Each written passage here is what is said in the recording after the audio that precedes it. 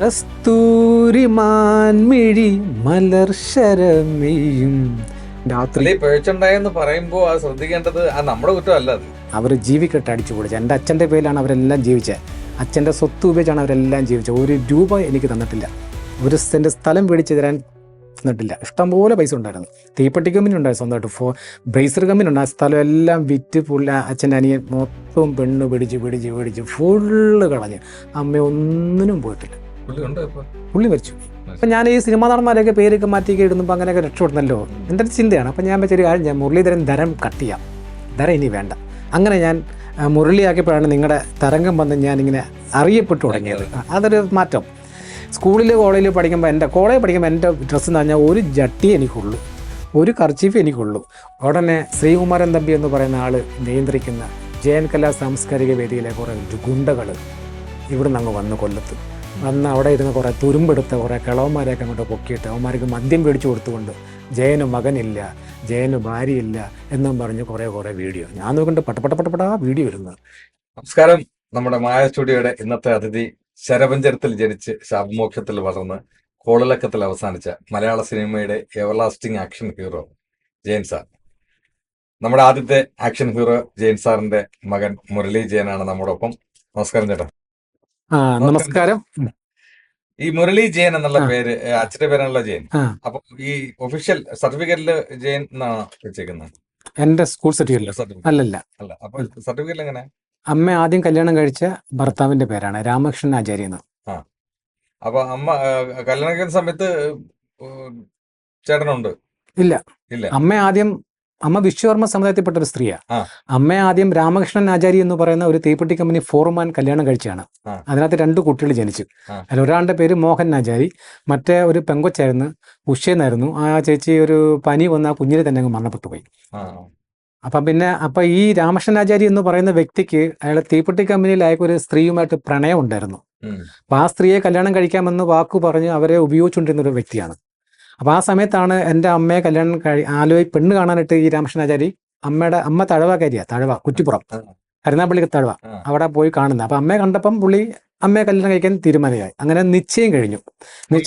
അമ്മയായിട്ടുള്ള രാമകൃഷ്ണാചാര്യയുടെ നിശ്ചയം കഴിഞ്ഞു. അപ്പം മോതിരം കൊടുക്കുമല്ലോ. അപ്പം തീപ്പെട്ടി കമ്പനി വന്നപ്പം ഇല്ല, പെണ്ണുമ്പിള്ള കയറി പ്രശ്നം ഉണ്ടാക്കി. എന്നെ കല്യാണം കഴിക്കാമെന്ന് പറഞ്ഞ് എന്നെ വെച്ചോണ്ടിരുന്നിട്ട് നിങ്ങൾ വേറെ കഴിക്കാൻ പോകുന്നതെന്ന് പറഞ്ഞ് പ്രശ്നം ഉണ്ടാക്കിയിട്ട് അയാൾ പറഞ്ഞ ഇടയിൽ ഇപ്പോൾ എൻ്റെ ബന്ധുക്കളൊക്കെ പറഞ്ഞ് ഞാൻ പോയി എനിക്ക് കല്യാണം കഴിക്കാൻ നിനക്ക് ഉറപ്പാണ് ഈ മോതിരം പറഞ്ഞ് അമ്മ ഇട്ട് കൊടുത്ത ഈ രാമകൃഷ്ണാചാര്യ മോതിരം എടുത്തിട്ട് ആ പെണ്ണുമ്മയുടെ കൈ ഇട്ട് കൊടുത്ത് പറഞ്ഞ് നിന്നെ ഞാൻ കിട്ടുമെന്ന് പറഞ്ഞ് വാക്ക് കൊടുത്ത്. അത് കഴിഞ്ഞ് എൻ്റെ അമ്മയെ വന്ന് കല്യാണം കഴിച്ചിട്ട് അവർ ജീവിച്ച് അങ്ങനെ 2 കുട്ടികൾ ജനിച്ച്. അതിൽ ഒരാൾ മരിച്ചുപോയി. അപ്പം കല്യാണം കഴിച്ച് വീട്ടിൽ വന്നപ്പോൾ അമ്മ ചോദിച്ച് ഞാനിട്ട് മോതിരം എന്ന് ചോദിച്ചപ്പോൾ പുള്ളിക്കാരൻ പറഞ്ഞ് കളഞ്ഞു പോയി എന്ന് പറഞ്ഞു. അപ്പം അമ്മ പറഞ്ഞാൽ ഓക്കെ എന്ന് പറഞ്ഞു. അങ്ങനെ അവർ ജീവിച്ചു, 2 കുഞ്ഞുങ്ങളായി. അങ്ങനെ ഒരു പ്രാവശ്യം ഈ തീപ്പെട്ടി കമ്പനിയിൽ അമ്മ ഈ ഭർത്താവിനെ തിരക്കി ചെന്നപ്പോൾ ഉണ്ട് ഈ അന്നില്ല തീപ്പെട്ടി കമ്പനി പെണ്ണുങ്ങളൊക്കെ അങ്ങ് നിരന്നിരുന്നാണല്ലോ ഈ പരിപാടി ജോലിയൊക്കെ ചെയ്യുന്നത്. അപ്പം നോക്കണ്ടില്ല പെണ്ണുമ്മയുടെ കയ്യിൽ ഈ മോതിരം കിടക്കണം. അമ്മ കയറി പിടിച്ചു, ഇത് എൻ്റെ ഭർത്താവിന് ഞാൻ ഇട്ട് കൊടുത്ത മോതിരമാണ്, ഇത് നിന്റെ കയ്യിൽ എങ്ങനെ വന്നു പറഞ്ഞാൽ അവിടെ പ്രശ്നമായി, വഴക്കായി. അങ്ങനെ എല്ലാവരും പറഞ്ഞ് ഇത് ഇന്ന ആളുമായിട്ടുള്ള അയാളുടെ കാമുകിയാണ്, അയാളെ അങ്ങനെ വെച്ചുകൊണ്ടിരിക്കുകയാണ്. അപ്പോൾ അമ്മ അവിടെ വെച്ച് പ്രശ്നമായി. അമ്മ അവിടെ വെച്ച് ആ ബന്ധം സ്റ്റോപ്പ് ചെയ്തു. അങ്ങനെ അമ്മ എൻ്റെ മൂത്ത ചേട്ടച്ചാര് മോഹൻ ആചാര്യ കരുനാഗപ്പള്ളി കോഴിക്കോട് എൻ്റെ അമ്മയ്ക്ക് ഏറ്റവും മൂത്തൊരു ചേച്ചിയുണ്ട്, അവിടെ കൊണ്ടാക്കി പഠിപ്പിക്കാനായിട്ട് അവിടെ കൊണ്ട് നിർത്തിയും വെച്ച് അമ്മ ഈ രാമകൃഷ്ണാചാര്യയുടെ തീപ്പെട്ടി കമ്പനിയെ ജോലിക്കാരിയായിട്ട് അവിടെ ചെന്നങ്ങ് കയറി. അയാളെ നാണക്കെടുത്താനായിട്ട്. ഫോർമാന്റെ പെണ്ണുമ്പിളിയല്ലേ, അപ്പൊ അവിടെ ജോലി കഴിയുമ്പം അയാൾക്ക് നാണക്കെടാവുമല്ലോ. അത് ഫോർമാനല്ലേ കൊടുക്കുന്നത്, അയാൾ ഫോർമാൻ. അന്ന് ജോലി എടുക്കുന്നത് തീപ്പെട്ടി കമ്പനി മുതലാളിയല്ലേ. അങ്ങനെ അമ്മ അവിടെ പോയി ജോലിക്കാരിയായിട്ട് ചെന്നു. അപ്പൊ അമ്മയുടെ അച്ഛന് 3 ഭാര്യമാരാ. അമ്മയുടെ അച്ഛന് 3 ഭാര്യമാരുണ്ട്. അയാൾ ഒരാള് തഴവയിലുള്ളയാണ് ഈ അമ്മയും 2 പെണ്ണുങ്ങളും ആണും. പിന്നെ ഒരു ചുണ്ടാളു മെസ്സി എന്നൊരു വ്യക്തിയുണ്ട്, അവർക്കൊരു അമ്മയാണ്, അതിലൊരു ഭാര്യ ഉണ്ടായിരുന്നു. അത് എൻ്റെ അച്ഛൻ ജയൻ എന്ന് പറയുന്ന വ്യക്തിയുടെ ഓലക്കടവിലൊരു വീട്ടിലാണ് അവരമ്മ താമസിച്ചത്. പിന്നെ ഒരു സ്ത്രീ, 3ാമത്തെ ഒരു ഭാര്യ ഈ തിരുവനന്തപുരത്തുണ്ട്, അവരിപ്പോഴും ജീവിച്ചിരിപ്പുണ്ട്. അപ്പം അവർ മരിച്ചുപോയി. അവരുടെ മക്കളൊക്കെ ഇപ്പോഴും ഉണ്ട്, അവർക്ക് നല്ല ജീവിക്കുന്ന. അപ്പം ഈ 3 പേരുണ്ട്. അതിൽ ഈ 2ാമത്തെ ഒരു മൊട്ടച്ചി അമ്മ എന്ന് പറയുന്ന ഒരു അമ്മയാണ് 2ാമത്തെ ഭാര്യ മൂന്നാമത്തെ ആ ഭാര്യ ഓലക്കടവിലാണ്, എൻ്റെ അച്ഛൻ്റെ വീട്ടിനടുത്താണ് താമസിക്കുന്നത്. അമ്മ അന്നേരം അവരെ വീട്ടിൽ പോയി നിന്നേം വെച്ച് തീപ്പെട്ടി കമ്പനി ജോലിക്ക് അവിടെ തന്നെ തീപ്പെട്ടി കമ്പനി. അങ്ങനെയാണ് ആ അമ്മയുടെ ഒരു ജീവിതം അവിടെ ജോലിക്ക് പോയിക്കൊണ്ടിരുന്നത്. അപ്പൊ പിന്നെ എപ്പോഴാ ഈ നമ്മുടെ സൂപ്പർ സ്റ്റാറുമായിട്ട്. അതായത് അമ്മയ്ക്ക് തീപ്പെട്ടി കമ്പനി ജോലി ഈ ESA പോകുന്നൊരു പരിപാടി ജോലി കൊണ്ട് ESA കാർഡ് കൊണ്ട് അന്നത് അനുവദിച്ചു കിട്ടി. അപ്പം ജയൻ എന്ന് പറയുന്ന വ്യക്തിയുടെ അച്ഛൻ സത്രം മാധവൻപിള്ള മരണപ്പെട്ടുപോയി. അതിനുശേഷം ഇവരുടെ ജീവിതം ദയനീയമായ അവസ്ഥയിലേക്ക് പോയി. ആരുടെ? എൻ്റെ അച്ഛൻ്റെ കുടുംബം, അച്ഛൻ്റെ അമ്മ ഭാരതി അമ്മയുടെയും അച്ഛൻ്റെയും ഈ സോമൻ നായർ എന്ന് പറഞ്ഞാൽ അച്ഛൻ്റെ അനിയൻ, ഇവരുടെ ജീവിതം ഒരു ദയനം. അപ്പം അച്ഛൻ നേവിയിലേക്ക് ഒരു ജോലി കിട്ടി പോയി. ശമ്പളം ഒന്നും ആയിട്ടില്ല. അന്നത്തെ കാലഘട്ടം സ്റ്റൈഫൻഡ് മാത്രമേ ഉള്ളൂ. അപ്പം സത്രം മാധവൻപിള്ള എന്ന് പറഞ്ഞാൽ തിരുവനന്തപുരത്ത് എവിടെ ഒരു സ്ഥലത്തെ പുള്ളി ഉള്ളത്. അപ്പോൾ പുള്ളി മരണപ്പെട്ടു പോയി. അപ്പോൾ ജയനന്ദൻ്റെ വീടെന്ന് അറിയപ്പെടുന്ന ആ വീട് അന്നുണ്ട്. അതുകൊണ്ട് ചെറിയ എന്തോ ഒരു വാടക കൊടുത്തിട്ട് ഇവരൊരു പുറമ്പോക്കി താമസിക്കുന്നത്. കൊല്ലം കൊട്ടാരമുണ്ട്. കൊട്ടാരം തേവള്ളിയിലാണ്. ആ തേവള്ളിയിൽ ഇപ്പുറത്തായിട്ട് ഇപ്പം സിറ്റി പോലീസ് കമ്മീഷണറുടെ വീടൊക്കെ നിൽക്കുന്ന സ്ഥലം പണ്ടൊരു പുറമ്പോക്കായിരുന്നു. അവിടെ ഒരു ഓലപ്പര കെട്ടിയാണ് ഇവർ ഭാരതിയമ്മ, അതായത് എൻ്റെ അച്ഛൻ്റെ അമ്മ ഭാരതിയമ്മയും ഈ സോമൻ നായർ പയ്യനാണ് അവരവിടെ ജീവിക്കുന്നത്. അപ്പോൾ അവരുടെ അവിടെയാണ് ഇച്ചിരി സ്ഥലമുണ്ട്. അവിടെയാണ് ഈ ബസ് വന്ന് അന്ന് നിൽക്കുന്നത്. ചിന്നക്കടയൊക്കെ ബസ് പോയിട്ട് അവിടെ പോയി സ്റ്റോപ്പ് ചെയ്തിട്ട് അവിടെ നിന്ന് തിരിഞ്ഞ തേവള്ളി പാലം ഒന്നും ഉണ്ടാക്കിയിട്ടില്ല. തേവള്ളി പാലം എന്ന് പറഞ്ഞാൽ അന്ന് ഇല്ല, അന്ന് വള്ളക്കടത്തെ പോകാം. അപ്പോൾ ഇവിടെ നിന്നാണ് എല്ലാവരും ബസ് കയറുന്നത്. അപ്പോൾ അമ്മ ഈ ബസ് ESA പോകാനായിട്ട് ബസ് കയറാൻ പോകുന്നത് ഈ ഭാരതിയമ്മ എന്ന് പറയുന്ന എൻ്റെ അച്ഛൻ്റെ അമ്മയുടെ വീട്ടിൻ്റെ മുമ്പിൽ വേലിയുണ്ട്. അതിൻ്റെ മുമ്പിൽ പോയി നിന്ന് അമ്മ ബസ് കയറി പോവുകയൊക്കെ ചെയ്യും. അപ്പോൾ ഭാരതിയമ്മ ഇങ്ങനെ കാണാം. അങ്ങനെ ഒരു പ്രാവശ്യം അമ്മയുടെ പോയി നിന്നപ്പം ഭാരതിയമ്മ പറഞ്ഞു, മോളെ ഇഞ്ഞ് കയറി വാ, ഇവിടെ വന്ന് ഇരി, ബസ് വരെ ഇനിയും താമസിക്കും, നേരത്തെ എന്തിനാ വന്നേ, നമുക്ക് വരുന്ന സംസാരിക്കാൻ മോളെന്ന് പറഞ്ഞ് അങ്ങനെ അമ്മ അവിടെ ചെന്നിരുന്ന് ഭാരതിയമ്മയായിട്ട് സംസാരിച്ചു, പരിചയപ്പെട്ട് കാര്യങ്ങളൊക്കെ ചോദിച്ചപ്പം ഭാരതിയമ്മ അവരുടെ ജീവിതം എൻ്റെ അമ്മയോട് പറഞ്ഞു. ഞങ്ങൾക്ക് ആരുമില്ല, എനിക്ക് 2 ആമക്കളാണ്, അതിൽ ഒരുത്തൻ നേവിയിലാണ്, അവന് ശമ്പളമൊന്നുമില്ല, ബേബി എന്നാ പേര്, കൊട്ടാരത്തിൽ ബേബി എന്നാ നമ്മുടെ അച്ഛനെ ജയനെ അറിയപ്പെടുന്നത്. വേറൊരു പേരാണല്ലോ, കൃഷ്ണൻ നായർ എന്നാണ് ഒഫീഷ്യൽ നായർ. കൊട്ടാരം ബേബി എന്നാണ് അറിയപ്പെടുന്നത്. അതായത് പുള്ളിയെ പ്രസവിച്ചത് കൊല്ലം കൊട്ടാരത്തിനകത്താണ്. അവരൊക്കെ അന്ന് അവിടെ താമസിക്കുന്നത്, ജോലിക്കാർക്ക് അതിനകത്ത് താമസിക്കാനുള്ള സൗകര്യമുണ്ട്. അപ്പോൾ കൊട്ടാരം ബേബി എന്നാണ് ചെല്ലപ്പേര്.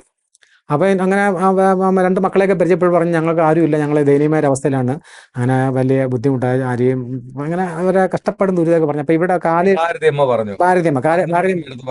ഭാരതിയമ്മയുടെ കാലയിൽ ഒരു വലിയ ഒരു നീരൊലിക്കുന്ന ഒരു വ്രണമൊക്കെ ഉണ്ട്. എന്തോ ഒരു അസുഖം, അത് ഉണങ്ങത്തൊന്നുമില്ല. അപ്പോൾ അമ്മയ്ക്ക് ഇവരുടെ ഒരു വിഷമമൊക്കെ കേട്ടപ്പം അമ്മയ്ക്കൊരു വിഷമമൊക്കെ ആയി. അപ്പോൾ അമ്മ പറഞ്ഞ്, വിഷമിക്കണ്ട, നിങ്ങളെ ഞാൻ സഹായിക്കാം എന്നൊക്കെ പറയുകയൊക്കെ ചെയ്തിട്ട് അങ്ങനെ ഒരു പ്രാവശ്യം ഭാരതിയമ്മയെ തിരക്കി ചെന്നപ്പോൾ ഈ സോമൻ നായർ എന്ന് പറയുന്നത് നമ്മുടെ ആദിത്യൻ്റെ അച്ഛൻ, പുള്ളിക്കാരൻ ഒരു അടുപ്പിൻ്റെ മൂട്ടിയിരുന്ന് ഇങ്ങനെ അടുപ്പിനകത്തൊരു കലം വെച്ച് തവിയിട്ടിങ്ങനെ ഇളക്കിക്കൊണ്ടിരിക്കുന്ന ഒരു സീനാണ് കാണുന്നത്. എന്നാൽ നമ്മളെ അപ്പം അമ്മ ചോദിച്ചു, യോ അനിയ നീ എന്തോ ഈ കാണിക്കുന്നത്, ഭാരതിയമ്മ എന്തി, അമ്മ എന്തിയെന്നാ ചോദിച്ചത്. അമ്മ നീ എന്തോ കാണിക്കുന്ന, വിളക്ക് തീ കത്തിച്ച് കളിക്കുവാണ്, ഓലപ്പരയല്ലേ ഇത്, തീ പിടിക്കില്ലെന്ന് പറഞ്ഞാൽ അമ്മ അടുപ്പിലോട്ട് കലത്തി നോക്കിയപ്പോൾ വെറും വെള്ളം കടന്നിങ്ങനെ തിളയ്ക്കുക, അത് അരിയൊന്നുമില്ല. പുള്ളിക്ക് വിശക്കുന്നു, പക്ഷെ പുള്ളി ഇങ്ങനെ കടന്ന് കരയുവാണ്. അപ്പം പുള്ളി എണ്ണിച്ച് അമ്മയടുത്ത് പറഞ്ഞാൽ എനിക്ക് വിശക്കുന്നു, അമ്മ അരി പേടിക്കാനായിട്ട് പോയിരിക്കുക, കണ്ടില്ല, അവിടെ ഒന്നും വെച്ചില്ല എന്ന് പറഞ്ഞപ്പോൾ അമ്മയ്ക്ക് അത് വിഷമം. അങ്ങനെ ഉണ്ട് ഭാരതി അമ്മ വെളിയിൽ പോയിട്ട് ഇങ്ങോട്ട് കയറി വന്നു. അവിടുത്തെ പോയി അരിയും കണ്ടൊക്കെ വായ്പ ചോദിക്കാൻ പോയത്. അപ്പോൾ ആരും കൊടുത്തില്ല. ഇന്നത്തെ കാലഘട്ടം പ്രശ്നമാണ്. അപ്പോൾ അമ്മ ഭാരതിയമ്മ വഴക്ക് പറഞ്ഞു, എന്തൊരു പണി അമ്മ കാണിക്കുന്നത്, അവന് പഠിക്കാൻ പോകണ്ടേ ഇങ്ങനെ. അപ്പം ഭാരതിയമ്മ അവരുടെ ഒരു ദയനീയമായ അവസ്ഥ വീണ്ടും അമ്മയുടെ പറഞ്ഞപ്പോൾ അമ്മ പറഞ്ഞൊരു കാര്യം ചെയ്യും, അമ്മ വട്ടിക്കേട് എണ്ണ കുപ്പിയൊക്കെ അന്ന് വട്ടിക്കത്ത പെണ്ണുങ്ങൾ ഈ സാധനം കടിക്കാൻ പോകുന്നത്. അപ്പോൾ അവിടെ നിന്ന് കുപ്പിയും വെളിച്ചെണ്ണ കുപ്പിയും വട്ടിയൊക്കെ മേടിച്ച് അമ്മ കൊണ്ടുപോയി ഒരു മാസത്തേക്കുള്ള സാധനങ്ങളൊക്കെ മേടിച്ച് അന്നേരം ഭാരതിയമ്മയ്ക്കും സോമൻ തന്നെയും കഴിക്കാനുള്ള ദോശയും പപ്പടവും അങ്ങനെയുള്ള ഐറ്റംസ് ഒക്കെ മേടിച്ച്, അത് ഒരുപാട് ചാനലിൽ പറഞ്ഞിട്ടില്ല, വീണ്ടും വീണ്ടും പറയുന്നുണ്ട്. ഇതെല്ലാം മേടിച്ച് കൊണ്ടുവന്ന് അവർക്ക് കൊടുത്തിട്ട് പറഞ്ഞ്, നിങ്ങൾ ഇന്ന് മുതൽ ഇനി പട്ടിണി കിടക്കേണ്ടി വരത്തില്ല, നിങ്ങൾ 2 ആമക്കളാണ്, അമ്മയായിരുന്നു ഭാരതിയമ്മയായിരുന്നു, അമ്മ 2 ആമക്കളാണ്, ഈ മക്കൾ വലുതായി രക്ഷപ്പെടുന്നിടം വരെ ഞാൻ നിങ്ങളോടൊപ്പം ഉണ്ടാവും, യാതൊരു വിധത്തിലുള്ള പ്രശ്നം എന്തുണ്ടെങ്കിലും എന്നെ വിളിച്ചോണം, ഞാൻ വന്ന് സഹായിക്കുമെന്ന് പറഞ്ഞിട്ട് 1 മാസത്തേക്കുള്ള സാധനമൊക്കെ മേടിച്ചു കൊടുത്ത് അവിടെ ഇരുന്ന് അമ്മ അവരുടെ ചോറും കറിയൊക്കെ ഒക്കെ സഹായിച്ചു കൊടുത്തിട്ട് അമ്മ തീപ്പിടി കമ്പനി പോവും. ആഴ്ച ശമ്പളം കിട്ടുമ്പോൾ നേരെ ഇവിടെ ഭാരതിയമ്മയ്ക്ക് വരും. ഭാരതിയമ്മയ്ക്ക് കൊടുക്കാനുള്ള കാര്യങ്ങളൊക്കെ ചെയ്ത് ഡ്രസ്സ് മരുന്ന് എല്ലാം മേടിച്ചു കൊടുക്കും. നേരെ മൂത്ത ചേട്ടച്ചാരെ കാണാനായിട്ട് പോകും, അയാൾക്ക് ആവശ്യമുള്ള പൈസയൊക്കെ കൊടുക്കും. അങ്ങനെ അമ്മ അങ്ങനെ 8 വർഷം ഈ ഭാരതിയമ്മയുടെ ഒപ്പം വരികയും പോവുകയൊക്കെ ചെയ്ത് സഹായിച്ചു. ഈ സമയത്ത് ജയസാറിന്റെ ചേട്ടന് എത്ര വയസ്സ് ഉണ്ടാവും ഈ മറ്റേ ഇളയിക്കൊണ്ടിരുന്ന സമയം? അനിയനോ? സ്കൂളിൽ പഠിക്കുന്ന പഠിക്കുക സ്കൂളിൽ പഠിക്കുക. അപ്പൊ പുള്ളിക്കാരൻ അപ്പൊ ഭാരതിയമ്മ ഇതെല്ലാം എഴുതി സ്കൂളിൽ പഠിക്കുന്ന സമയമായിരിക്കും. എനിക്ക് മനസ്സിലായില്ല. അതായത് ഈ ഭാരതിയമ്മയുടെ 2 മക്കളിൽ ഒരാളാണല്ലോ ജയൻ എന്ന് പറയുന്നത്. ജയൻ മൂത്ത ആള്, പുള്ളി നേവിയിൽ ജോലിക്ക് പോയി. നേവിയിലോട്ട് കയറി. അന്ന് ജയൻ സാറിന് എത്ര വയസ്സുണ്ടാവും? അന്ന് എനിക്ക് തോന്നുന്നൊരു 16, എനിക്ക് പ്രായം പറയാം. അപ്പൊ അമ്മയ്ക്ക് അമ്മയെ മൂത്ത, അമ്മ 2 വയസ്സിന് മൂപ്പ, എൻ്റെ അമ്മ 2 വയസ്സിന് മൂപ്പ, അച്ഛനെ കണ്ടി 2 വയസ്സിന് മൂപ്പ. അമ്മയെ കണ്ട 13 വയസ്സിലും കണ്ട കെട്ടിക്കാൻ തോന്നുന്നു. പണ്ട് അങ്ങനെയൊക്കെ ഇല്ലേ കെട്ടുന്നത്. അപ്പൊ അമ്മ മൂത്തത്, അമ്മ 2 വയസ്സിന് അച്ഛനെ കാട്ടി മൂത്തയാ, ജയനെ കാട്ടി മൂത്തയാ. അപ്പൊ അങ്ങനെ അവിടെ സഹായിക്കുക, അങ്ങനെ ഒരു 8 വർഷത്തോളം അമ്മ വന്നും പോയി നിന്ന് ഇവരെ സഹായിക്കുക. അങ്ങനെ പിന്നെ നമ്മുടെ അച്ഛന്, അപ്പൊ അച്ഛനെ ഇതെല്ലാം എഴുതി അറിയിക്കും. ഇങ്ങനൊരു തങ്കമ്മ എന്ന് പറഞ്ഞൊരു പെണ്ണ് നമ്മളെ സഹായിക്കാനുണ്ട് മോനെ എന്നൊക്കെ പറഞ്ഞ് ബേബി മോനെ എല്ലാം എഴുതി അറിയിക്കുന്നുണ്ട്. അപ്പൊ ബേബി അന്ന് ലെറ്റർ ആണല്ലോ. അങ്ങനെ പിന്നെ ഇവര് ഇച്ചിരി സാമ്പത്തിക ഭദ്രതയൊക്കെ ആയി. അപ്പോൾ അതിനിടയ്ക്ക് പുള്ളിക്കാരൻ വന്നു, ഈ നേവിയിൽ ലീവ് കഴിഞ്ഞ് വന്ന സമയത്ത് അമ്മയെ വിളിപ്പിച്ചു. തങ്കമ്മ എന്തി അമ്മ ഒന്ന് വിളിയെന്ന് പറഞ്ഞാൽ അങ്ങനെ വിളിപ്പിച്ചു, അമ്മയെ പരിചയപ്പെട്ടു. അതിന് മുമ്പേ അമ്മ റോട്ടി വെച്ച് പുള്ളിക്കാരനെ കണ്ടു പരിചയപ്പെട്ടു. അത് പരിചയപ്പെട്ടില്ല, മീൻസ് അമ്മ എന്തോ സാധനങ്ങൾ പിടിക്കാനായിട്ട് കൂട്ടുകാരായിട്ട് പോയപ്പോഴത്തേക്ക് തങ്കമ്മ. അപ്പോൾ ചെന്നപ്പോഴത്തേക്ക് ഈ പുള്ളിക്കാരനെ വഴി വെച്ച് കാണുന്നു. അപ്പം ഭാരതിയമ്മയുടെ മോനാണെന്ന് അമ്മയെ വേറെ അവരെ കൂടെ പോയ കൂട്ടുകാരി പരിചയപ്പെടുത്തുന്നു. അത് കഴിഞ്ഞിട്ട് പിന്നെ അമ്മയെ നമ്മുടെ അച്ഛൻ വിളിപ്പിച്ചു വീട്ടിലേക്ക്. എന്നിട്ട് തങ്കമ്മ ഒന്ന് കാണുമെന്ന് പറഞ്ഞു. അങ്ങനെ അവിടെ വെച്ച് പരിചയപ്പെടുന്നു. അങ്ങനെ കഴിഞ്ഞ് പിന്നെ പോയി ഇവർ പിന്നെ ഒരു പ്രമോഷൻ ജോലിയൊക്കെ നല്ല നിലയിലായി, സാമ്പത്തിക ഭദ്രതയായി, അവിടെ പശുവായി, പാലായി, കവറവയായി, അങ്ങനെ അങ്ങനെ അങ്ങനെ ഒരു ലെവലിലായി. അപ്പോഴത്തേക്ക് ഭാരതിയമ്മ പറഞ്ഞു, ഇനി മക്കള് ജോലിക്കൊന്നും പോകണ്ട, അമ്മയോട് നീ എൻ്റെ കൂടെ എൻ്റെ മോളായിട്ട് ഈ വീട്ടിൽ താമസിച്ചെന്ന് പറഞ്ഞ് ജയൻ്റെ വീടെന്ന് അറിയപ്പെടുന്ന ആ ഓട്ട് വീട്ടിൽ അമ്മയെ പിടിച്ച് അവിടെ നിർത്തി 8 വർഷം ആ വീട്ടിൽ ഭാരതിയമ്മയുടെ മോളായിട്ട് എൻ്റെ അമ്മ അവിടെ നിന്നു. എൻ്റെ മൂത്ത ആ ജോലിയൊക്കെ വീട്ടിൽ പോയി ഭാരതിയമ്മ പിടിപ്പിച്ചു. അത് വേണ്ട, ഇനി ഇവിടെ നിന്നു, എൻ്റെ മോളാണ് നീ, കാര്യം അമ്മയാണല്ലോ അവരെ രക്ഷപ്പെടുന്നത്, കഷ്ടപ്പെടാൻ എല്ലാം പറ്റുന്നു. അങ്ങനെ അവിടെ നിൽക്കുന്നു. അവിടെ നിന്ന് അമ്മ അച്ഛൻ വരുന്നു വരുന്നതൊക്കെ ചെയ്ത് അന്നേരം ഒന്നും പുള്ളിക്കാരൻ അമ്മയോട് ഒരു മോശമായ രീതി പെരുമാറ്റമോ, അത് അമ്മ എപ്പോഴും പറയും, ഒരു മോശമായ ഒരു രീതിയില്ല, നോട്ടം പാപം ഒന്നുമില്ല, നല്ല ഡീസൻ്റ് മനുഷ്യനാണ്. അങ്ങനെ ഇരിക്കെ അദ്ദേഹത്തിന് അമ്മയോട് ഒരു ഇഷ്ടം തോന്നുന്നു. അങ്ങനെ സ്വന്തം അമ്മയെ ഭാരതിയമ്മയോട് ചോദിക്കുന്നു, തങ്കമ്മ വന്നതുകൊണ്ടല്ലേ നമ്മൾ രക്ഷപ്പെട്ടെ, അതുകൊണ്ട് തങ്കമ്മയ്ക്ക് ഞാനൊരു ജീവിതം കൊടുക്കുന്നതുകൊണ്ട് അമ്മയുടെ അഭിപ്രായം എന്താണെന്ന് ചോദിക്കുന്നു. ഭാരതിയമ്മയ്ക്ക് അമ്മയെ ഉപേക്ഷിക്കാൻ പറ്റാത്ത അത്രയും ആത്മബന്ധമായപ്പം പറഞ്ഞു, അങ്ങനെ ആണെങ്കിൽ പിന്നെ മോനും നോക്കിയോ പ്രശ്നം എന്ന് പറയുന്നു. ആ ഇതിലാണ്, ആ ഒരു അനുഭവത്തിന് ശേഷമാണ് പിന്നെ ഞാൻ ജനിക്കുന്നത്. ഞാൻ ജനിച്ചത് ആ വീട്ടിൽ തന്നെയാണ്, വെച്ചാൽ അവിടെ അല്ല പ്രസവിച്ച്, കൊല്ലം ഡിസ്ട്രിക്ട് ഹോസ്പിറ്റലിൽ പ്രസവിക്കുന്നു. അത് ഭാരതിയമ്മയാണ് അവിടെ കൊണ്ടുവന്ന്, അവിടെ നിന്ന് പിന്നെ വർഷേക്കത്ത് അമ്മയെ കൊണ്ടുവന്നത്. ജയൻ്റെ വീട്ടിൽ തന്നെ എൻ്റെ അമ്മയെ എന്നെയും കൊണ്ടുവന്നു. ഭാരതിയമ്മയാണ് എന്നെ കുളിപ്പിക്കുകയും പൊട്ടിടുകയൊക്കെ ചെയ്യുന്നത്. ഭാരതിയമ്മയാണ് എൻ്റെ അമ്മയുടെ പ്രസവം മൊത്തം സംരക്ഷിക്കുന്നത്, എല്ലാം ചെയ്തത്. 2 വയസ്സ് വരെ ആ വീട്ടിൽ ഞങ്ങൾ അവിടെ ജീവിച്ചു. അപ്പം ഞാൻ ജനിച്ചതിന് ശേഷം ഈ കൃഷ്ണൻ നായർ സിനിമാ നടനിലേക്ക് കയറി, സിനിമയിൽ അഭിനയം തുടങ്ങി, ചെറിയ ചെറിയ വേഷങ്ങളൊക്കെ ചെയ്തു. അപ്പോൾ അതും സിനിമ ആദ്യം അല്ലെന്ന്, ഞാൻ ജനിച്ചതിന് ശേഷം 2 വയസ്സ് വരെ അവിടെ ജീവിച്ചല്ലോ. അപ്പൊ ഞാൻ ജനിച്ചതിന് ശേഷമാണ് ഇദ്ദേഹം സിനിമാ നടനാവുന്നത്. ഞാൻ കൃഷ്ണൻ നായരുടെ മകനാണ്, ജയന്റെ മകനല്ല. ഐശ്വര്യം കൊണ്ടാണ് പറഞ്ഞത് ആയിരിക്കാം, അങ്ങനെ ജാതകത്തിലുണ്ട്, അത് പറയാം. അപ്പം പുള്ളിക്കാരൻ സിനിമയിൽ ആദ്യമായിട്ട് ഒരു അവസരം കിട്ടി. അങ്ങനെ എറണാകുളത്ത് നിന്ന് നേരെ അമ്മയുടെ അനുഗ്രഹം മേടിച്ച പുള്ളി എന്തും ചെയ്യും. ഭാരതിയമ്മയുടെ കാലത്ത് തൊട്ട് തൊഴിലാതെ ഒരു പണിയും ചെയ്യൂല. സ്വന്തം അമ്മയുടെ പോടം വെച്ചൊക്കെ പൂജിക്കുന്നതൊക്കെ പലരും പറഞ്ഞു കേട്ടിട്ടുണ്ട്. പക്ഷെ ഭാരതിയമ്മയുടെ അനുവാദം പഠിക്കാനായിട്ട് നേരെ വീട്ടിൽ വന്നു, കൊല്ലത്ത് വന്നു. ഭാരതിയമ്മയുടെ കാലത്ത് തൊട്ട് അമ്മ എനിക്ക് എന്നോട് സിനിമയിൽ അഭിനയിക്കാൻ ഒരു വേഷം കിട്ടിയമ്മ അനുഗ്രഹിക്കണമെന്ന് പറഞ്ഞിട്ട് ഭാരതിയമ്മയുടെ കാലത്ത് തൊട്ട് വന്നിട്ട് നേരെ എൻ്റെ അമ്മയോട് നോക്കി, തങ്കമ്മ എൻ്റെ ഭാവി കുറേയും കൂടി ഉയരത്തിലാവുമെന്ന് ഞാൻ കാണിച്ചു തരാം തങ്കമ്മ നോക്കിക്കൊന്നും പറഞ്ഞിട്ടാണ് നേരെ സിനിമയിലേക്ക് പോകുന്നത്. പോയി ചെറിയ ചെറിയ വേഷങ്ങളൊക്കെ ചെയ്തു തുടങ്ങിയപ്പം ബന്ധുക്കളൊക്കെ വന്നങ്ങോട്ട് തുടങ്ങി. അതുവരെ ഒരു മനുഷ്യന് ആ കുടുംബത്തിൽ വന്നതായിട്ട് എൻ്റെ അമ്മയ്ക്ക് ഒരു ഓർമ്മയില്ല. ഇന്ന് പറയുന്ന ഒരാളെ എൻ്റെ അമ്മ പണ്ടില്ല. അമ്മ അടുത്ത് പലവട്ടം ചോദിച്ചിട്ടുണ്ട്, ഇന്ന ആളിനറിയാം. അമ്മ പറഞ്ഞു, അങ്ങനെ മക്കളെ എനിക്കറിയത്തില്ല, ഞാൻ ആ വീട്ടിൽ കണ്ടിട്ടില്ല.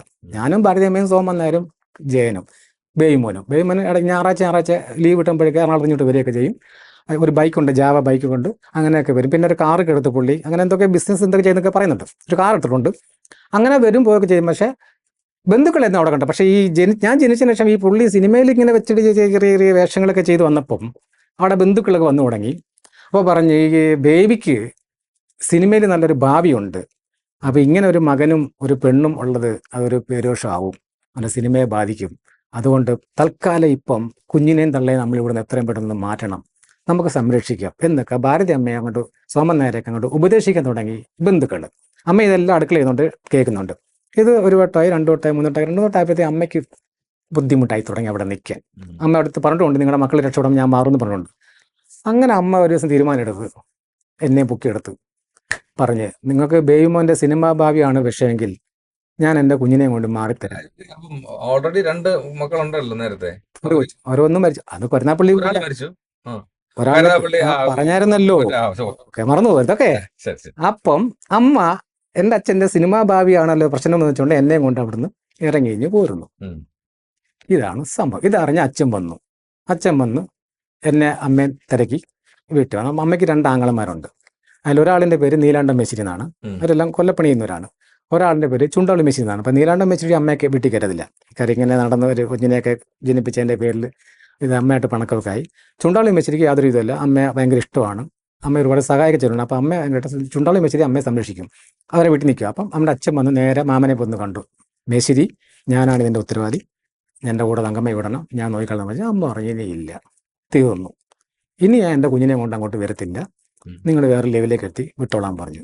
അങ്ങനെ അച്ഛൻ പുറവിന് നടന്ന് സോമനായരും പറയുന്നത് ഒരു രക്ഷയില്ല. പിന്നെ പുള്ളി അപ്പം അമ്മയ്ക്ക് ഒരു വാക്ക് പുള്ളി കൊടുത്തായിരുന്നു ഞാൻ ജനിച്ചപ്പം, തങ്കമ്മ നമുക്കൊരു കുഞ്ഞുക്കായല്ലോ, ഞാൻ ഇനി വേറൊരു വിവാഹം മരിക്കുന്നിടം വരെ കെട്ടൂല, നമുക്കൊരുമിച്ച് ജീവിക്കാന്നൊരു വാക്കൊക്കെ കൊടുത്തായിരുന്നു. അങ്ങനെ അമ്മ ആ പുള്ളിക്കാരൻ പിന്നെ നിർബന്ധിച്ച് മാക്സിമം നിർബന്ധിച്ചിട്ട് അമ്മ പോകത്തില്ല. ആ പുള്ളിയെ പോയി.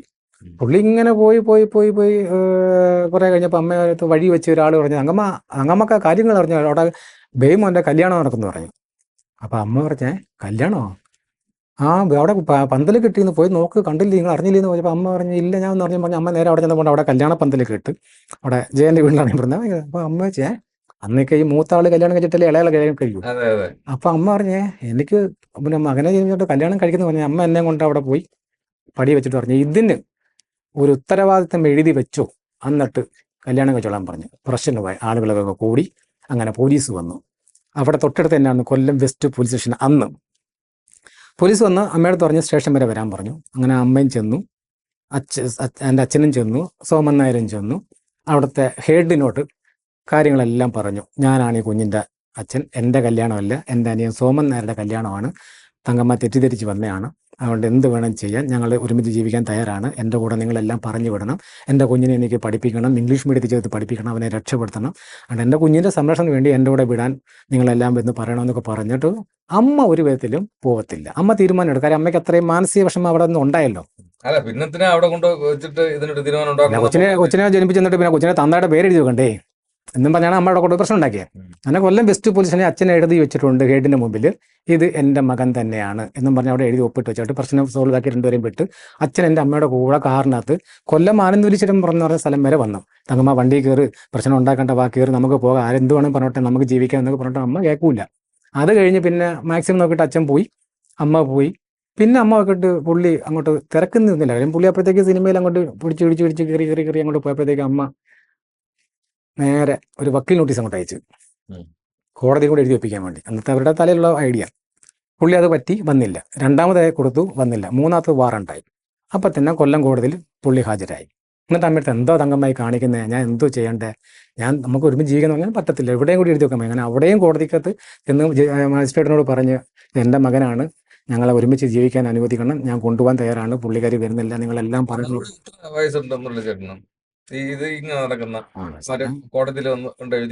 അത് എനിക്ക് ഓർമ്മയില്ലല്ലോ സുഹൃത്തെ, ഞാൻ കുഞ്ഞില്ല. അതങ്ങനെ എനിക്ക് 2 വയസ്സുള്ള കുഞ്ഞിനെന്ത് ഈ ഭൂമിയായിട്ട് എന്ത് ബന്ധം, അത് പറ. 2 വീട്ടിൽ നിന്ന് ഇറങ്ങിയല്ലേ. പിന്നെ എനിക്കെന്തോ എന്താണ്, ഞാൻ കൈകുഞ്ഞാട്ടിക്കുന്ന സമയത്ത് എനിക്കെന്തറിയാൻ പറ്റും, അതൊന്നും എനിക്കറിഞ്ഞൂടാ. അതിൽ ചോദിച്ചാൽ എനിക്ക് മറുപടിയില്ല. എന്നാൽ കൊല്ലം കോടതിയിലും ഈ സംഭവം എഴുതി വെച്ചിട്ടുണ്ടോ, ഇത് എൻ്റെ മകനാണെന്ന് കൃഷ്ണൻ നായർ ജയൻ എഴുതി വെച്ചിട്ടുണ്ടോ. അമ്മ അവിടെ നിന്നും പോയി, അച്ഛൻ പിന്നെയും പുറനൊക്കെ പോയിട്ട് നടന്നില്ല. അമ്മ വിട്ടു, അച്ഛൻ്റെ പണിക്ക് പോയി, അങ്ങ് പോയി. അങ്ങനെ ഞങ്ങൾ സുഖമായിട്ട് വാടക വീട്ടിൽ കഴിഞ്ഞു കൂടി പോകുന്നു. ഇതാണ് അവിടുത്തെ ചരിത്രം, ജയന്റെ മകൻ എന്ന വ്യക്തിയുടെ യഥാർത്ഥ ചരിത്രം. അല്ല, അപ്പൊ ഞാൻ എന്റെ ഡൗട്ട് എന്ന് പറഞ്ഞാല്, ഇങ്ങനെ കോടതിയിലും പോലീസ് സ്റ്റേഷനിലും എഴുതി വെപ്പിച്ചു, ജഡ്ജ് സാറ് പിറകെ നടന്നു അമ്മയെ കല്യാണം കഴിക്കാൻ വേണ്ടി. അപ്പം അല്ല, കൂടെ പറഞ്ഞ എന്നെ സംരക്ഷിക്കാൻ വേണ്ടി കൂടെ ചെല്ലാൻ പറഞ്ഞ 5 സെന്റ്. അപ്പോൾ അച്ഛൻ്റെ ഒരു കൂട്ടുകാരനുണ്ട്, ഒരു പേരങ്ങ് പറഞ്ഞല്ലോ, കുമാരൻ ചേട്ടൻ. കുമാരൻ ചേട്ടൻ്റെ അടുത്താണ് അച്ഛൻ പൈസ കൊടുത്തു വിടുന്നത്. ഞങ്ങൾക്കുള്ള പൈസ കൊടുത്തു വിടും. തങ്കമ്മടേക്ക് കൊടുക്കണം, സോമൻ നായരെ കൊടുത്തു വിടും. സോമൻ നായരെ കിട്ടിയ നമ്മളെ കണ്ടാൽ കൊടുക്കല്ലേ കൊടുക്കില്ല. അപ്പോൾ കുമാരൻ ചേട്ടൻ്റെ അടുത്ത് പറഞ്ഞു 5 സെന്റ് സ്ഥലവും വീടും ഞാൻ മേടിച്ചു കൊടുക്കാം, തങ്കമ്മ എടുത്ത് അവിടെ ഒന്ന് താമസിക്കാം, കുഞ്ഞിനെ കൊണ്ട് ഇങ്ങനെ കടക്കണ്ട, കുഞ്ഞിൻ്റെ ഭാവി പോകും.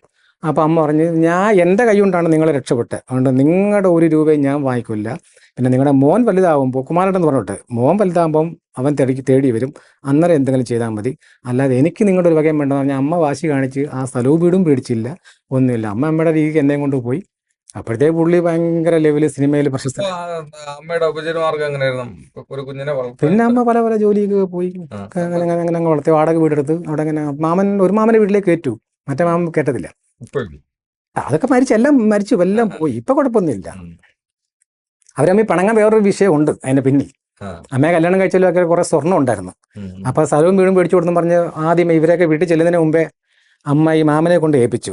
മാമൻ അവിടെ ഒരു മുതിർപ്പുറം പള്ളിയുണ്ട്, പള്ളിയിൽ ഒരു മുസ്ലിയാരുടെ കയ്യിൽ ഈ പൈസ കൊണ്ടു കൊടുത്ത് സ്ഥലവും വീടിപ്പം മേടിക്കണ്ട, ഇത് പലിശ കൊടുത്ത് പറയാം പൈസ ഒക്കെ ഉണ്ടാക്കാൻ എന്തൊക്കെ പറഞ്ഞിട്ട് അങ്ങനെ കൊണ്ടുകൊടുത്ത് ആ പൈസ മൊത്തം പുള്ളിക്കാരൻ ആ ലെവലിൽ കളയിപ്പിച്ച്. അങ്ങനെ അമ്മ അവർ ചെറിയ ഉടക്കുണ്ടായിരുന്നു. അതിനുശേഷമാണ് ഈ പ്രശ്നം കൂടെ ആയപ്പോൾ പുള്ളിക്കാരൻ അമ്മയെ പിന്നായിട്ടങ്ങ് മരണം വരെ അവർ മിണ്ടിയിട്ടൊന്നുമില്ല. ഞാൻ ആദ്യം പഠിക്കുന്നത് കച്ചേരി സ്കൂളിൽ, കൊല്ലം കളക്ടറിനകത്ത് കച്ചേരി സ്കൂളിൽ. അപ്പൊ അതില് ഫാദറിന്റെ കോളത്തിനകത്ത് എന്ത് പേര് വെച്ചു? അവിടെ എന്നെ അതിപ്പോ എനിക്ക് അത് ഇപ്പോഴും ഓർമ്മയുണ്ട്. ഗൗരി എന്ന് പറഞ്ഞ ഒരു അമ്മ ഉണ്ടായിരുന്നു, അവരുടെ വീട്ടിൽ ഞങ്ങൾ താമസിച്ചത് വാടകയ്ക്ക്. അപ്പൊ അവരുടെ 2 മക്കളും എന്നെ കൂടെ ഒരുമിച്ചാണ് സ്കൂളിൽ കൊണ്ട് ചേർന്നത്. അത് നല്ല ഓർമ്മയുണ്ട്. അപ്പൊ സ്കൂളിൽ 1ാം ക്ലാസ്സിൽ കൊണ്ട് ചേർത്തപ്പം ഈ അവിടെ ഒരാൾ ഡെസ്ക് ഇട്ടുണ്ട് ഇങ്ങനെ പേര് എഴുതുന്നു. അപ്പം അച്ഛന്റെ പേര് ചോദിച്ചപ്പം രാമകൃഷ്ണൻ ആചാര്യ അമ്മ പറഞ്ഞു. അന്നേരം ഗൗരവം പറഞ്ഞു, ഇടി എന്തിനാ അങ്ങനെ എഴുതുന്നത്, അവൻ്റെ തന്തയുടെ പേര് ഇത് കേട്ടോ. പാപ്പ പറഞ്ഞു വേണ്ട വേണ്ട വേണ്ട, എൻ്റെ മോനെ അടിച്ചുകൊണ്ട് പോകും, കുന്തുളയും എന്നൊക്കെ പറഞ്ഞ അമ്മ പേടിച്ചാണ്. കൃഷ്ണൻ നായർ അല്ല എന്താ പറയുക, രാമകൃഷ്ണൻ ആചാര്യ. ലോജിക്കില്ലല്ലോ. അത് അവരങ്ങനെ എഴുതി. ചേട്ടൻ തന്നെ പറഞ്ഞ് ജയൻ സാർ ഇങ്ങനെ പുറകെ വന്ന് അത് ഓക്കെ. പക്ഷെ ഇവര് അമ്മ ഈ അന്നത്തെ ഒരു കാലഘട്ടത്തിൽ പോലീസ് സ്റ്റേഷനിൽ എഴുതി വെപ്പിച്ചു, കോടതിയിൽ എഴുതി വെപ്പിച്ചു, എന്നിട്ട് സ്കൂളിൽ ചെന്ന് അച്ഛന്റെ പേര് മാറ്റി ഇങ്ങനെ വെക്കാൻ പറ്റും. അതൊക്കെ ഇവർ ചെയ്ത ബുദ്ധിമോശത്തിനാണ് ഞാനിപ്പോ ഈ കിടന്ന് അനുഭവിക്കുന്നത്. അവരങ്ങനെ അവിടെ എഴുതി ചേർത്ത് വെച്ചു. അപ്പൊ ഇതൊന്നും നമുക്ക് അറിയില്ലല്ലോ. അപ്പം അങ്ങനെ എഴുതിയ ഞാൻ അവിടെ അങ്ങനെ പഠിച്ചു, 10ാം ക്ലാസ് വരെ പഠിച്ചു. അവിടുന്ന് പിന്നെ പ്രീ ഡിഗ്രിക്ക് പോയി, 10ാം ക്ലാസ്സിൽ തോറ്റു, 3ൽ തോറ്റു. അതൊക്കെ കഴിഞ്ഞ് പ്രീ ഡിഗ്രി 5 കൊല്ലം എഴുതി, ഭയങ്കര വിദ്യാഭ്യാസം നടത്തി പാർട്ടി ഞാൻ. അതൊക്കെ കഴിഞ്ഞ് പിന്നെ എനിക്ക് തോന്നി ഇനി പണിയൊക്കെ പഠിക്കണം. അതിനു മുമ്പേ അമ്മ 3ാം ക്ലാസ്സിൽ പഠിച്ചപ്പോൾ എന്നെ സൈക്കിൾ ഷോപ്പിൽ കൊണ്ടാക്കി. അങ്ങനെ നമ്മൾ വിശ്വകർമ്മ സമുദായമാണ്, അതുകൊണ്ട് കുലത്തൊഴിൽ പഠിക്കണം. നമ്മുടെ കുലത്തൊഴിലാണ് ഈ കാറ്, ബൈക്ക്, ബാഗ് ഒക്കെ പഠിക്കണം. മോൻ ഇപ്പോഴേ സൈക്കിളിൽ പഠിക്കുമ്പോൾ അങ്ങനെ സൈക്കിൾ പണിക്ക് കൊണ്ടാക്കിയിട്ടുണ്ട്. പിന്നെ 7ാം ക്ലാസ്സിൽ പഠിച്ചപ്പം മൈക്കാട് പണിക്ക് ഞാൻ പോയി സ്വന്തമായിട്ട്. അങ്ങനെ വർഷങ്ങളോളം മൈക്കാട് പണി, കോൺക്രീറ്റ് പണി, കൈപ്പണ്ടി പണി, വാറ, ചോമട എല്ലാം ചെയ്യും. ഒന്നിനും മടിയില്ല. അപ്പോൾ എനിക്ക് തോന്നി ഇതൊന്നും പറ്റത്തില്ല. എനിക്ക് സ്വന്തമായിട്ട് ഒരു അങ്ങനെ ഇലക്ട്രിക്കിൻ്റെ പണി പഠിക്കാൻ പോയി, പ്ലംബിങ്ങിൻ്റെ പണി പഠിക്കും. അങ്ങനെ തൊഴിലെല്ലാം പഠിച്ച് പിന്നെ കല്യാണമായി കഴിഞ്ഞപ്പോൾ എൻ്റെ അമ്മ എനിക്ക് പറഞ്ഞു, മോനെ ഒരു കാരണവശാലും ഒന്നിനും നീ പോകരുത് അവരെ വീട്ടിൽ. നിന്നെ അവരുടെ കൈ കിട്ടി അവർ തട്ടും, കൊല്ലും, പാസ് ചെയ്ത ആൾക്കാരാണ്. അവരുടെ ബന്ധുക്കളുടെ പേര് പറയാം. ഒരാളുടെ പേര് പിച്ചാത്തി ബാലൻ, പിച്ചാത്തി കേശവൻ, പിച്ചാത്തി എന്താ പേരെന്താ വിഷ്ണു. ഇതൊക്കെയാണ് അവരുടെ കുടുംബത്തിൻ്റെ അംഗങ്ങളാണ്. ഫ്രോഡ് ടീമുകളാണ് കുറേ എണ്ണം. ആ കാലഘട്ടം അതാണേ. അപ്പൊ ആ അമ്മ ഞാൻ പറഞ്ഞ പോലെ ഞാൻ ആ വീട്ടിൽ പോയിട്ടില്ല. പക്ഷെ ഒരു വട്ടം ഞാൻ പോയി. ഒരേ ഒരു പ്രാവശ്യം ഞാൻ ഈ ജയൻ എന്ന് പറയുന്ന വ്യക്തിയുടെ വീട്ടിൻ്റെ മുമ്പിൽ എൻ്റെ അമ്മയെ അറിയാതെ ഞാൻ ഒറ്റയ്ക്ക് പോയി. എനിക്ക് അച്ഛൻ്റെ ഒരു ഫോട്ടോ വേണമായിരുന്നു. അത് ഒപ്പിക്കാനായിട്ട് ഞാൻ ഈ വീട്ടിൻ്റെ മുമ്പിൽ പോയി ഇങ്ങനെ നിൽക്കുക. നിന്നപ്പോൾ ഈ ആയത്തിൻ്റെ അമ്മ ഇതറിഞ്ഞ്. അപ്പം തൊട്ടടുത്തുള്ളൊരു ചേച്ചി പറഞ്ഞ് ഇന്ന ആൾ വന്നിരിക്കുന്നു പറഞ്ഞു. അവിടെ ഉള്ളവർക്കെല്ലാം എന്നെ അറിയാം. അപ്പോൾ ഭാര്യയമ്മ അല്ല ശ്രീദേവി അമ്മ എന്നാണ് ആയത്തിൻ്റെ അമ്മയുടെ പേര്. ശ്രീദേവി അമ്മ വിളിച്ച് മോനിഞ്ഞ് കയറിയപ്പോൾ വീടപ്പുറം, ഞാൻ റോഡിനിപ്പുറം. എന്നെ വിളിച്ചു. ഞാൻ പറഞ്ഞാൽ വരത്തില്ല പറഞ്ഞു. കാര്യം എനിക്ക് പേടി അങ്ങോട്ട് കയറി പോകാൻ. നമുക്ക് ഇവരായിട്ടൊന്നും ബന്ധമില്ലല്ലോ. അമ്മ എന്നെ ഒരു വിധത്തിൽ അവരെ കൊടുത്തിട്ടില്ല. അവരെന്നെ ഒരുപാട് നിർബന്ധിച്ചു. എന്നിട്ട് ഞാൻ പറഞ്ഞു എനിക്കൊരു ഫോട്ടോ വേണം. എന്തിനാ പറഞ്ഞു വെച്ചാൽ പറഞ്ഞ് എനിക്കൊരു ഫോട്ടോ വരാൻ പറഞ്ഞു. ഞാൻ പറഞ്ഞു മോൻ പറഞ്ഞു മോനെ ഫോട്ടോ ഒക്കെ തീർന്നു പോയി, കോളേജ് സ്റ്റുഡൻസ് വന്ന് മേടിച്ചു, ഇനി ഒരു വട്ടം കൂടി മോൻ പറയണം, ഞാൻ മാറ്റി വെക്കുന്നു പറഞ്ഞു. ഞാൻ പോയിട്ടൊന്നുമില്ല. അമ്മ പറഞ്ഞതിൻ്റെ പേരിൽ ഞാൻ ആ കുടുംബത്തിലോ ഈ പറയുന്ന ആദ്യത്തിൽ എന്ന് പറഞ്ഞ സീരിയൽ നടൻ്റെ ജീവിത പ്രശ്നത്തിലോ അയാളുടെ പെങ്ങള് എന്ന് പറയുന്ന ലക്ഷ്മി ശ്രീദേവി നായരുടെ ജീവിതത്തിൻ്റെ പ്രശ്നത്തിലോ കണ്ണൻ നായർ എന്ന് പറഞ്ഞ ഈ അച്ഛൻ്റെ അനുജൻ 3 മക്കളുടെ ജീവിതത്തിൻ്റെ മുന്നിൽ അല്ലെങ്കിൽ പിന്നിൽ ഒരു നിഴലായിട്ട് പോലും ഞാൻ ഇന്നേ വരെ, അല്ലെങ്കിൽ എൻ്റെ ഈ വാർത്ത വരുന്നിടം വരെ ഞാൻ പോയി ജയൻ്റെ മകനാണെന്നും പറഞ്ഞ് ശല്യപ്പെടുത്താൻ പറ്റില്ല. അവർ ജീവിക്കട്ടെ, അടിച്ചു പൊളിച്ച്. എൻ്റെ അച്ഛൻ്റെ പേരിലാണ് അവരെല്ലാം ജീവിച്ചത്. അച്ഛൻ്റെ സ്വത്ത് ഉപയോഗിച്ചാണ് അവരെല്ലാം ജീവിച്ചത്. 1 രൂപ എനിക്ക് തന്നിട്ടില്ല. 1 സെൻറ്റ് സ്ഥലം മേടിച്ച് തരാൻ തന്നിട്ടില്ല. ഇഷ്ടംപോലെ പൈസ ഉണ്ടായിരുന്നു. തീപ്പെട്ടി കമ്പനി ഉണ്ടായിരുന്നു സ്വന്തമായിട്ട്, ബ്രേസർ കമ്പനി ഉണ്ട്. ആ സ്ഥലം എല്ലാം വിറ്റ് അച്ഛൻ്റെ അനിയൻ മൊത്തം പെണ്ണ് പിടിച്ച് ഫുള്ള് കളഞ്ഞ്. അമ്മ ഒന്നിനും പോയിട്ടില്ല. പുള്ളി മരിച്ചു പോയി. അപ്പൊ ഈ ചേട്ടൻ എപ്പോഴാണ് അമ്മ പറയുന്നത് കുഞ്ഞിലെ മുല്ലേ പറഞ്ഞു. അച്ഛൻ്റെ ഓരോ സിനിമ ഇറങ്ങുമ്പോഴും അമ്മ പറയാം, മോനെ താണ്ട നിന്റെ അച്ഛൻ്റെ സിനിമ ഇറങ്ങിയെന്ന് പറഞ്ഞ് എന്നെ സിനിമ തിയേറ്ററിൽ കൊണ്ട് കാണിക്കും. പക്ഷെ പുള്ളി എന്നെ കാണിച്ചില്ല. പുള്ളി അങ്ങനെ പിന്നെ വലിയ ആളായപ്പോഴത്തേക്ക് പിന്നെ അങ്ങനെ വീട്ടിൽ വരക്കൊക്കെ രാത്രിയിലേക്ക് വരത്തുള്ളൂ എന്നാണ് പറയുന്നത് പലരും. കാര്യം പകലെന്ന് പറഞ്ഞാൽ ജനം കൂടും. ജനം എന്ന് പറഞ്ഞാൽ പിന്നെ തീർന്നു, ആ ഒരു രക്ഷയില്ലെന്നാണ് പറയുന്നത്. രാത്രിയെല്ലാം കാണാൻ വന്ന് അല്ല മീൻ സിനിമയുടെ ഷൂട്ടിങ് കൊല്ലം ജില്ലയിൽ നടക്കുന്നു. അന്നേരവും പുള്ളി വീട്ടിലല്ല താമസിക്കുന്നത്. പുള്ളി അവിടെ ഞങ്ങളുടെ താമസിക്കുന്ന കുറച്ചപ്പുറത്തൊരു ഹോട്ടലിലാണ് പുള്ളി താമസിക്കുന്നത്. അവിടെ വെച്ചാണ് ഞാൻ പുള്ളി ആദ്യമായിട്ട് കാണുന്നത്. എൻ്റെ അച്ഛനെന്ന് പറഞ്ഞാൽ ജയനെ ആദ്യമായിട്ട് കാണുന്ന കാഴ്ച എന്ന് പറയുന്നത് ഞാനും അമ്മയും കൂടി അമ്മച്ചിയോട് കച്ചേരിമുക്ക് എന്ന സ്ഥലമുണ്ട്. അമ്മച്ചി വീട് കച്ചേരിമുക്ക്, വാടി കടപ്പുറത്ത് കുറച്ചിപ്പുറം. അവിടെ ഞാൻ അമ്മ ഒരു കടയുടെ അടുത്ത് അവിടെ നിന്നപ്പോൾ ഉണ്ട് ഇദ്ദേഹത്തിന്റെ അവിടെ ഇന്ദ്രപ്രസ്ഥ എന്ന് പറഞ്ഞൊരു ഹോട്ടലാണ്. ആ ഹോട്ടലാണ് ഇദ്ദേഹത്തിന് റൂം. മീൻ സിനിമയുടെ ഷൂട്ടിംഗ് ആണ് കൊല്ലം ജില്ലയിലെ മൊത്തം ഷൂട്ടും. അത് എൻ്റെ കഥയാണ്.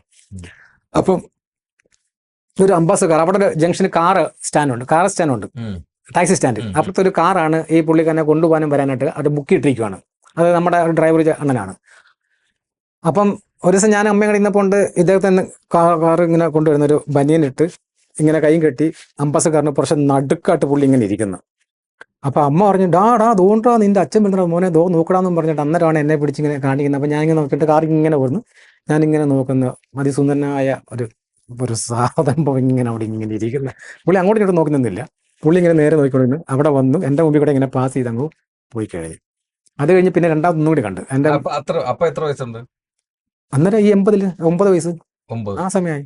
അത് 80 മരിക്കുന്നത്. മീൻ സിനിമയ്ക്ക് 80 ഷൂട്ട് ഇടുന്നത്. പിന്നെ രണ്ടാമത് അതേ സിനിമയുടെ ഷൂട്ട് തന്നെ വള്ളിക്കീഴ് ജംഗ്ഷൻ, അതിനപ്പുറത്ത് മണിയത്ത് മുക്കുന്ന സ്ഥലമുണ്ട്, കാവനാട് ജംഗ്ഷൻ ഇപ്പുറം. അവിടെയാണ് അമ്മയുടെ മൂത്ത മോൻ ഒരു വർഷാപ്പിൽ ജോലിക്ക് വയ്ക്കുക. അപ്പം അയാൾക്ക് ചോറും കൊടുക്കണം. അപ്പം ഞാൻ പോകുകയാണെങ്കിൽ എനിക്ക് അയാൾ പത്തിരി ഇറച്ചിക്ക് പിടിച്ചു തരും. നമുക്ക് ഭയങ്കര കൊതിയത്. അപ്പോൾ അത് വർഷാപ്പിനോട് ചേർന്ന് കാണണം. അപ്പം ഞാൻ പറഞ്ഞു, അമ്മ ഞാൻ കൊണ്ടുപോകുമ്പോൾ അമ്മ എന്നെ ബസ്സിൻ്റെ അടുത്ത് കയറ്റി ചോറും തന്നിട്ട് വിടും. ഞാൻ അവിടെ കൊണ്ടുപോയി കൊടുക്കും. അയാൾ പത്തിരി ഇറച്ചി തരും. പിന്നെ അയാൾ ചിലവിന് അന്നത്തെ എന്തോ ചെറിയൊരു പൈസയൊക്കെ തരും. അമ്മയുടെ കൊണ്ടു കൊടുക്കും. അങ്ങനെ അന്ന് ഞാൻ പോയപ്പോൾ ഈ സിനിമയുടെ ഷൂട്ട് അവിടെ ഒരു വീട്ടിലൊരു ബസ് മുലയുടെ വീട്ടിൽ ഷൂട്ട് എടുക്കുന്നത്.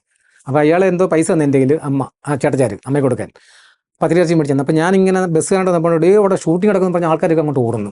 അപ്പോൾ ഞാൻ എൻ്റെ പിന്നാലെ പോയി ആളുകളുടെ ഇടയിലൂടെ ഞാൻ അങ്ങനെ നോക്കിയപ്പോൾ നമ്മുടെ അച്ഛൻ ഒരു വെള്ളയും പാൻറ് ഉടുപ്പ് കിട്ട്, ശ്രീവിദ്യ മാഡം, സീമ ചേച്ചി, അംബിക, ആ 3 അവരെല്ലാം നിൽക്കുന്ന എന്തോ ഒരു സീൻ അങ്ങ് എടുക്കുക. അപ്പോൾ ഇങ്ങോട്ട് വന്ന് എന്തോ കഴിഞ്ഞ് അതങ്ങ് പോയി. ആ സീനെല്ലാം അവരങ്ങ് പോയി, ആളുകളെല്ലാം പോയി. എൻ്റെ പോക്കറ്റിൽ ചെയ്യുന്ന പൈസ ഏതോ കള്ളനും അടിച്ചു മാറ്റി. ബസ്സിൽ നോക്കിയാൽ ടിക്കറ്റ് എടുക്കാൻ പൈസ ഇല്ല. അമ്മയ്ക്ക് തന്ന പൈസ നമ്മളതിൽ കുഞ്ഞല്ലേ, ആരാണ്ട് അടിച്ചു മാറ്റി. ഞാൻ ബസ്സിൽ നിന്ന് കരഞ്ഞങ്ങനെ ബസ് കണ്ടക്ടർ വെച്ച് കാര്യം ചോദിച്ചാൽ ഞാൻ പറയും ഇന്നലെ കണ്ടപ്പം ഇങ്ങനെ പോയാന്ന് പറഞ്ഞാൽ അയാൾ പിന്നെ എന്നെ വീട്ടിൽ ബസ് സ്റ്റാൻഡിൽ നമ്മുടെ സ്ഥലത്ത് കൊണ്ടിറക്കി. പിന്നെ കാണുന്നത് മരണമാണ്, ഡെഡ് ബോഡിയാണ് കാണുന്നത്. അങ്ങനെ 3 പ്രാവശ്യം കണ്ടു. ഞങ്ങൾ തമ്മിൽ സംസാരിക്കാൻ ഒരു അവസരം. അപ്പം ഈ ഡ്രൈവർ അമ്മയുടെ കാലേ വന്ന് പിടിച്ചത്, അങ്കമ്മക്ക എൻ്റെ കൂടെ ഒന്ന് വിട്, ജയൻ സാറിനെ ഒന്ന് കൊണ്ട് കാണിക്കാം. അത്രയ്ക്ക് സ്നേഹമുള്ള മനുഷ്യൻ, ഒരു ഗമയില്ല, ഒരു അഹങ്കാരമില്ല, ചിരിച്ചല്ലത് സംസാരിക്കത്തില്ല. ഒന്ന് വിട്ടാൽ ഞാൻ ഒന്ന് കൊണ്ട് കാണിക്കാന്ന് പറഞ്ഞാൽ അമ്മ വിടത്തില്ല. അമ്മ പറഞ്ഞ് തരത്തില്ല, എൻ്റെ മോനെയും കൊണ്ട് മദ്രാസിൽ പോയി കളയും. പിന്നെ എനിക്ക് എൻ്റെ മോനെ തരത്തില്ല പറഞ്ഞ അമ്മയുടെ മാക്സിമം അയാൾ നോക്കിയിട്ട് വിട്ടുകൊടുത്തില്ല. തൊട്ടടുത്ത അമ്മ വിട്ടുകൊടുത്തില്ല. എന്താ ഡ്രൈവറുടെ പേര്? അതെനിക്ക് ഓർമ്മയില്ല. പറഞ്ഞ എൻ്റെ കൊച്ചിനില്ല, അയാൾക്ക് മരിച്ചുപോയി. അങ്ങനെ ഇതാണ് എൻ്റെ റിയൽ ആയിട്ടുള്ള ഒരു സംഭവം. ഞാൻ ജയന്റെ മകനാണെന്ന് പറഞ്ഞ് എങ്ങും പോയി ഒരു സിനിമക്ക് തന്നെ ഞാൻ കണ്ടില്ല. IV ശശി എന്ന് പറഞ്ഞ വ്യക്തി എൻ്റെ കണ്ണു മുമ്പിൽ കിട്ടി. ഒരു ദിവസം മമ്മൂട്ടി ഡബിളായിട്ട് അഭിനയിച്ച ഒരു സിനിമ ഉണ്ടല്ലോ, ഒരു ഹിന്ദി നടിക്ക് നായിക, ആ സിനിമയുടെ പേരറിയാം, KP മറ്റേ കൽപ്പന ചേച്ചിയാണ് അതിനകത്ത് SI പോലീസ് വേഷം ചെയ്തത്. ഒരു കൊള്ളക്കാരൻ മമ്മൂട്ടിയും പിന്നെ ഒരു മമ്മൂട്ടി അങ്ങനെ ഡബിളായിട്ട് അഭിനയിച്ചേ. യെസ്, ആ സിനിമയുടെ നെടുമ്പാശ്ശേരി അതാന്ന് തോന്നുക. നെടുമ്പാശ്ശേരിയിൽ അവർ ഷൂട്ട് നടക്കുന്നു. അതിൻ്റെ ഈ ഫ്ലൈറ്റിൽ ഈ നടി വരുമ്പോൾ അറസ്റ്റ് ചെയ്തുകൊണ്ട് പോകുന്നൊരു സീൻ അങ്ങണ്ട. അപ്പം ഞാൻ അന്ന് നെടുമ്പാശ്ശേരി, ഞാൻ ഇന്ന് ഓരോരുത്തരുടെ വീട്ടിൽ ഡ്രൈവറായിട്ട് ജോലിക്ക് പോകും. അങ്ങനെ ഒരു കാറും കൊണ്ട് ഒരു പാർട്ടിയും കൊണ്ട് ഞാൻ അവിടെ പോയിട്ട് കാർ ഒതുക്കിയിട്ട് ഞാനിങ്ങനെ സൈഡിൽ മറിയുന്നപ്പോൾ ഒരു പൊക്കം കുറഞ്ഞൊരു മനുഷ്യൻ ഇങ്ങനെ നടന്നു വരുന്നത്, തൊപ്പിയുണ്ട്. അപ്പോൾ ഈ തൊപ്പിയാണ് നമുക്ക് ഈ IV ശശി എന്ന് പറഞ്ഞ ആളിൻ്റെ അവർ ഐഡൻറ്റിഫൈ. ഞാൻ നോക്കുന്ന ഈ മനുഷ്യൻ എനിക്ക് അറിയാം. ഞാൻ നോക്കിക്കൊണ്ട് IV ശശി സാറാ. അന്നേരം പോലും ഞാൻ പോയിട്ട് സാറേ ഞാൻ ഇന്ന ആളാണ്, ഇന്ന ജയൻ്റെ മകനാണെന്നൊന്നും പറയാൻ പോയിട്ടില്ല. ഒരു നടിയുടെ മുമ്പിലോ നടൻ്റെ മുമ്പിലോ ഈ ലോകത്ത് കേരളത്തിൽ ഒരു മനുഷ്യൻ്റെ മുമ്പിൽ ഞാൻ ജയൻ്റെ മകനാണെന്ന് പോലും. പക്ഷെ എന്നെ അറിയാവുന്ന ആളുകൾ ഞാൻ റോട്ടിൽ കൂടെ പോകുമ്പോൾ പറഞ്ഞു ഇതുപോലെ പോകുന്നത് സിനിമയാണ് ജയൻ്റെ മോനാണ്, ഇതേ ജയൻ്റെ മോനാണ്. അന്ന് കൊല്ലം ജില്ല ഞങ്ങളുടെ അവിടെ അല്ല, ഞാൻ അവിടെ പണിയാൻ പോകുമ്പോഴും അവരെല്ലാവരും അറിയാം, ആളിക്കുന്നവരെന്നറിയാവോ ജയൻ്റെ മോനാന്നൊക്കെ പറയാം. ഓൾമോസ്റ്റ് കൊല്ലത്തുള്ളവരെ നിങ്ങളുടെ താമസിക്കുന്ന സ്ഥലത്തുള്ള എല്ലാവർക്കും അറിയാം. എല്ലാവർക്കും അറിയാം. എങ്ങനെ അറിയാവുന്ന അത് നാട്ടിലെ നമ്മൾ അപ്പുറം ഇപ്പുറം ഉള്ള പിന്നെ അറിയത്തില്ലേ, അങ്ങനെ അറിയാം. അപ്പൊ ഈ എന്നാണ് പിന്നെ ചേട്ടൻ ഇത് ഞാൻ ജയന്റെ മോനാണെന്ന് സമൂഹത്തെ 2001 ഞാൻ ജയന്റെ മകനാണെന്ന് പറഞ്ഞ് വാർത്ത വരുന്നത്. അത് ഞാൻ കൊടുത്ത വാർത്തയല്ല. ഞാൻ കൊല്ലം 2nd ക്ലാസ് ജഡ്ജിയുടെ ഡ്രൈവറായിട്ട് ഒരു ജോലി എനിക്കുണ്ടായിരുന്നു. രാവിലെ വീട്ടിൽ നിന്ന് ഇവിടെ കൊണ്ടാക്കണം, വൈകിട്ട് 5 മണിക്ക് പോയി കോടതിയിൽ നിന്ന് വീട്ടിലോട്ടാക്കുന്ന ഒരു ജോലി. 750 രൂപ ശമ്പളം. ഈ 2 ജോലിയേ ഉള്ളൂ. ഇടയ്ക്ക് അദ്ദേഹത്തിന്റെ ഫാമിലി വീട്ടിൽ പോകണം ജഡ്ജിയുടെ. ചിലപ്പം CJM എന്ന് പറഞ്ഞുണ്ട്, തോമസ് G പള്ളിക്കപ്പറമ്പിൽ, അദ്ദേഹത്തിനെ നമ്മുടെ ജഡ്ജിയെ കൊണ്ട് എറണാകുളത്ത് പോകുന്ന ചില സമയത്ത് ചില ഓട്ടോ കൊണ്ട്. അപ്പം അങ്ങനെ ജോലി ചെയ്യുന്ന സമയത്താണ് നമ്മുടെ ജയൻ തരംഗം, നിങ്ങളെ മിമിക്രിക്കാരെല്ലാം കൂടെ എടുത്തിട്ട് അലക്കി തുടങ്ങി. ജയൻ ജയൻ ജയൻ, TV തുറന്ന ജയൻ, പത്രം മാധ്യമങ്ങളെല്ലാം ജയൻ, തരംഗമായി ജയൻ പുനർജനിപ്പിച്ചു നിങ്ങളെല്ലാവരും കൂടെ. അപ്പം CJM കോടതിയിൽ എനിക്ക് പരിചയമായി. മീൻസ് ജഡ്ജിയുടെ സെക്കൻഡ് ക്ലാസ് ജഡ്ജിയുടെ ഡ്രൈവറല്ലേ. അപ്പോൾ എനിക്ക് അവിടെ കുറേ ആൾക്കാരോട്ട് ഭയങ്കര സ്നേഹങ്ങളൊക്കെ ആയി. അപ്പോൾ അവിടെയാണ് എൻ്റെ അമ്മയുടെ കേസ് നടന്നതായിട്ട് അമ്മ പറഞ്ഞൊരു ഓർമ്മയുണ്ട്. അവിടെ പകർപ്പ് ഉണ്ടല്ലോ. അപ്പം അമ്മയുടെ അടുത്ത് ഞാൻ അപ്പം ജയൻ തരംഗമായപ്പോൾ ഞാൻ വിചാരിച്ച് ഈ പകർപ്പ് ഒന്ന് എടുത്ത് വെക്കാം, ഭാവിയില്ലല്ലോ ഉപയോഗപ്പെടില്ലോ എന്ന് പറഞ്ഞിട്ട് ഞാൻ നേരെ അമ്മയുടെ അടുത്ത്, അമ്മ അച്ഛനോടുള്ള കേസ് നടന്ന കോടതി ഏതാണെന്ന് ചോദിച്ചാൽ അമ്മ പറഞ്ഞു ഇന്നോലെ ഇങ്ങനെ കയറിപ്പോയി ഇന്നടത്താന്ന് പറഞ്ഞു. ഞാൻ നേരെ അവിടെ ചെന്നപ്പോൾ ഉണ്ട് അവിടെ എൻ്റെ ഇവിടെ പണ്ട് ജിമ്മിലൊക്കെ പോയി വന്നിരുന്ന, ഞാൻ ഇടയ്ക്കിടയ്ക്ക് ജിമ്മിലൊക്കെ പോകും, ചില സമയത്ത് എങ്ങനെയൊക്കെ തോന്നിയൊക്കെ പോകും. അപ്പം ഞാൻ അവിടെ ചോദിച്ചിട്ട് ഞാൻ പോകും. നമുക്ക് ഈ ജോലി ചെയ്യുന്നതിനൊന്നും മടിയില്ല, കാര്യം കൂലിപ്പണിയൊക്കെ കുഞ്ഞിലെ അങ്ങ് ചെയ്തല്ലേ. ഞാൻ എന്ത് ജോലി എത്ര മണിക്കൂറാണെങ്കിൽ ജോലി ചെയ്യും. അപ്പം ഞാൻ അവിടെ ചെന്നപ്പോൾ എൻ്റെ ഒരു കൂട്ടുകാരൻ ജിമ്മിൽ വർക്ക് ചെയ്തിട്ട് അവിടെ സ്റ്റാഫായിട്ട് സ്ഥലം മാറി വന്നു. അപ്പോൾ അവൻ ചോദിച്ചു എന്താ, ഞാൻ നീ അവിടെ ഞാനിവിടെ കോടതി ജോലി കഴിഞ്ഞു. ഞാൻ പറഞ്ഞു നീഞ്ഞു വാ, ഞാൻ പറഞ്ഞൊരു കാര്യം പറയും, ഒരു കാരണവശാലും നീ വാക്കെല്ലാം വെളിയിൽ പറയത്തേന്ന്. ഇല്ലണ ഞാൻ പറയത്തില്ല. ഞാൻ പറഞ്ഞ വാക്കാന്ന് ഞാൻ സിനിമാടൻ ജയന്റെ മകനാ, എൻ്റെ അച്ഛനാ, എൻ്റെ അച്ഛനും അമ്മയായിട്ട് ഇവിടെ ഒരു കേസ് നടത്തി ഒരു പകർപ്പൊന്ന് എടുത്തു തരാൻ പറ്റൂ? അതെന്താണ് ഞാൻ എടുത്തില്ല. ഞാൻ പറഞ്ഞ രഹസ്യമായി കാണുമ്പോൾ സ്റ്റാഫ് ഒന്നും അറിയരുത്, അദ്ദേഹത്തിൻ്റെ ഒരു ഇതൊക്കെ ആവണ്ട, ഓക്കെ എന്ന് വെച്ചാൽ അവൻ പറഞ്ഞാലേ ഞാൻ എടുത്തു തരാമെന്ന് പറഞ്ഞു. ഞാൻ ഇലക്ട്രിക്കിൻ്റെ പണി പോകുന്നത്, ഡ്രൈവിംഗ് കൊണ്ട് ഇലക്ട്രിക് പണിക്ക് പോകും. ഞാൻ എന്നിട്ട് ഇവനത്തെ വാക്ക് കൊടുത്ത് ഞാൻ നേരെ ഇലക്ട്രിക് പണിക്ക് പോയി. വൈകിട്ട് ഞാൻ ജോലി കഴിഞ്ഞ് വന്നപ്പോൾ ഉണ്ട് രണ്ടുപേരും എന്നെ കഥ വന്നു. ഇവനും മാതൃഭൂമിയിലെ പത്ര റിപ്പോർട്ടർ അനിൽ സാറെന്നും കൂടി നിൽക്കുന്നു. അപ്പം ഞാൻ സൈക്കിൾ ഞാൻ ചന്ദ്ര ആളിയാ ഇത് മാതൃഭൂമിയിലെ സാറാണ്, അനിൽ എന്നാ പേര്. ഞാൻ പറഞ്ഞാൽ നിനക്ക് എൻ്റെ അച്ഛനെ കുറിച്ച് പറയാനുള്ളത് എന്താ വെച്ചാൽ, ഞാൻ പറഞ്ഞു ഞാനല്ല ഇതിൻ്റെ പറയേണ്ട ആളല്ല, പറയാനുള്ള ആൾ അവിടെ ഇരിപ്പുണ്ട്, എന്താ വെച്ചാൽ വേണേ അങ്ങോട്ട് പോയി ചോദിച്ചു. ഞാൻ അമ്മയടുത്ത് കൊണ്ട് കാണിച്ചു അനിൽ സാറിനെ. അനിൽ സാർ വന്ന് അമ്മയടുത്ത് കാര്യങ്ങളൊക്കെ ചോദിച്ച് എല്ലാം എഴുതിയെടുത്തു. നേരെ അനിൽ സാറ് ഓലക്കടയിൽ പോയി.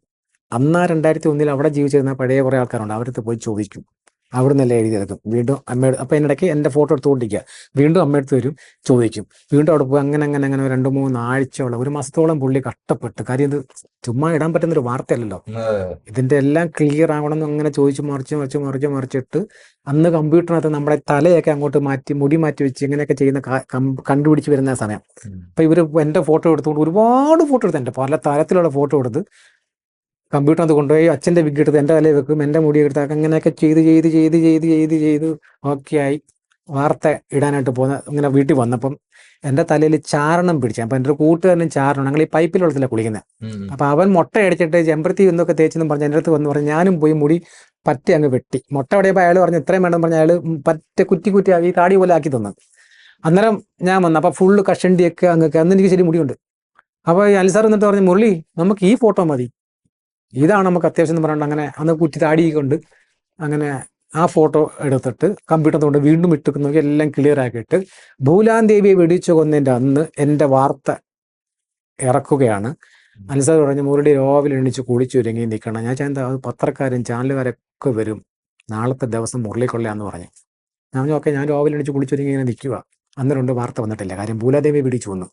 അപ്പൊ പുള്ളിക്കാരൻ അതിൽ മുങ്ങിപ്പോവും ഈ വാർത്ത, നമുക്ക് ഇടണ്ട മുരളി എന്ന് പറഞ്ഞിട്ട് പിറ്റേ ദിവസം വാർത്ത ഇട്ട്. അങ്ങനെയാണ് ജയന്റെ മകൻ ജയൻ, എൻ്റെ അച്ഛൻ മുരളി കോടതിയിലേക്ക് ഒന്ന് പോകുന്നു പറഞ്ഞിട്ട് ഞങ്ങൾ ഒരു വാർത്ത അങ്ങ് ഇട്ടത്. ഞാനല്ല, അനിൽ സാറും ഇല്ല അവനോട് ചേർന്ന് അങ്ങ് ഇട്ടതാണ്. അത് പിന്നെ അങ്ങൊരു ഭയങ്കര ഭൂകമ്പോ കാര്യങ്ങളൊക്കെ ആയി എൻ്റെ അച്ഛൻ വീട്ടുകാരും തന്നെ ഒന്നിലും മനോരമ പത്രമാസിക എനിക്കെതിരായി. അതിനൊരു വാർത്ത അവർ കൂടി കൊടുത്തില്ലെന്നുള്ളത്. ഇതൊക്കെ പത്രസമ്മേളനം പിടിച്ചാൽ നമ്മൾക്ക് അതിനുള്ള അറിവും കാര്യമൊന്നും ഇല്ലായിരുന്നു. അവരെനിക്കെതിരെ വാർത്ത ഇടാൻ തുടങ്ങി, ജയനും മകനെല്ലാം പറഞ്ഞ് ബന്ധുക്കൾ, അങ്ങനെയൊക്കെ സംഭവം തീർന്നു. അപ്പം അതങ്ങ് ഷോവായി. ഞാൻ എൻ്റെ കൂലിപ്പണിക്കും പോകുന്നു. അങ്ങനെ ജീവിതം മുന്നോട്ട് ഇങ്ങനെ പോകുന്ന ഒരു ദിവസം ചന്ദ്രബാബു എന്ന് പറഞ്ഞ ഒരു ചേട്ടൻ, എൻ്റെ അച്ഛൻ്റെ ഒരു ബന്ധുണ്ട്, ഒരു പത്രക്കാരൻ, അച്ഛൻ്റെ ഒരു അമ്മാവൻ്റെ മകൻ, ബൈജു എന്നാ പുള്ളിയുടെ പേര്. പുള്ളി പത്രപ്രവർത്തകനാണ്. ഇവർ രണ്ടിനും കൂടി എന്നെ തിരക്കി എൻ്റെ വാടക വീട്ടിൽ തന്നു. ഞാൻ താമസിക്കുന്ന മാമൂട്ടി കടയിൽ വാടക വീട്ടിൽ ഇരട്ടക്കട മുക്കി ഞാനും ഭാര്യ എൻ്റെ 2 കുഞ്ഞുമക്കളും ഞങ്ങൾ താമസിക്കുക. അമ്മ അങ്ങ് മൂത്ത അമ്മ ചേട്ടച്ചാരെ വിട്ട് നിൽക്കില്ല, അയാളെ വിട്ട് അമ്മ നിൽക്കത്തില്ല. അതിന് പിന്നെ വേറെ കടയുണ്ട്, അത് പറയാം സമയം ഉണ്ടെങ്കിൽ. അപ്പോൾ ഇവർ രണ്ടിനും കൂടി എന്നെ തിരക്കി വന്നു. അപ്പോൾ ഈ ചന്ദ്രബാബു നമ്മുടെ അച്ഛൻ്റെ ഒരു കടുത്ത ആരാധകനാണ്.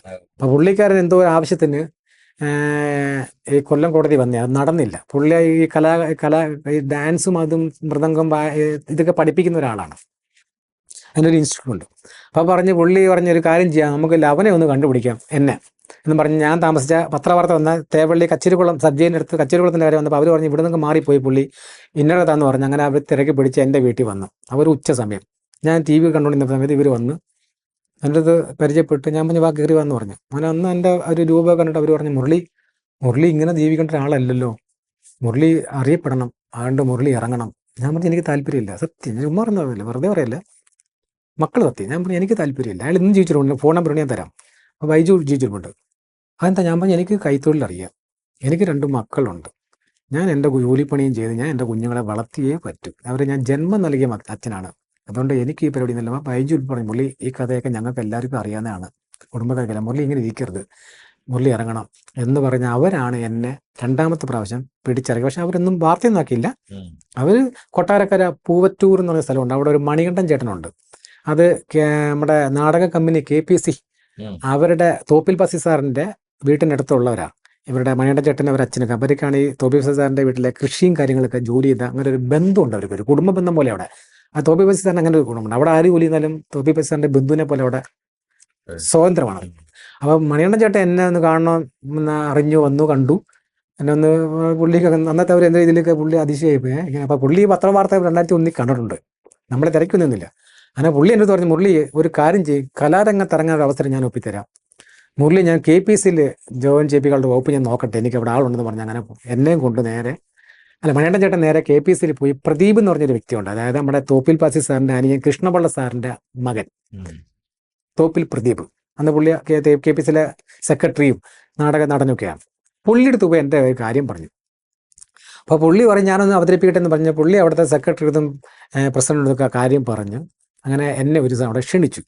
അങ്ങനെ ഞാൻ അവിടെ ചെന്ന് അന്നത്തെ അന്ന് ഞാൻ ജിമ്മിലൊക്കെ പോകും, എന്ന് ഇച്ചിരി കരിക്ക് കച്ചവടം, ലോട്ടറി കച്ചവടം, ഇലക്ട്രിക് പണി, എല്ലാ പണിയും. അപ്പോൾ ഇച്ചിരി സാമ്പത്തികവും മനസ്സിന് സന്തോഷമൊക്കെ ഉണ്ട്, ജിമ്മിലേക്ക് പോയി വർക്കൗട്ട് ചെയ്ത് കുറച്ച് ബോഡിയൊക്കെ ഉണ്ട്, അത്രയൊന്നുമില്ല നല്ലൊരു വിധമൊക്കെ ഉണ്ട്. അങ്ങനെ എന്നെ കൊണ്ട് ചെന്നപ്പോൾ അവരെന്നെ കണ്ടപ്പോൾ അവർ പറഞ്ഞു ഓക്കെ നമുക്ക് ആലോചിക്കാമെന്ന് പറഞ്ഞു. അങ്ങനെ എനിക്കൊരു 150 രൂപ വണ്ടിക്കൂലി വന്നു. KPC ആദ്യമായിട്ട് ഇരുന്ന 150 രൂപ, 100ൻ്റെ ഒരു 50. ഇന്നും ഞാനൊരു കവറിൽ കയറ്റി വെച്ചിട്ടുണ്ട്, അതിനകത്ത് എഴുതി വെച്ചിട്ടുണ്ട് KPC എനിക്ക് ആദ്യമായിട്ട് വന്ന വണ്ടിക്കൂലി എന്ന് പറഞ്ഞിട്ട്. അപ്പോൾ ആ കണ്ണറിയുന്നു. ഓക്കെ, അപ്പം ഞാനത് മേടിച്ച് പറഞ്ഞ് വേണമെന്നുണ്ട്, അവരിൽ അങ്ങനെയല്ല ഇവിടെ വന്ന് ആരും കൊടുക്കുമെന്ന് പറഞ്ഞ് അവർ തന്നു. ഞാനത് എൻ്റെ വീട്ടിൽ കൊണ്ടുപോയി ഇന്നും സൂക്ഷിച്ച് വെച്ചിട്ടുണ്ട്. അങ്ങനെ എൻ്റെ പ്രസിഡന്റ് അപ്പം നാടകം അവിടെ എടുത്ത്, അതായത് വൈക്കം മുഹമ്മദ് ബഷീർ സാറിൻ്റെ ഇന്ദുപ്പൂപ്പാക്ക് ഒരു ആന ഉണ്ടായിരുന്ന നാടകം അവരെടുക്കുന്നു. അപ്പം അതിനകത്ത് പ്രസിഡന്റ് പറഞ്ഞ്, അതിൻ്റെ പേര് ഞാൻ ഇടയ്ക്ക് ഓർമ്മിക്കാൻ, അദ്ദേഹം പറഞ്ഞ് നമ്മുടെ ജയൻ്റെ മകന് വേഷം കൊടുത്തേ പറ്റൂ, എനിക്ക് ഭയങ്കര ഇഷ്ടമാണ് ജയൻ്റെ മകൻ എന്ന് പറഞ്ഞ്. അങ്ങനെ അദ്ദേഹത്തിൻ്റെ നിർബന്ധപ്രകാരം എന്നെ ആ KPC നാടകത്തിൽ ബഷീർ സാറിൻ്റെ വേഷം ചെയ്യാനായിട്ട് ക്ഷണിച്ചു. അങ്ങനെ ഞാൻ അവിടെ ചെന്നു. മനോജ് നാരായണൻ എന്ന് പറഞ്ഞ വ്യക്തിയാണ് അതിൻ്റെ സംവിധാനം. പുള്ളി അടിപൊളി നാടക സംവിധാനം, ഒരുപാട് അവാർഡ് മേടിച്ചു കൂട്ടിയാണ്. അങ്ങനെ അദ്ദേഹത്തിൻ്റെ ഇതിൽ വൈശാഖൻ ചേട്ടൻ, പ്രദീപ്, അവരെ ഞങ്ങളെല്ലാം ഉയർന്ന് ആ നാടകം 1 മാസം റിഹേഴ്സൽ കൂടി. ആ നാടകത്തിൽ ഞാൻ ആദ്യമായിട്ട് വേഷം ചെയ്തു, ബഷീർ സാറിൻ്റെ വേഷമാണ് ചെയ്തത്. ഫസ്റ്റ് ഒരു പ്രാവശ്യം ചെയ്ത് ഊപ്പർ നാടകമായിരുന്നു. 252 സ്റ്റേജ് ഓടിയ കിടുക്ക് നാടകം. കണ്ടായിരുന്നോ? ദുപ്പ് പകരാനുണ്ടായിരുന്നു KPC. അങ്ങനെയാണ് ഞാൻ കലാരംഗത്ത് ഒരു വേഷം. അപ്പോൾ അവർ പറഞ്ഞ പോലെയൊക്കെ ഞാൻ ചെയ്തു. നമുക്കൊന്നും അറിഞ്ഞുകൂടാ, ആകപ്പാടെ 3ലോ എപ്പോഴോ കൊണ്ട് പഠിച്ചപ്പം ഒരു പാട്ടം കണ്ട സ്റ്റേജിൽ കയറി പാടിയ പാവാട വേണം മേലാട വേണം, ആ പാട്ട് പാടിയ ആ ഒരു ഓർമ്മ എനിക്കുള്ള. ഞാൻ പോലെ പക്ഷേ ഇവർ പറഞ്ഞ് തന്നു, അവർ പറഞ്ഞ പോലെയൊക്കെ ഞാനങ്ങ് ചെയ്തു. അവർ പറഞ്ഞു ഓക്കെ എന്ന് പറഞ്ഞു. അങ്ങനെ നാടകം കളിച്ചു. അത് കഴിഞ്ഞ് ഞാൻ വന്നു. പിന്നെ വേറൊരു പാർട്ടി എന്നെ ഇപ്പോൾ രംഗത്ത് ഇറക്കാനായിട്ട് നമ്മുടെ അച്ഛൻ്റെ കുറേ ആരാധകർ നിൽക്കുവാണ്, അവിടെ ചെയ്യണം, ഇത് ചെയ്യണമല്ലോ, അവിടെ ചെയ്യണം എന്ന് പറഞ്ഞ് അവരുടെ താളത്തിനനുസരിച്ച് ഞാൻ നിന്ന് കൊടുത്തേ പറ്റത്തുള്ളൂ. ആ ലെവലിലേക്ക് നിന്നു. അങ്ങനെ ഒരു സീരിയലിനകത്ത് ചെറിയൊരു അല്ല മുൻഷി പോലുള്ളൊരു സംഭവത്തെ വന്ന് ചെയ്തു. അവിടെ ചെയ്തപ്പോൾ നമുക്കിതൊന്നും എന്താണ് കൈ എളിഞ്ഞ് ഇങ്ങനെയൊക്കെ വന്നു. അത് പൊളിഞ്ഞു. അതെന്തോ പ്രശ്നമൊക്കെ അത് നിർത്തി. പിന്നെ നമ്മൾ നമ്മുടെ കൂലിപ്പണിയായിട്ട് പോകുന്നു. നമ്മുടെ ജീവിതം ഇങ്ങനെ പോകുന്നു. ഇങ്ങനെ നിന്നപ്പോഴാണ് റിമി ടോമിയുടെ 113 എന്ന് പറഞ്ഞ ഒരു പ്രോഗ്രാം. അതിനകത്ത് ഉമാ നായർ എന്ന് പറഞ്ഞൊരു പെങ്കൊച്ച്, ഒരു സീരിയൽ നടിയാണ്, സിനിമയിലേക്ക് അഭിനയിച്ചിട്ടുണ്ട്. അവരവിടെ ഗസ്റ്റായിട്ട് വന്നു. ആ പെൺകുട്ടിയുടെ കൂടെ വന്ന ഒരു ഇച്ചിരി വണ്ണമുള്ള വലിയൊരു കണ്ണൊക്കെ ഉള്ള ഒരു പെങ്കൊച്ച്, പേരറിയത്തില്ല. ഇവർ രണ്ടും കൂടെ ആണ് ഗസ്റ്റായിട്ട് റിമി ടോമിയുടെ മുമ്പിൽ വന്നത്. 16-17 തോന്നുന്നു. എന്നിട്ട് ആ പെങ്കൊച്ച് വന്നപ്പോൾ ഈ ഉമാ നായരുടെ കൂടെ വന്ന പെങ്കൊച്ച് പറഞ്ഞ് ഞങ്ങൾക്കൊരു വലിയ രഹസ്യം പറയാനുണ്ട്, പറയട്ടെ എന്ന് വെച്ചു. അപ്പോൾ റിമി ടോമി എന്താ, അതായത് മരിച്ചുപോയ സിനിമാ നടൻ ജയനില്ലേ, ജയൻ സാറ് ഉമാ നായരുടെ വകയിലെ ഒരു വല്യച്ഛനാണെന്ന് പറഞ്ഞു. അവരത്രേ പറഞ്ഞോളൂ, മോളാന്ന് പറഞ്ഞില്ല, ഒന്നുമല്ല, വകയിലെ ഒരു വല്യച്ഛനാണെന്ന് പറഞ്ഞു. ഇത് കേട്ട ആദിത്യൻ, അവർക്ക് ഈ ബന്ധം അറിയത്തില്ല, ആദിത്യനും ആദിത്യൻ്റെ പെങ്ങളും കൂടി ചേർന്ന് അന്ന് സോഷ്യൽ മീഡിയ വഴി ആ പെങ്കൊച്ചിനെ ശരി ആദ്യം തന്നെ ചീത്ത വിളിച്ചു മൊത്തം ശരിക്കും അനാവശ്യം പറഞ്ഞങ്ങ് ഭയങ്കര, നിങ്ങളൊക്കെ അന്ന് കണ്ടിട്ടുണ്ടാവും, ഭയങ്കര അനാവശ്യം പറഞ്ഞു, പറയാൻ പാടില്ലാത്ത വാക്കുകളൊക്കെ പറഞ്ഞ കൊച്ചിനെ ഒരുപാടായി. അങ്ങനെ അവർ അമ്മയും അങ്ങോട്ട് ഇപ്പോൾ യുദ്ധമൊക്കെ ആയി. ഞാൻ ബന്ധത്തം തെളിയിക്കുന്നു പറഞ്ഞു ഉമാ നായർ അങ്ങനെ അച്ഛൻ്റെ വീട്ടിൽ നിൽക്കുന്ന ഒരു ഫോട്ടോ ഒക്കെ എടുത്ത് അവർ അമ്മൂമ്മയുടെ ഫോട്ടോ ഒക്കെ കാണിക്കുന്നത്. അപ്പം ഞാനിത് കണ്ണൻ നായരെ വിളിച്ചു ചോദിച്ചു, ഞാൻ കണ്ണ ഇങ്ങനൊരു വിഷയം എന്താന്ന്. കണ്ണൻ ഞാൻ നമ്മുടെ അച്ഛൻ്റെ ആയത്തിൻ്റെ മൂത്ത ചേട്ടൻ, ഞാനോട്ട് ഭയങ്കര ക്ലോസാണ്. ഞാൻ ചുമ്മാ ഞാൻ മുരളി ഞങ്ങളുടെ ഒരു ബന്ധുവാണ്, അത് ആയത്തിനൊന്നും അറിയില്ല, അവൻ ചുമ്മാ കിടന്ന് സംസാരിക്കാൻ മുരളി എന്നൊക്കെ പറഞ്ഞ് അങ്ങനെ ഇന്ന് കൊണ്ട് ഒരു വീഡിയോ ഒരു ദിവസം ഇങ്ങനെ ഒരു വീഡിയോ വരുന്നു മൊബൈലിനകത്താന്ന് തോന്നുന്നു. ഒരാൾ ഒരു ഗുണ്ടയെ പോലെ ഒരാൾ ഒരു വീട്ടിലെ ഡൈനിങ് ടേബിളിൻ്റെ പുറത്ത് കസേര ഇരിക്കുന്നു, മൊബൈൽ വെച്ചിട്ടുണ്ട്. ആദിത്യൻ അയാളുടെ പുറകെ നിൽക്കുന്നു. ഞങ്ങൾ ജയൻ്റെ ബന്ധുക്കളാണ്, ജയന് ബന്ധുക്കളൊന്നും ഇല്ലെന്നും പറഞ്ഞുകൊണ്ട് ഇവിടെ കുറേ ആൾക്കാർ സംസാരിക്കുന്നു. ഒരു ഇലക്ഷൻ ഒരാളിനെ നിർത്തിയെ ജയിപ്പിക്കാൻ പറ്റുന്ന അത്രയും ബലമുള്ള ഒരാളാണ് ഞാൻ, ഞങ്ങൾ ജയൻ്റെ കുടുംബക്കാർ. ജയനിപ്പം ഭാര്യയാണ്, മകനാണ്, മക്കളാണെന്നും പറഞ്ഞുകൊണ്ട് ഒരുപാട് പേര് വരുന്നു. ഇതുവരെ വന്നേക്കെ ഞങ്ങളങ്ങ് ക്ഷമിക്കുവാണ്. ഇനി ആരെങ്കിലും ജയൻ്റെ മകനാണോ ഭാര്യയാണെന്ന് വന്ന് പറഞ്ഞാൽ ഞങ്ങൾ കേസ് ചാർജ് ചെയ്ത് പറഞ്ഞു. അപ്പം ഞാൻ എന്നാൽ പിന്നെ എനിക്കൊന്ന് കാണണമല്ലോ. ഞാൻ അപ്പം തന്നെ എനിക്കൊരു ചെറിയ വിഗ് കൊണ്ട് ആ വിഗ് എടുത്ത് ചുമ്മാ അങ്ങോട്ട് കയറ്റി വെച്ച് അന്നേരം മുടിയൊക്കെ ഒരുപാട് കുറവായി. വിഗ് എടുത്ത് വെച്ച് ഇച്ചിരി പൗഡർ കിട്ടിയിട്ട് മോളെ പറഞ്ഞിട്ട് മോളെ വീഡിയോ ഇടാന്ന് പറഞ്ഞു.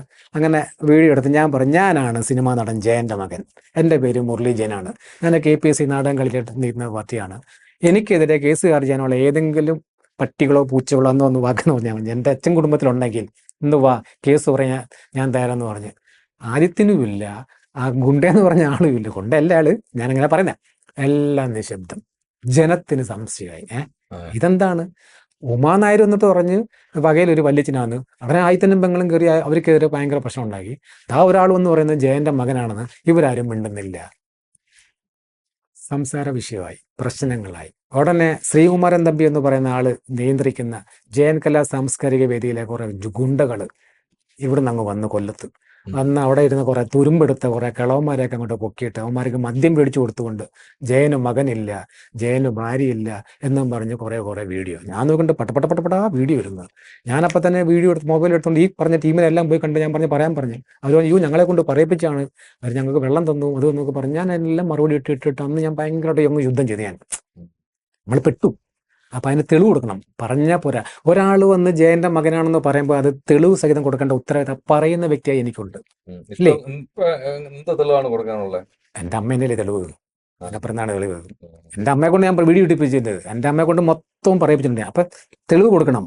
ഇപ്പം അവർ പറഞ്ഞ് ഞാൻ ജയൻ്റെ മകനാണ്, അപ്പോൾ അവർ തെളിവ് തരണം, ജയൻ്റെ മകനല്ല ജയൻ്റെ അനുജൻ്റെ മകനാണെന്നാണ് ഇപ്പം അവർ കണ്ടുപിടിച്ചത്.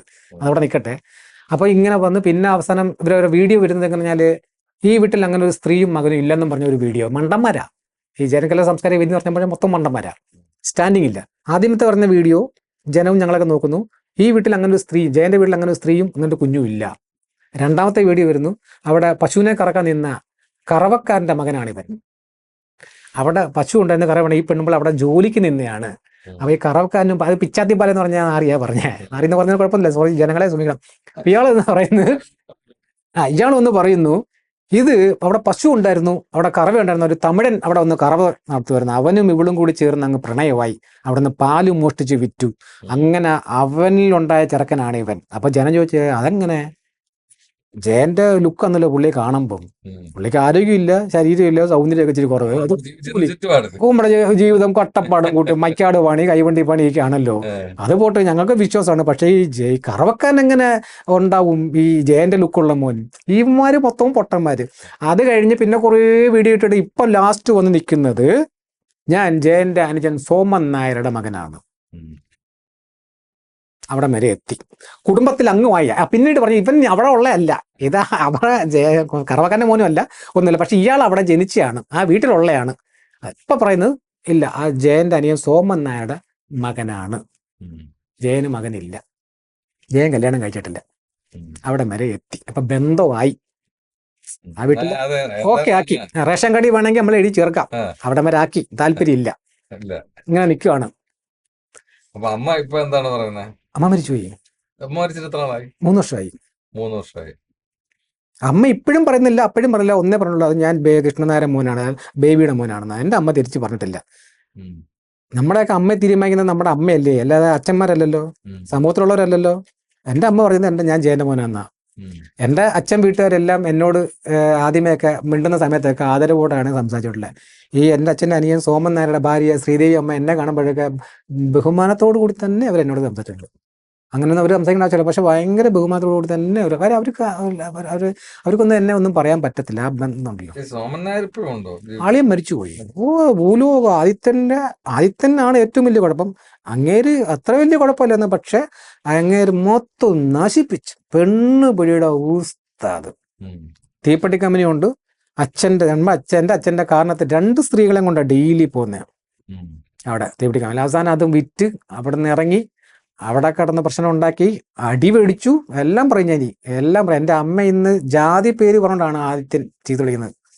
ഭയങ്കര ഞാൻ ഒന്നും വീണ്ടുന്നില്ല. ഞാൻ ചെയ്യാത്ത തെറ്റുകൾക്കെല്ലാം ആദിത്യൻ എന്നെ പോയിട്ട് തൻ്റെ അമ്മയുടെ ജാതി പേര് പറഞ്ഞുകൊണ്ട് പോലെ കമന്റ് ഇട്ടുകൊണ്ടാണ് ചീത്ത വിളിക്കുന്നത്. സോമൻ നായർ പെണ്ണ് കേസിൽ അടി മേടിച്ചിട്ടുണ്ട്, ഇഷ്ടം പോലെ അടി മേടിച്ചിട്ടുണ്ട്. അങ്ങനെ അവസാനം അയാൾ നാണംകെട്ട അയാൾ ഓച്ചറ അമ്പലത്തിൽ ഭിക്ഷയ്ക്ക് ഇരുന്നുണ്ട്. ഈ സോമൻ നായർ, എൻ്റെ അച്ഛൻ ജയൻ്റെ അനിയൻ സോമൻ നായർ ഓച്ചറ അമ്പലത്തിൽ ഭിക്ഷയ്ക്ക് ഇരുന്നിട്ടുണ്ട്. പറഞ്ഞാൽ വിശ്വസിക്കൂ.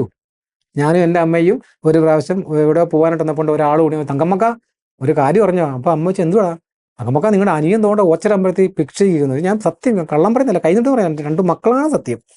അപ്പം ഞാൻ നമ്മളിതൊന്നും മൈൻഡ് ചെയ്യാറില്ലല്ലോ, അച്ഛൻ്റെ കൂടെ ഒന്നും വളർന്നിട്ടില്ലല്ലോ. അപ്പം അമ്മ വെച്ച് അതെന്തുടാ? അയ്യോ അക്ക അറിയാൻ വയ്യോ, കൂറ വേഷം, ഡ്രസ്സെല്ലാം അഴുക്ക്, മുടിയും താടിയൊക്കെ വളർത്തി അവിടെ ഭിക്ഷയ്ക്കിരുന്ന്. അങ്ങനെ ഞങ്ങൾ അമ്പലത്തിൽ പോയിട്ട് ഇയാളെ കുടുംബമായിട്ട് അമ്പലത്തിൽ പോയിട്ട് വന്നപ്പോൾ അറിയാവുന്നൊരു മുഖം നോക്കിക്കൊണ്ട് സോമൻ നായർ ആ മുഖം അവിടെ ഭിക്ഷയ്ക്കുന്ന. ആദിത്യൻ്റെ അച്ഛൻ അവൻ കൊണ്ട് കേസ് കൊടുക്കട്ടെ, അവിടെ ഭിക്ഷയ്ക്ക് ഇവന്മാരും നോക്കിയിട്ടില്ല, നോക്കേണ്ട ആവശ്യമില്ല. കാര്യം അങ്ങനെ കുടുംബത്തിന് വേണ്ടി ഒന്നും ചെയ്തിട്ടില്ല. കുടുംബത്തിൻ്റെ സ്വത്ത് ആ കുഞ്ഞുങ്ങൾ ഈ പറയുന്ന ആദിത്യനോ അവരെ വീട് സ്ഥലം ഒന്നും ഇല്ല കൊടുത്തിട്ട്, എല്ലാം വിറ്റ് പറയുന്നത്. അയാൾ അവിടെ ഭിക്ഷയ്ക്കിരുന്നു നശിച്ച് നാമാവശേഷം. എൻ്റെ അമ്മയോട് പറഞ്ഞു അങ്കമ്മക്ക പോയി വിളിച്ചു കൊണ്ടുവന്ന് നിങ്ങളുടെ വീട്ടിൽ എടുത്ത്. അമ്മ പറഞ്ഞു ഞാൻ എന്തിനാണ് ഇരുന്നേ, എൻ്റെ ഉള്ള സമയത്ത് ഞാൻ ഇഷ്ടം പോലെ അവനൊക്കെ കൊടുത്ത് ബേയ്മാൻ ഉണ്ടാക്കി കൊടുത്ത് എല്ലാം തീർന്നില്ല. ഇവൻ്റെ കുഞ്ഞിനെങ്കിലും വല്ലതും കൊടുത്തോ, അവൻ്റെ മക്കൾ കൊടുത്തോ? ഞാൻ തോന്നില്ല. അവന് പെണ്ണുമ്പോഴുണ്ട്, മക്കളുണ്ട്, വലിയ പിള്ളേരെ, അവർ നോക്കട്ടെ എന്ന് പറഞ്ഞ അമ്മ അല്ല. ആ ഗതിയിലേക്ക് ആ മനുഷ്യനെത്തി. തെരുവിലൂടെ കൂറ വേഷിട്ടുകൊണ്ട് നടന്ന കഥയൊക്കെ പറയുന്ന ഒരുപാട് പേര് എൻ്റെ അടുത്ത് പറഞ്ഞിട്ടുണ്ട്. ഞങ്ങൾ അതിശയിക്കുന്നു. ഇയാൾ ഒരു കാലഘട്ടത്തിൽ ഈ പുള്ളിക്കാരൻ കാറിനകത്ത് അടിച്ചു പൊളിച്ചു പോന്നു. പിന്നീട് അവർ കാണുമ്പം കൂറ വേഷത്തിൽ വരുന്ന അങ്ങനെയൊക്കെ കാറ് കൊണ്ട് നശിപ്പിച്ചു, എൻ്റെ അച്ഛൻ്റെ എല്ലാം നശിപ്പിച്ചു. എന്നിട്ടും ഈ ജന്മങ്ങൾ എന്നെയും വിടുന്നില്ല.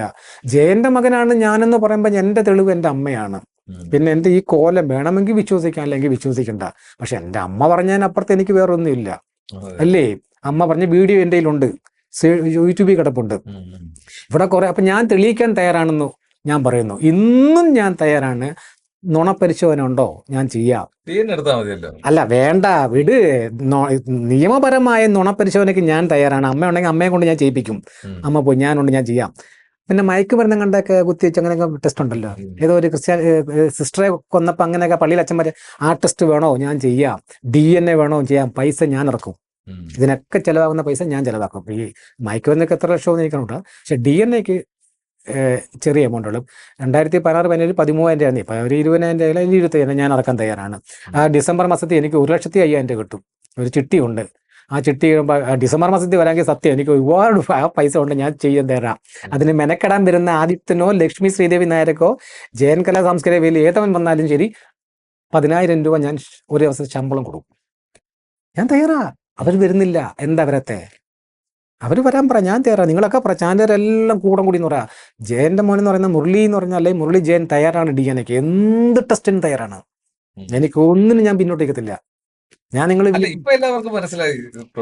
ജനത്തിന് മനസ്സിലായി അത് ജയന്റെ മകൻ തന്നെയാണ്. യാതൊരു കാര്യം ഇവരുടെ പമ്മലും പരങ്ങലുമാണ് ഇതിന്. കട്ട പോരാ, നിൽക്കാൻ പഠിക്കണം.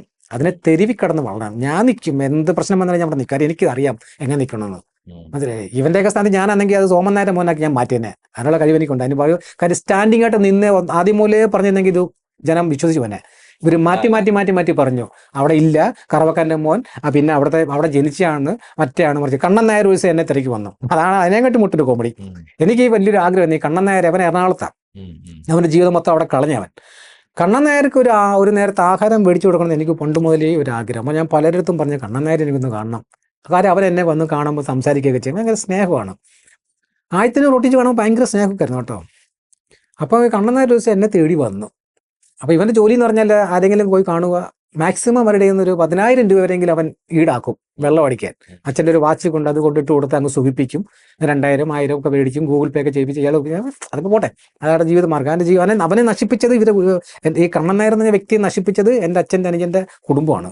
ഞാൻ അങ്ങനെ പറയും, എനിക്കറിയാം, എല്ലാ കഥയും എനിക്കറിയാം, പുറത്ത് പറയുന്നില്ല. അപ്പം ഇയാൾ എന്നെ ഒരു തേടി വന്നു, കണ്ണൻ നായർ വന്ന്, മുരളി ഞാൻ പറഞ്ഞു മക്കളെ വാടാ എന്നും പറഞ്ഞ്, വാടാന്ന് പറഞ്ഞു കടയിൽ വന്നിരുന്നു. അയാൾ എന്നോടൊക്കെ സംസാരിച്ച് ഫോട്ടോ ഒക്കെ എടുത്ത്, ആ ഫോട്ടോ കിടപ്പുണ്ട്. ഇവന്മാരെന്തോ വേറൊരു ഫോട്ടോ അങ്ങനെ എടുത്ത് എൻ്റെ കഴുത്തിൽ പിടിക്കുന്ന ഒരു ഫോട്ടോ ഒക്കെ എടുത്ത് ഇവന്മാർ ഇട്ടിരിക്കുന്നത്. അത് എവിടെ നിന്നാണ് എനിക്കറിയാൻ വയ്യ, ആ എടുത്ത ഫോട്ടോ എനിക്ക് ഓർമ്മയില്ല. അപ്പോൾ ഇവൻ എന്താ, മുരളി എനിക്ക് കടക്കാൻ ഒരു സ്ഥലമാണ്, രാത്രിയായി, ഞാൻ ഈ ഒരു കടയുണ്ട് പള്ളിക്കൽ. ഞാൻ കണ്ണ വീട്ടിൽ കിടക്കാൻ ഒരു മാർഗ്ഗമില്ല മക്കളെ, മുരളി ഞാൻ ബാത്റൂമിൽ കിടന്നോളാം. ഞാൻ കണ്ണ നീ എന്തി പറയുന്നത്, ബാത്റൂമിൽ കിടക്കണോ, നമുക്ക് ഞാൻ ഒരു റൂം എടുത്ത് തരാം. അപ്പോൾ എന്ന് എൻ്റെ കയ്യിൽ ഏതോ ഒരു വീട്ടിൽ പണിയാനുള്ള 4,000 രൂപയ്ക്ക് എത്തേണ്ട പൈസ എൻ്റെ ഇരിപ്പുണ്ട്. ഞാൻ വെച്ചു ഓക്കെ, അങ്ങനെ എൻ്റെ വീട്ടിൽ കൊണ്ടുവന്നു. കണ്ണനെ അപ്പോൾ കടക്കാത്തിരുന്നുകൊണ്ട് ഇയാൾ പറയുന്നത് വല്യച്ഛൻ്റെ മോൻ തന്നെയാണ്, വല്യച്ഛൻ്റെ പല്ല്, വല്യത്തിൻ്റെ ചുണ്ട്, വല്യത്തിൻ്റെ കണ്ണ്, വല്യത്തിൻ്റെ മൂക്ക്, വല്യത്തിൻ്റെ വിരൽ എല്ലാം പിടിച്ചു നോക്കിയിട്ടല്ലേ എന്ത് എന്നെ സുഖിപ്പിക്കുക പൈസ കിട്ടാൻ വേണ്ടി ഇങ്ങനെ പറയുന്നു. ഭയങ്കര സുഖിപ്പിക്കലാണ് എന്നോട് പറഞ്ഞു. പിന്നെ ഒരു സത്യം പറഞ്ഞാൽ, മുരളി വല്യച്ഛൻ്റെ മകനാണെന്നുള്ള കാര്യം ഞങ്ങൾക്ക് എല്ലാവർക്കും അറിയാം, പക്ഷേ ഞാൻ പറയത്തില്ല, ആദിത്യൻ എന്നെ കൊല്ലും. കാര്യം എനിക്ക് പൈസ ഇല്ലാത്ത സമയത്ത് ഈ ആദിത്യൻ്റെ നിന്നാണ് ഞാൻ വല്ലതും മേടിച്ച് കഴിക്കുന്നത്. അപ്പോൾ ഞാൻ വല്ലതും പറഞ്ഞാൽ പ്രശ്നമാകും മുരളി, അതുകൊണ്ടാണ് പറയാത്തത്. മുരളി ഫൈറ്റ് ചെയ്യുക, മുരളിക്ക് എന്തൊക്കെ പറയാനുണ്ടോ പറയുക. എന്നെക്കുറിച്ചെല്ലാം പറയണ്ട. മുരളി പറഞ്ഞു ആദ്യത്തെ കണ്ണനായിട്ട് അനുഭവത്തോടെയാണ് കണ്ണനാരെ കുറിച്ചുള്ള കാര്യം, കണ്ണൻ്റെ വിവാഹമൊക്കെ ഞാൻ പറയുന്നത്. അവൻ എൻ്റെ അടുത്ത് പറഞ്ഞില്ല. അങ്ങനെ ഇയാളെയും കൊണ്ട് നേരെ അപ്പം എൻ്റെ വീട്ടിൽ വന്നേള്. വീട്ടിൽ നിന്ന് എൻ്റെ മക്കളെ അവൻ കണ്ണ വന്നേല്ലേ, വല്യച്ഛനല്ലേ, എൻ്റെ മക്കളെയൊക്കെ പറഞ്ഞാൽ മക്കളെ ഒന്ന് കണ്ടു, എന്നെ പെണ്ണുമ്പളെ തോളെ കൂടെ കൈയിട്ട് പറഞ്ഞു, പിന്നെ ഇത് ജയൻ്റെ മോൻ, എന്നെ മുമ്പിൽ ഇത് ജയൻ്റെ മോൻ എന്നല്ല കേട്ടോ, ഇവൻ ചുമ്മാ അറിയുന്നതോ. ഞാൻ ആയിക്കോട്ടെ കണ്ണ, ഇത് മേടിച്ച് തിന്നുകയും ചെയ്യും, ഇവനൊക്കെ നന്ദിയോടും പറയും. അവിടെ നിന്ന് ഞാൻ ബുക്ക് എടുത്ത് കൊല്ലം ബസ് സ്റ്റാൻഡിൽ കൊണ്ടുവന്ന് ഒരു ലോഡ്ജ് എടുത്ത് കൊടുത്ത്, ഉടനെ ഇയാൾക്ക് ദോശ വേണം. അതിന് മുമ്പ് ഞാൻ ദോശ മേടിച്ച് കൊടുത്തു. അപ്പോൾ ദോശ അടിക്കാനായിട്ട് ഒരു കടയിൽ കൊണ്ടുപോയി, അവിടെ ചെന്ന് ദോശ കൊടുത്ത് ഒരു കൊച്ചി കിടക്കാൻ ചമ്മന്തി വേണം. ചമ്മന്തി അവിടെ തീർന്നു. അത് ഒരു 10 മണി കണ്ടായെന്ന് തോന്നുന്നു, 9:10 മണിക്കായി. ആ പയ്യനെ ഇവൻ ചീത്ത വിളിയായി, അവിടെ മുട്ടം പ്രശ്നവുമായി. ഉടനെ ആ കടക്കാരെ എൻ്റെ മുതലാളിയെ വിളിച്ചു, ഗുണ്ടാളെ വിളിക്കുന്നു. ഞാൻ കയറി പിന്നെ അവിടെ കയറി അത് ഒതുക്കി. അവിടെ നിന്ന് പിന്നെ ഡിസ്ട്രിക്ട് ഹോസ്പിറ്റലിൽ കൊണ്ടുപോയി ചമ്മന്തിയും ദോശയും മേടിച്ച് കൊടുത്ത് പിന്നെ ഈ ലോഡ്ജിൽ കൊണ്ടുവന്നു. ഉടനെ ഇയാൾക്ക് സിഗരറ്റ് വേണം, ബ്രഷ് ചെയ്യുന്ന അത് വേണം. ഇത് ഞാൻ പോയി അതെല്ലാം വാങ്ങിച്ചുകൊണ്ട് കൊടുത്ത്. അത് തന്നെ എൻ്റെ മുമ്പിൽ ഇരുന്നു കൊണ്ട് കണ്ണൻ നേരെ അവിടെ നിന്ന് എല്ലാ കാര്യങ്ങളും പറഞ്ഞു. മുരളി വല്യച്ഛൻ്റെ മകനാണെന്ന് പറയാൻ എനിക്ക് പേടിയാണ്, ഞാൻ പറയില്ല, പക്ഷേ ഞാൻ ഇന്ന് എന്ത് വേണമെങ്കിലും സഹായങ്ങൾ ചെയ്യാം. ഇയാൾ ഈ വെള്ളം അടിക്കുമ്പോഴേക്ക് പല സ്വഭാവം, ഭയങ്കര ഡിഗ്രിക്കാരനാണ്, ഇംഗ്ലീഷ് മീഡിയം സ്കൂളിൽ പഠിച്ചാൽ ഭയങ്കര ഇംഗ്ലീഷാണ്. എൻ്റെ കാലെ വീണ് 7 തവണ ഈ കണ്ണൻ നേരെ എൻ്റെ കാലെ വീണ് തൊട്ട് തൊഴുതുകൊണ്ട് പറഞ്ഞു, മുരളി എൻ്റെ അച്ഛനും അമ്മയും എല്ലാം മുരളിയോട് ചെയ്ത തെറ്റിൻ്റെ ഫലമാണ് ഞാൻ ഈ ഇത്രയും വർഷം കിടന്ന് ഞാൻ അനുഭവിച്ചത്. ഇത് പറയും തോറും കാലത്തൊട്ട് വീഴും. മുരളി എന്നെ പ്രാവരുത്, എൻ്റെ ചേട്ടനാണ്, പക്ഷെ എന്നെ പ്രാവരുത്, എനിക്കിന്നെ അനുഭവിക്കാൻ വയ്യ എന്നും പറഞ്ഞ് എൻ്റെ കാര്യം ഞാൻ കണ്ണാൽ പോവും. അതൊന്നും എനിക്ക് വേണമെങ്കിൽ ഫോൺ എടുത്ത് വെച്ച് റെക്കോർഡ് ചെയ്തല്ലേ, ഞാൻ ഇവരെ ഒന്നും ബുദ്ധിമുട്ടിക്കില്ല. അത് കഴിഞ്ഞ് കുറേ സമയം കഴിഞ്ഞ് അവന് കണ്ണാ ഉറങ്ങും. അപ്പം ഞാൻ ഇറങ്ങുന്ന പറയുമ്പോൾ എൻ്റെ മുരളി എൻ്റെ കയ്യിൽ പൈസ ഒന്നും ഇല്ല, ഞാനിത് കൊടുത്തോണ്ടെന്നും പറയല്ലേ, പറയണം. അവനല്ല, അവന് കണ്ണ വിഷമിക്കണ്ട, ഞാൻ എൻ്റെ പോക്കറ്റിൽ ഇരുന്ന് കൈയിട്ടെടുത്ത് അതേ പൈസ, അത് എൻ്റെ അച്ഛൻ്റെ സ്വഭാവമാണ്, കയ്യിൽ നിന്ന് എടുക്കുന്ന പൈസ എത്രയാണ് അവൻ കൊടുക്കും, എണ്ണത്തിൽ. നമ്മുടെ അച്ഛൻ നിങ്ങളുടെ ഒരു സിനിമയ്ക്ക് തന്നെ അഭിനയിച്ചാൽ ആ സംവിധായകനോ നിർമ്മാതാവോ കൊടുക്കുന്ന പൈസ അത് മേടിക്കും, എണ്ണി നോക്കൂല. അത് പുള്ളിയുടെ ഒരു പ്രത്യേകതയാണ്, പുള്ളി അതുകൊണ്ടേ പറ്റുള്ളൂ. അതൊക്കെ ശ്രീകുമാരൻ തമ്പി പലട്ടുമുണ്ട്. ഞാൻ എൻ്റെ പോക്കറ്റിൽ നിന്ന് പൈസ എടുത്ത് ഒരു പിടി കൊടുത്തിട്ട് പറഞ്ഞു, കണ്ണ ഇത് എത്ര ഉണ്ട് ഞാൻ എണ്ണുന്നില്ല വെച്ചു. അപ്പോൾ കണ്ണ അറിയാം, മുരളി എത്ര ഉണ്ട് ഞാൻ എണ്ണുന്നില്ലെന്ന് പറഞ്ഞ് മേടിച്ച് വെച്ച്. അപ്പോൾ അപ്പോഴേ തന്നെ വെള്ളം അടിക്കാൻ പോയി കാണാം. അങ്ങനെ പിറ്റേന്ന് ഞാൻ പിന്നെ പോയി പിറ്റേന്ന് നിന്നു കാര്യങ്ങളൊക്കെ സംസാരിച്ചു കഴിഞ്ഞു കൂടി അങ്ങ് പോയി. ജയൻ സാറിന്റെ ഏറ്റവും ഇഷ്ടപ്പെട്ട സിനിമ ഏതായിരിക്കും? എല്ലാം ഇഷ്ടം, ആർക്കും ഇഷ്ടമല്ലാതെ എല്ലാം ഇഷ്ടമാണ്. ശരപഞ്ചരം കൊള്ളത്തില്ലയോ, സർപ്പം കൊള്ളത്തില്ലയോ, മീൻ കൊള്ളത്തില്ലയോ. മീൻ സിനിമ എൻ്റെ കഥയാട്ടോ. കോളിലൊക്കെ കൊള്ളത്തില്ലയോ. അതാ എല്ലാം. ജയൻ എന്ന് പറഞ്ഞ വ്യക്തിയുടെ ഒരു പ്രത്യേകത, അദ്ദേഹത്തിനെ വെച്ച് സിനിമ ചെയ്തിട്ട് ഒരു സംവിധാനം നിർമ്മാതാവിനും പേരുദോഷമോ സാമ്പത്തിക നഷ്ടമോ ഒന്നും വന്നിട്ടില്ല. അതൊരു തരംഗമാണ്, അതിങ്ങനെ ആഞ്ഞടിച്ചുകൊണ്ടേയിരിക്കും എനിക്ക് തോന്നുന്നു. അത് രക്ഷയില്ല. പക്ഷെ മരിച്ചിട്ട് റീ എൻട്രി കിട്ടിയ ഇതേപോലൊരു താരം ആരുമില്ല. അത് ഇത് മിമിക്രിക്കാരോടാണ്. ഞാൻ എപ്പോഴും പറഞ്ഞല്ലോ, മിമിക്രിക്കാരോട് തൊഴുവയോടെ പറയല്ലോ മിമിക്രി. കാര്യം നിങ്ങളൊക്കെ ശബ്ദം മാറ്റിയൊക്കെ ചെയ്യുന്നതിന് ഞാൻ ഒത്തിരി കുറ്റമില്ല. കാര്യം അറിയോ, മിമിക്രി എന്ന് പറയുന്നത് ജനങ്ങളെ ചിരിപ്പിക്കുന്ന ഒരു കലാരൂപമാണ്. അതിനകത്ത് സെന്റിമെന്റ്സും ഭാവാവിനെയും ഒന്നുമില്ല, ജനങ്ങളെ രസിപ്പിക്കുക, ഒരു രസകലയാണ് അതില്ലേ. അപ്പൊ ആ ചിരിപ്പിക്കാൻ വേണ്ടി ചില വേഷങ്ങൾ ആരോണ്ടോ ഒരാള് ഇത് പറഞ്ഞാൽ ഇങ്ങനെ ഒന്ന് ചെയ്തു വെച്ചു, അത് തുടർന്ന് അങ്ങ് പോയി. എന്താണ് അതിന് പിന്നിൽ? പ്രകൃതി തീരുമാനിച്ചിരുന്നൊരു സത്യം ഉണ്ടായിരുന്നു. ജയനൊരു മകനുണ്ട്, ആ ജയന്റെ മകനെ കൊല്ലം മണ്ണിൽ കുഴിച്ചു മൂട്ടിക്കാണ് ബന്ധുക്കള്. അത് പുറത്തു വരണം. അതിന് പ്രകൃതി തീരുമാനിച്ചായിരിക്കാം നിങ്ങൾ മിമിക്രിക്കാരെ. നിങ്ങളാണ് ജയനെ പുനർജനിപ്പിച്ചത്, നിങ്ങളിലൂടെയാണ് ഞാൻ പുറത്തു വന്നത്, അല്ലെങ്കിൽ ഞാൻ ഇന്നും വരത്തില്ല. പക്ഷെ എനിക്കൊരു ആഗ്രഹം ഉണ്ടായിരുന്നു. നമ്മുടെ ജഗദീഷ് സാറില്ലേ, ജഗദീഷ്, അദ്ദേഹത്തിന്റെ ഒരു മിമിക്രി ഷോ ഉണ്ടായിരുന്നല്ലോ, ഐഡിയ എന്താ, കോമഡി സ്റ്റാർ. അതിനകത്ത് താരങ്ങളും വിശേഷങ്ങളും പറഞ്ഞൊരു പരിപാടി ഉണ്ടായിരുന്നു. താരങ്ങളും വിശേഷങ്ങളും, ഏതെങ്കിലും ഒരു താരത്തെ വെച്ചുകൊണ്ടൊരു, അതിനകത്ത് എൻ്റെ അച്ഛനെ, അതിനുവേണ്ടി ഞാൻ 2015 ജിമ്മിലൊക്കെ പോയി തുടങ്ങിയത്. അത് ആ ശരപഞ്ചരം സ്റ്റൈലിലൊന്ന് വരണം എന്നൊരു മോഹം ഉണ്ടായിരുന്നു. അതിനുമ്പേ നമ്മൾ ഇതായി. പിന്നെ കുഞ്ഞിലേ ഉള്ളൊരു എൻ്റെ ഒരു ആഗ്രഹമാണ് സ്കൂൾ സർട്ടിഫിക്കറ്റിൽ എൻ്റെ അച്ഛൻ്റെ പേര് ചേർക്കണം എന്നൊരാഗ്രഹം. അത് കുഞ്ഞിലേ ഉള്ളത് മീൻസ് കുറേയൊക്കെ എന്താ പറയുക, കുറേയൊക്കെ ചിന്തിക്കുന്ന ഒരു സമയം എൻ്റെ അച്ഛൻ്റെ പേര് ചേർക്കണമല്ലോ. അതിനൊരു അവസരം കിട്ടിയിട്ട് ഞാൻ ചെയ്തില്ല. അതാ വേറൊരു കോമഡി. 10ാം ക്ലാസ് പഠിക്കുന്ന സമയത്ത് നമ്മൾ ലാസ്റ്റ് പരീക്ഷയ്ക്ക് നമ്മൾ അപേക്ഷ കൊടുക്കണമല്ലോ. അന്ന് നമുക്ക് എല്ലാം തിരുത്താം, അച്ഛൻ്റെയും അമ്മയുടെയും പേരും അഡ്രസ്സൊക്കെ തിരുത്താം.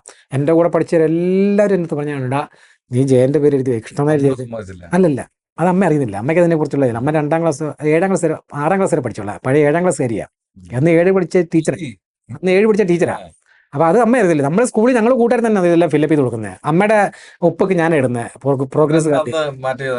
അപ്പൊ എന്റെ കൂട്ടുകാരെല്ലാം പറഞ്ഞിട്ട് ഞാൻ പറഞ്ഞു വേണ്ട, അതൊന്നും ചെയ്യണ്ട, അതിന്റെയൊക്കെ കാര്യങ്ങൾ സത്യമാണെങ്കിൽ നമ്മൾ അന്നത്തെ സത്യമാണെങ്കിൽ സത്യമായിട്ട് വരുന്ന സമയത്ത് എഴുതി ചേർത്താൽ മതി എന്നും പറഞ്ഞാൽ എന്റെ കൂട്ടുകാർ പറഞ്ഞിട്ട്, പക്ഷെ അന്ന് എഴുതി ചേർത്താലും മതിയായിരുന്നു. പക്ഷെ ഞാൻ അത് തെണ്ടിത്തരം കാണിച്ചില്ല. തെണ്ടിത്തരം എന്ന് പറയൂ വേണമെങ്കിൽ, നമുക്കും കൂടി ബോധ്യമാണല്ലോ ഒരമ്മ പറയണമെങ്കിൽ. അന്നത്തെ ഒരു മുരളി കൃഷ്ണൻ നായർ അത് മുരളി ജയൻ ഞാനിട്ട പേരല്ല, എന്റെ real name, official name Muraleedharan എന്നാണ്.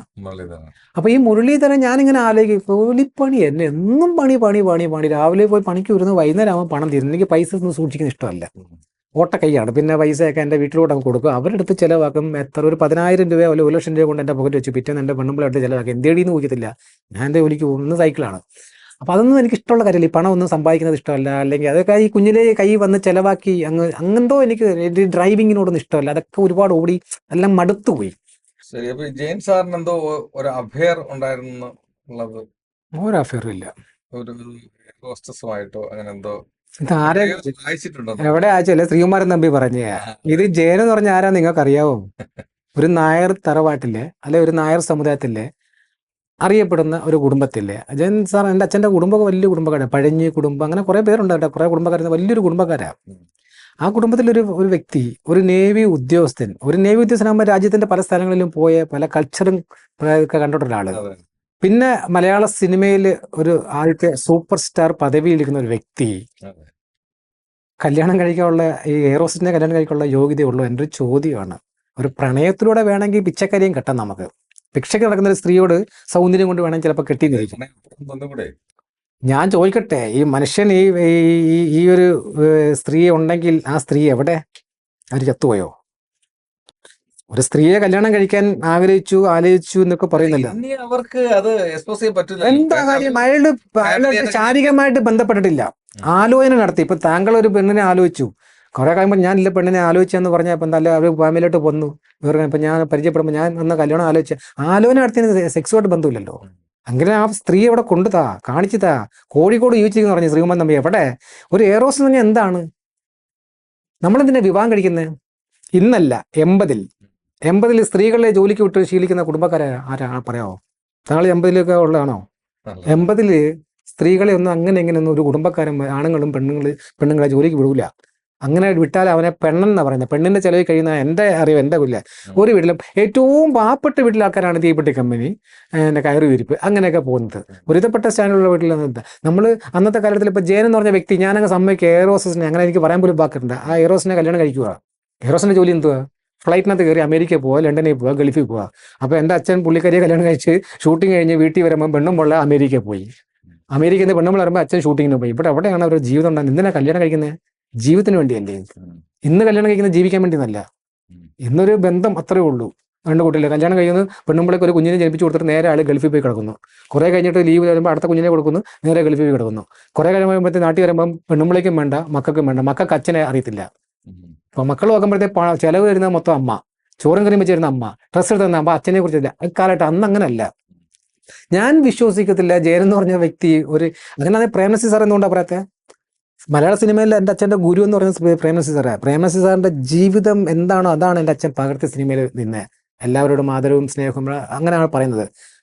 നസീർ സാറിന് അറിയാൻ പറ്റത്തില്ലേ ജയനൊരു പ്രണയം ഉണ്ടെങ്കിൽ? ശ്രീകുമാരൻ നമ്പിക്ക് മാത്രമേ അറിയത്തുള്ളൂ പ്രണയം. ശ്രീകുമാരൻ നമ്പി ജയനോട്ട് എന്താ ബന്ധം? ജയൻ എന്ന് പറഞ്ഞ വ്യക്തിക്ക് 2 രൂപം അറിയാമോ? ജയൻ വേറെ, ആ ലുക്കും പേഴ്സണാലിറ്റിയും വേറെ. കൃഷ്ണൻ നായർ വേറെ, ആ ലുക്കും പേഴ്സണാലിറ്റിയും വേറെ. രണ്ടുപേരുടെയും 2 മുഖം കണ്ടിട്ടുണ്ടോ? 2 മുഖമാണ് എൻ്റെ അച്ഛന്. കൃഷ്ണൻ നായരെ മുഖം നോക്കിയാൽ നിങ്ങൾ ഒരിക്കലും ഇത് ജയനെന്ന് പറയത്തില്ല, അത് വേറൊരു മുഖമാണ്. ജയനെ നോക്കിയാൽ പറഞ്ഞാൽ ഇത് കൃഷ്ണൻ നായർ. ഇപ്പം എൻ്റെ മൊബൈലിൽ പറഞ്ഞ ഞാൻ ഫോട്ടോ കാണിച്ചാൽ ഇത് ജയനാ നിങ്ങൾ പറയാൻ പറ്റുമോ? വേറൊരു ലുക്കാണ് പുള്ളിക്ക്. സ്വഭാവമല്ല ഞാൻ പറഞ്ഞ ലുക്ക്. ഇവർക്ക് സിനിമാ നടന്മാർക്ക് ജയൻ മകനില്ല എന്നൊക്കെ കുറെ ആൾക്കാർ പറയുന്നുണ്ട്. എല്ലാവർക്കും ഒരേ ജയന മകനുണ്ട്. പക്ഷെ അവര് പറയുന്നില്ല, ഇവർക്ക് ജയനെ കുറിച്ചല്ലേ അറിയാവുള്ളൂ. ജയനെ കുറിച്ച് അറിയാവുള്ളൂ. നമുക്കെല്ലാം ജയനെ കുറിച്ച് അറിയുള്ളൂ അല്ലേ? കൃഷ്ണൻ നായരെ കുറിച്ച് ആർക്കറിയാം? ആർക്കും അറിയണ്ട. അത് നേവിയിൽ ജോലി ചെയ്യുന്ന ഒരു മനുഷ്യനാണ്. ആ പുള്ളിയെ കുറിച്ച് ആർക്കും അറിയത്തില്ല. സിനിമയിൽ വന്ന് പ്രശസ്തനായതിനു ശേഷമുള്ള ജയനെ മാത്രമേ അറിയുള്ളൂ എല്ലാവർക്കും. സമയത്ത് അമ്മയ്ക്ക് കാണാൻ തോന്നില്ല? അമ്മ പോയി കണ്ടു, എന്നെ കൊണ്ടുപോയില്ല. ഭയങ്കര ജനമായിരുന്നു, ഭയങ്കര. പക്ഷെ എന്നെ മരിച്ചപ്പോ കണ്ടു അത് തന്നെ പറയുക. അമ്മ പോയി ആദ്യമേ കണ്ടു. ഞാൻ വന്നപ്പം സ്കൂളിൽ നിന്നപ്പോൾ അമ്മ പറഞ്ഞു അമ്മ ഇങ്ങനെ മരിച്ചു പോയെന്ന് പറഞ്ഞപ്പം അമ്മ എന്നെ കൊണ്ടുപോയി കാണിച്ചില്ല. പക്ഷേ വീട്ടിനടുത്തൊരു മീനാക്ഷി അമ്മ ഉണ്ടായിരുന്നു. അവർ നീ വടാ ഞാൻ കൊണ്ടുവന്ന് പറഞ്ഞു. അവരെന്നെ കൈ പിടിച്ചുകൊണ്ട് നേരെ കൊല്ലം ബോയ്സ് സ്കൂളിന് അപ്പുറത്ത് ഒരു മലയാളി സഭ സ്കൂളുണ്ട്. അവിടെയാണ് അച്ഛൻ പഠിച്ച. അച്ഛൻ്റെ വീട്ടിന് കുറച്ച് ഇപ്പുറത്ത് അവിടെയാണ് ഈ പ്രാഥമിക വിദ്യാഭ്യാസമാണ്. അങ്ങനെ അവിടെയാണ് ഹൈസ്കൂൾ വിദ്യാഭ്യാസം എല്ലാം താഴെയുള്ള. അവിടെ കൊണ്ടുപോയപ്പോൾ ഞങ്ങൾ ജനങ്ങളുടെ ഇടയിൽ ക്യൂ നിന്ന് വരിവരിയായിട്ട് നിന്ന് സന്ധ്യ സമയമായി. അതിനകത്ത് കയറിയപ്പോൾ വളരെ ജനമായിരുന്നു. രക്ഷയില്ലാത്ത ജനം. ക്യൂ നിന്ന് ആ ഡെസ്കിൻ്റെ അവിടെ വരെ ഞാൻ ചെന്നു. അപ്പം നമുക്ക് കാണാൻ പറ്റുന്നില്ല. ഇപ്പുറത്തൊരു ഡെസ്ക്, അപ്പുറത്തെ ഡെസ്ക്, അതിനകത്ത് ഇട്ടിരിക്കുന്ന അപ്പുറത്തെ ഡെസ്ക്, അപ്പുറത്തെ ഇടയിൽ തൊടാതെ ആൾക്കാരൊക്കെ തൊടുക, പിച്ചിപ്പറിക്കുകയാണ്. കാണാൻ വേണ്ടി പറ്റുന്നില്ല, അത്ര ജനം. അപ്പം എനിക്ക് കാണാൻ ഒരു മാർഗ്ഗമില്ല. മീനാക്ഷമ്മയൊക്കെ എൻ്റെ കയ്യിൽ നിന്ന് വിട്ടു പോയി. ഞാൻ ഒറ്റപ്പെട്ട് ഞാൻ ഇങ്ങനെ ആലോചിച്ചിട്ട് പെട്ടെന്ന് ഡെസ്കിൻ്റെ പുറത്ത് കയറി കയ്യും ഈ മുട്ടും കുത്തിയിരുന്ന് ഞാനിങ്ങനെ നല്ല വൃത്തിയായിട്ട് കുറച്ച് നേരം കണ്ട് ഈ കണ്ണ് പുറത്ത് ചാടി കിടക്കുന്നു. ഈ കണ്ണങ്ങ് പുറത്ത് തലവ് കെട്ടും പൗഡർ കേട്ട് കവളൊക്കെ ഭയങ്കര കവള് കറുത്തുപോയി. ഇങ്ങനെ ഞാൻ കുറച്ചു നേരം ഇങ്ങനെ മുട്ടുകുത്തി കിടന്ന് ഇങ്ങനെ കുറച്ചു നേരം കണ്ടോണ്ടിരുന്ന ആരാണ്ടോ എന്നെ അടുത്തോളം ഒറ്റ ഏറ് ആ പറഞ്ഞ ആൾക്കാരുടെ കൂടെ പോയി വന്നവിടെ വന്ന് വീണ്. അവിടെ നിന്ന് ഇങ്ങോട്ട് കൊണ്ട് ഒരു പെണ്ണുമ്പോഴെ തല പൊട്ടി ഇതെല്ലാം കൂടി ഇങ്ങനെ അടന്ന് മാറി ഇങ്ങനെ അവരതെല്ലാം കൂടി എടുത്ത് ഇങ്ങനെ വെച്ചുകൊണ്ടിരിക്കുന്ന ഒരു സാരി എടുത്ത് ചോര തെറിക്കുന്നു. ഞാനിതെല്ലാം കൊണ്ട് പേടിച്ച് ആളൊക്കെ വിട്ടു, എൻ്റെ മീനാക്ഷമ്മയൊക്കെ വിട്ടുപോയി. അവിടെ നിന്നൊക്കെ അറിയോ എന്തോ ആരെന്ന് പറഞ്ഞു ഭയങ്കര മരണമായിരുന്നത്. അല്ല, അത് അമ്മയടുത്ത് നിന്ന് എന്നെ കൊണ്ടുപോകുന്നേ അങ്ങനെയാണ്. പിന്നെ ഭാരതിയമ്മ മരിച്ചപ്പം എന്നെ കൊണ്ടുപോയി. ഭാരതിയമ്മ മരിച്ചപ്പോഴത്തേ അമ്മ പറഞ്ഞ മോനെ അമ്മമ്മ മരിച്ചു പോയി, നിനക്ക് കാണാനുള്ള അവകാശമുണ്ട്, നീ വാന്ന് പോയി എന്നെ കൊണ്ടുപോയി. അവിടെയാണ് അടുത്ത പ്രശ്നം. ഈ സോമന്നേരം എന്നെ വഴി വെച്ച് കാണും, അമ്മ എന്നെയും കാണും. അപ്പം എന്നെ വിളിക്കുക. അമ്മ പറയുന്നത് റോണ്ടാ നിൻ്റെ അച്ഛൻ്റെ അനിയൻ കൊച്ചച്ഛൻ ചില്ലറെന്ന് പറയുമ്പോൾ നമ്മൾ ചെല്ലും. ഞാൻ കുച്ചച്ചാന്നും വിളിച്ചിട്ടൊന്നുമില്ല. ഞാൻ ചെല്ലുക, സംസാരിക്കും, തലയിലേക്ക് തടവും, പൈസയൊക്കെ എടുത്ത് തരും, അമ്മയുടെ തങ്കമക്കാനൊക്കെ വിളിച്ച് സംസാരിക്കുകയൊക്കെ ചെയ്യും. ഭയങ്കര കാര്യമൊക്കെ അങ്ങനെ പലവട്ടം ഉണ്ട്. ഈ അമ്മൂമ്മ മരിച്ചപ്പോൾ എന്നെയും കൊണ്ട് അമ്മ ചെന്നു. അങ്ങനെ ഞങ്ങൾ വീടിൻ്റെ പുറശത്തോട്ട് വഴിയുണ്ട്, സൈഡിൽ കൂടെ ചെന്നപ്പോൾ അവിടെ കുറേ അന്നത്തെ കുറേ നായർ ആൾക്കാരുകളൊക്കെ മുണ്ടും ഉടുപ്പ് കെട്ടി കുറേ വെള്ളയും അവിടെ ഇങ്ങനെ നിൽക്കുന്നു. ഞങ്ങളുടെ വീടിൻ്റെ പുറകിൽ കൂടെ ചെന്ന് അകത്തോട്ട് കയറിയപ്പോൾ സോമൻ നായർ അവിടെ അകത്ത് നിന്ന് സംസാരിക്കുമായിരുന്നു. ഞങ്ങളെ കണ്ടുടനെ സോമൻ നായർ ഇങ്ങോട്ട് പറന്ന് ദേഷ്യത്തോടെ എൻ്റെ അമ്മയെ എന്നെ കൂടി പിടിച്ചോറോ ഒറ്റ തള്ളി ഇറങ്ങടി ഈ വീട്ടിൽ നിന്ന്, നീ ഒരുത്തി കാരണമാണ് ഈ വീട് നശിച്ചതെന്ന്. ഞങ്ങളുടെ അമ്മ എന്തോ ഇത് ഞാനിങ്ങനെ അങ്ങോട്ട് സൂക്ഷിച്ചു നോക്കി. അന്ന് നമ്മളെല്ലാം സിനിമയിലേ കാണുന്ന പോലെ പ്രതികാരം കിട്ടുന്നത്. അപ്പം ഞാനിങ്ങനെ നോക്കിയിട്ട് ഞാൻ പറഞ്ഞു ഇതിന് ഞാൻ പ്രതികാരം. എൻ്റെ ഉള്ളിൽ ഞാൻ ഇപ്പോഴും ഓർമ്മയുണ്ട്. ഞാൻ ഇങ്ങനെ നോക്കും. കാര്യം ആ നമ്മളെ സ്നേഹത്തോടെ കണ്ടിരുന്ന ആ ഒരു മനുഷ്യനെ ആ സ്വത്തും പണം കൈക്കലാക്കാൻ വേണ്ടിയുള്ള ഇതാണ്. ചെന്ന അവകാശം പറയുന്നുള്ള പേടിയുണ്ട്. എൻ്റെ അമ്മയ്ക്കൊന്നും വേണ്ട, ഇവരുടെ അന്ന് 1 രൂപ പോലും പോകത്തില്ല.